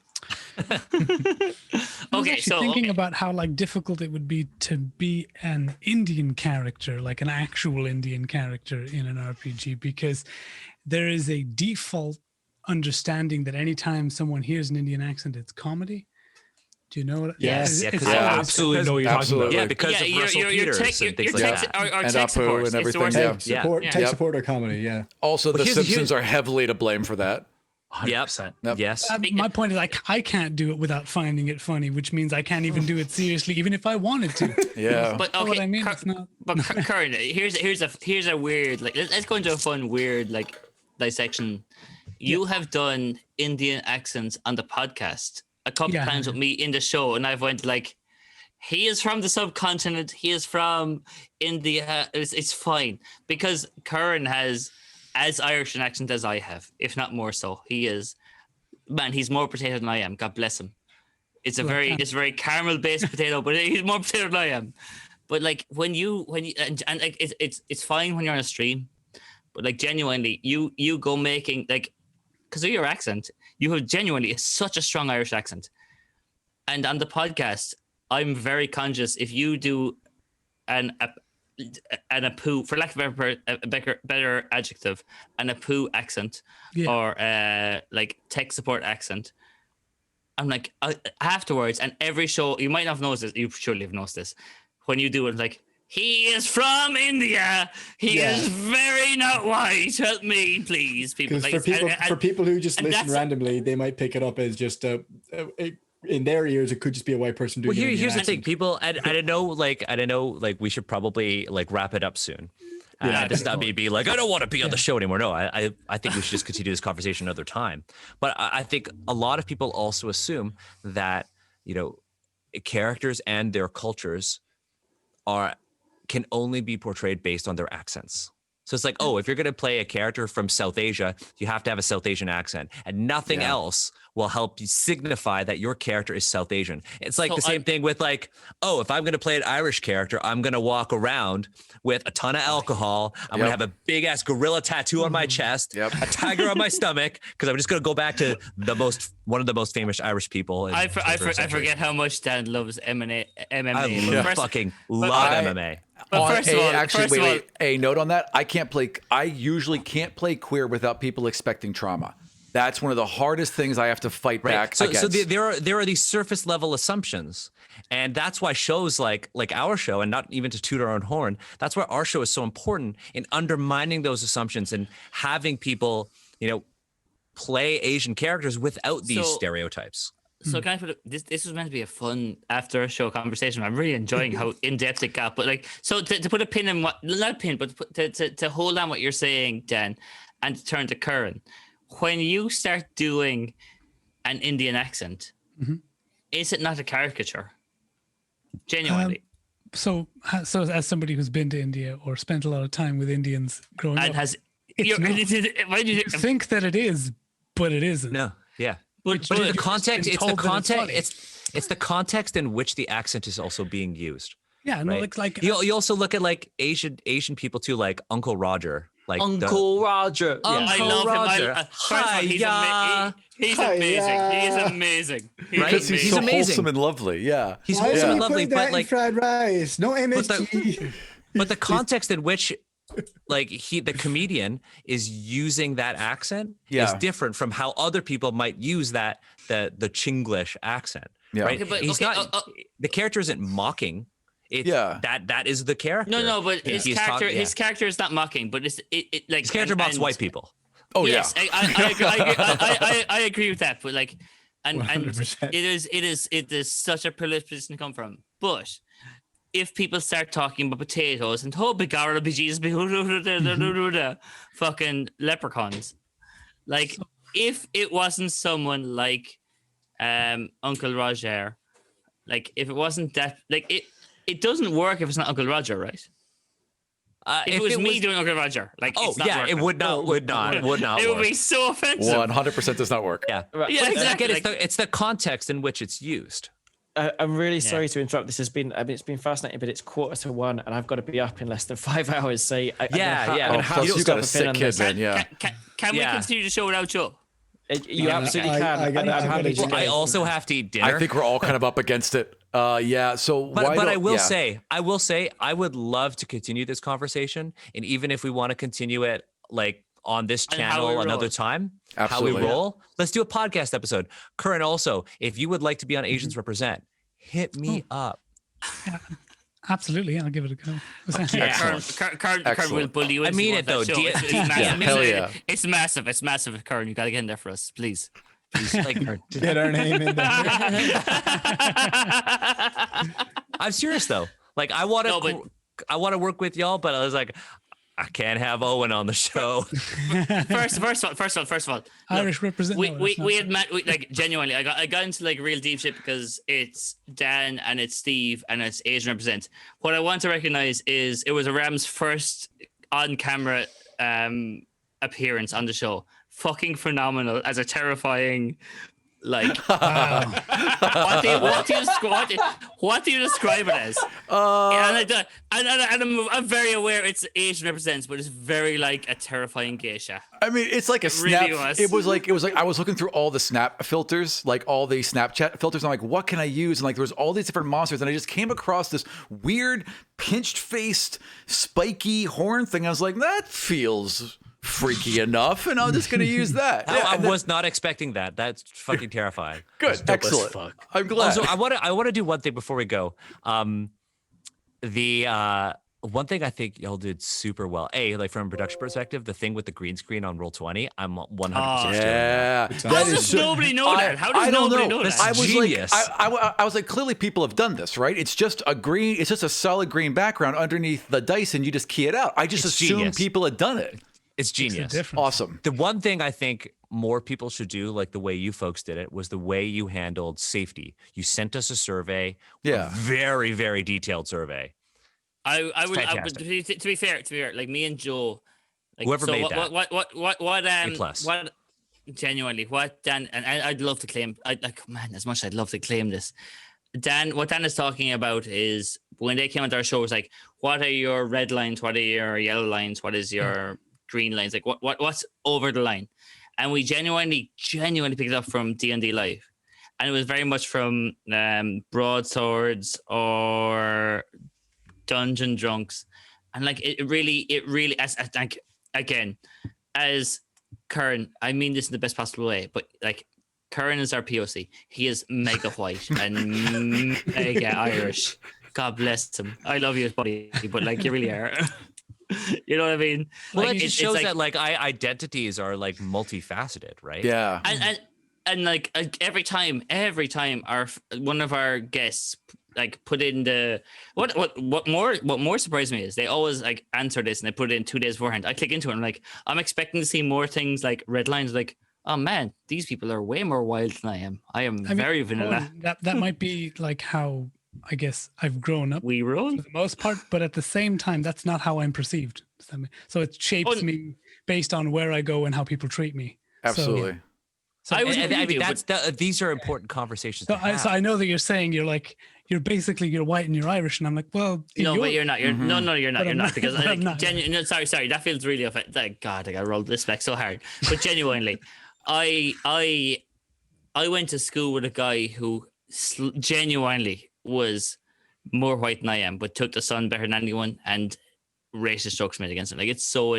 How'd you ever find him? Because he must have been translucent.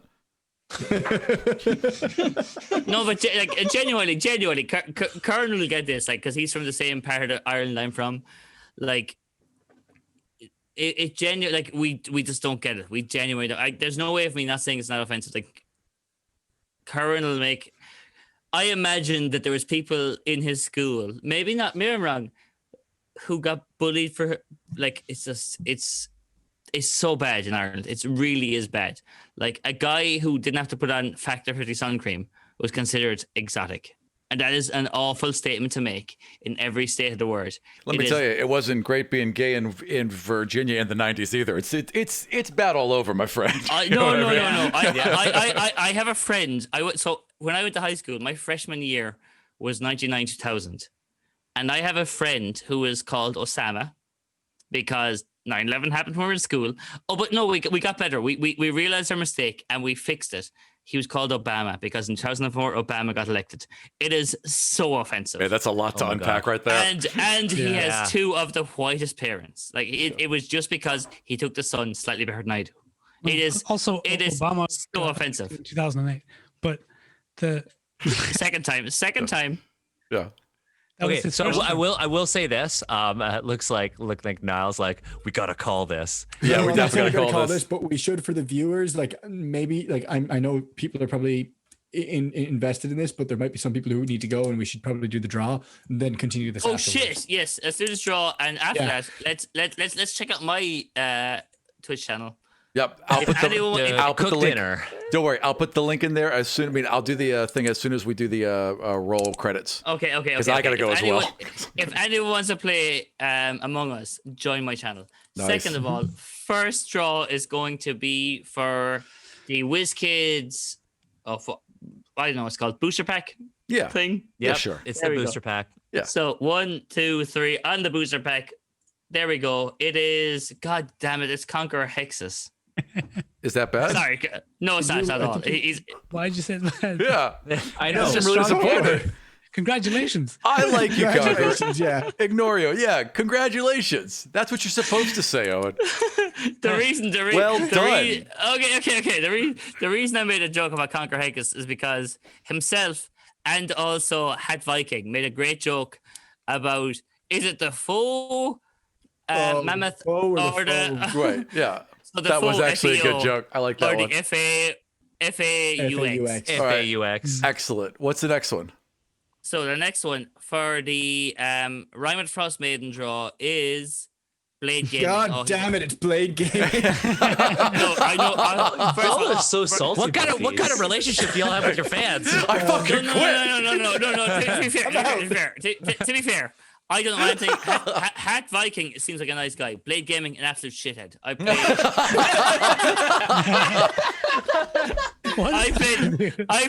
We apologize to all of our listeners. I played Phasmophobia from last yesterday. Absolute wanker. He is a poor manager, arsehole. Don't trust him. So I think on that we're probably wrapped, correct? That's how we end. I guess that's how we're rolling, and we're going to raid me. The last thing I'd just like to add in is just like, so we've already asked Steve and Dan how you felt about the game. Kuran, how do you feel about the game tonight? Oh, fair. And he's talking to someone else right now. Yeah.